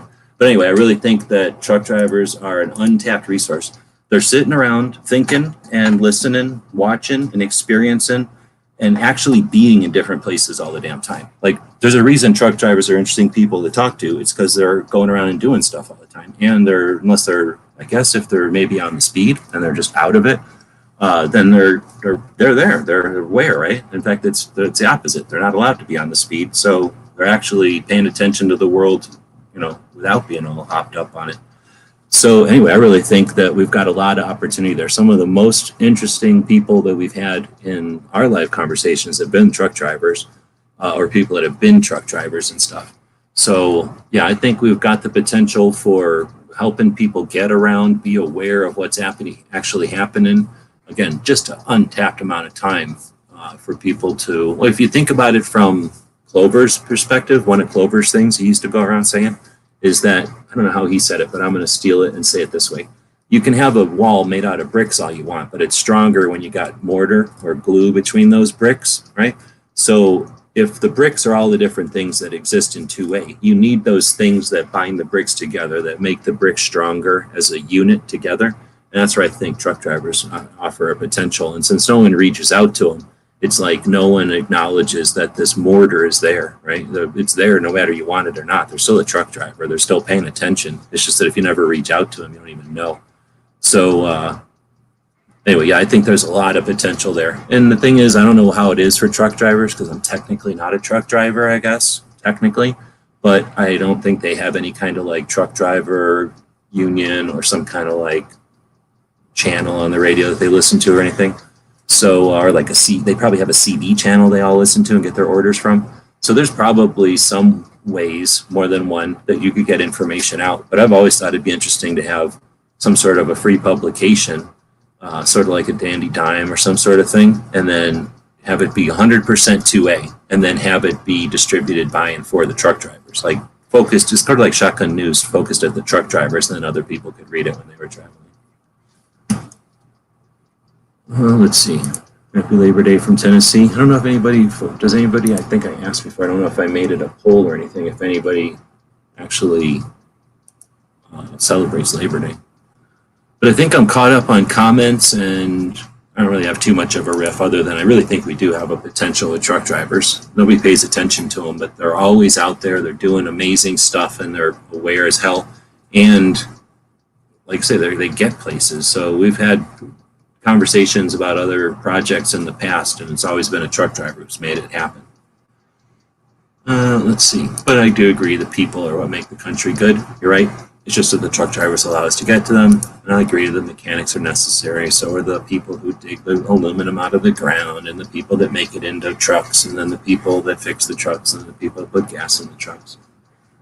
I guess to some extent, the people that use the stuff that comes out of the trucks are important, because otherwise that stuff would just pile up. But, they're less important than the actual truck drivers. Let's see, other drivers on the road show top-level restricted truckers always. Exactly. That's the kind of stuff that, truck drivers just get as a perk of their job or whatever. I guess this guy is going to talk about the DC project. So he's DJing us. I was talking about truckers or whatever. So it's not that truckers should hate DJ. They should just understand that DJ wanted us desperately to change the subject from truckers and let's talk about girls. So imagine, if you will, that a couple of years ago, this one lady was talking to some other lady, and they were like, well, why don't we go hang out with the representatives at Washington, D.C. and talk to them about Second Amendment and gun owners' rights. And there was like 5 ladies that did that, and they decided this was pretty good. Now let's expand that times 10 to bring 50 ladies to DC, one that represents each state. And we'll talk to representatives face to face and we'll split up so that we're in groups of 5. A couple of us from pro-rights states and others from states that are not so friendly. And that way we all get to experience both the representatives and the opinions and challenges that you have there. And those representatives in turn get to see some diversity and representation of the gun community that isn't the marginalized impression that it's a big fat white guy.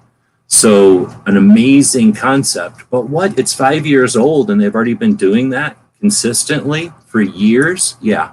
And now they're taking it to another level. They've already expanded it to the state level where now even more groups of ladies get together and do that exact same concept at the state level. And it's not as if they just go and meet and take some pictures and they make some Instagram posts and go home. Instead, they talk about relevant, timely issues that pertain to the Second Amendment, not just gun ownership, talk about Second Amendment rights, but they do that in a way that shows the diversity of gun culture, but also leaves the representatives with actual contacts, constituents who they represent, who have knowledge, who have area of interest type of awareness of the subjects at hand. So when the antis bring a representative some kind of garbage, because of the DC project, that representative now has an actual knowledgeable female that he can call or she can call and or contact and get the real deal. And if that individual doesn't know, she knows a whole bunch of other ladies that probably do know the answer to that. And that's been going on for 5 years. So like I say, they've expanded to the state level. And now this year in October, they're attempting to bring all their delegates, all the ladies that are involved in the various levels to Florida to uptrain and to do skill building and to time to gather, I hope, just to be able to hang out as individuals and recharge their 2A batteries, get to know each other better and how to work with each other. I hope they're spending some time deliberately to do that. And these ladies do this on their own dime. All these organizations that we've talked about that are involved in the Gun Rights Policy Conference and blah, blah, blah, the NRA show, blah, blah, blah. Nobody's paying for them. They're not, I mean, maybe a couple of organizations help, but as far as I know, these ladies do most of this effort on their own time. They take their own time from their jobs and their lives and their families to do this stuff, and then they do it on their own money. So what? That's not fair. There should be somebody doing this for them, right? Like they shouldn't have to do this. Well, you can help by going to their donation page and leaving them as much cash as you want. Use your capitalism, shove it over onto their capitalism, and let them do more. So that's one way to not have the government involved, and one way to have the government that is involved aware of actual people, their constituents who represent us and our goals and our mindset effectively, and their training to be even more effective. Talk about amazing. So don't forget to let other people who don't even know about what those ladies are doing know about it, because well, they're changing the face of gun ownership. Have they finished it? No. We're going to have to incorporate our recipe from earlier, and then we can solve it. School teachers equal Labor Day. School teachers don't do any labor. Well, you just take it off because you get a free day, probably. Make everybody take care of their own kids. Nice. Usually get ready to start the school year, so you need a bunch of time off to get ready to vacation all day long. We know how it is for teachers. They're not like truck drivers or nothing. Sugar mamas? No, I wish. Can ladies have sugar mamas? I don't think that's legit. Only dudes can have sugar mamas. Let's see. Then we got DJ posting a link to the pistol comment period, which ends Wednesday and has only 200,000 comments, which is basically a loss, tragic loss for us. Might as well just turn in your pistol braces, burn them. Let's see. I took diesel mechanics at someplace, Oklahoma, Claremore, and I've owned 5 trucks. I can only drove 1 truck at a time. If it takes 5 trucks to kill a deer, maybe you shouldn't be hunting. We go to the worst parts of every city. Trucks have been broken into with me sleeping in it twice.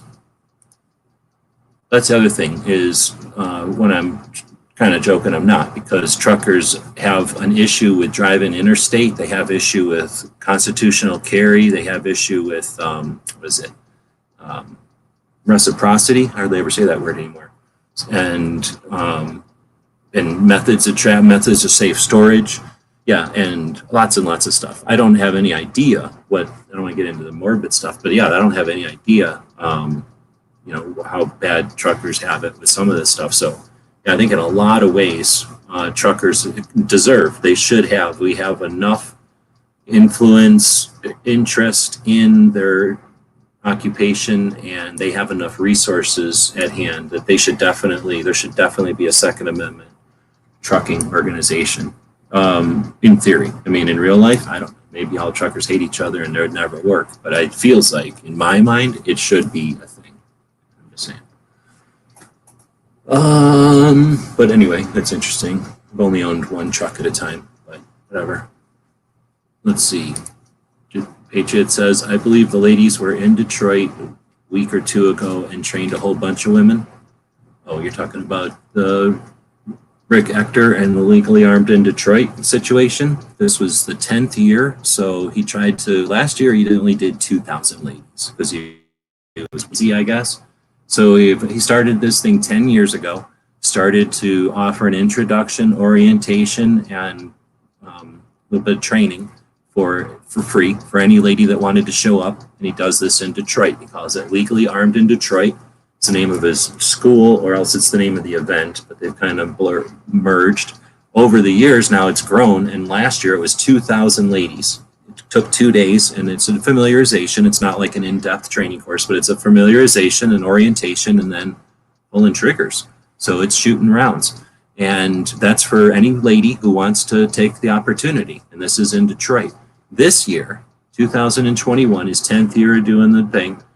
He brought together, I don't know how many volunteers to help, but their goal was to train 4,000 ladies in 2 days. 4,000 ladies, orientation and familiarization with firearms, some safety training, and pulling triggers safely, right? Walking away with a good time and a pleasant attitude and knowledge about firearms in Detroit. 4,000 ladies. What's the butterfly effect of 4,000 ladies just this year? 2,000 ladies last year. I don't know how many of them were overlap. It's hard to know, right? So Rick Ector's doing awesome work, and the DC project did show up. They did do some effort there. Amanda Suffolk had a interview, kind of a multi-interview on the DC project YouTube channel recently. So yeah, Greg, thanks for bringing that up. That's an awesome project. People don't pay attention to these things that are happening at the local level, which are just outstanding. Your CDL should be a CCW. What? Is that a patch? I can't make patches anymore. That should be a patch, though. I feel like people that can make patches and don't make that into a patch, I'm not saying they hate the 82A. I'm just saying they specifically hate Kingpin, and they probably hate truckers, and they probably hate CCW and commercial driver's license holders. I would make the patch because I don't hate all those things, but my patch machine is broken. I believe that when you're 50, there should be no NFA, and that should be another angle to get rid of the NFA because of all the people that are over 50, and they shouldn't have to remember if they're over 50. It's a slippery slope to get rid of the NFA, but I'm down for that slippery slope. Let's see. Woods agrees, so you must have paid him off. CDL is a national CCW. Love it. So everybody's happy, and you agree to all those stipulations. Awesome. All right. Well, we're getting close to way over the 40-minute mark. We had a poll going with 19 votes. There's 11 people watching, so we know it's fake. GOA, basically, if you look at it sideways, is giving the middle finger to those other two organizations that barely got any votes. So Gun Owners of America has got the optics. Gun Owners of America has got the votes. Has Gun Owners of America got the balls? Have they got the history to earn that reputation? It's up to y'all to figure out. Second Amendment Foundation, I don't know. Did they just get another vote? I think they just got another vote as I'm looking at it.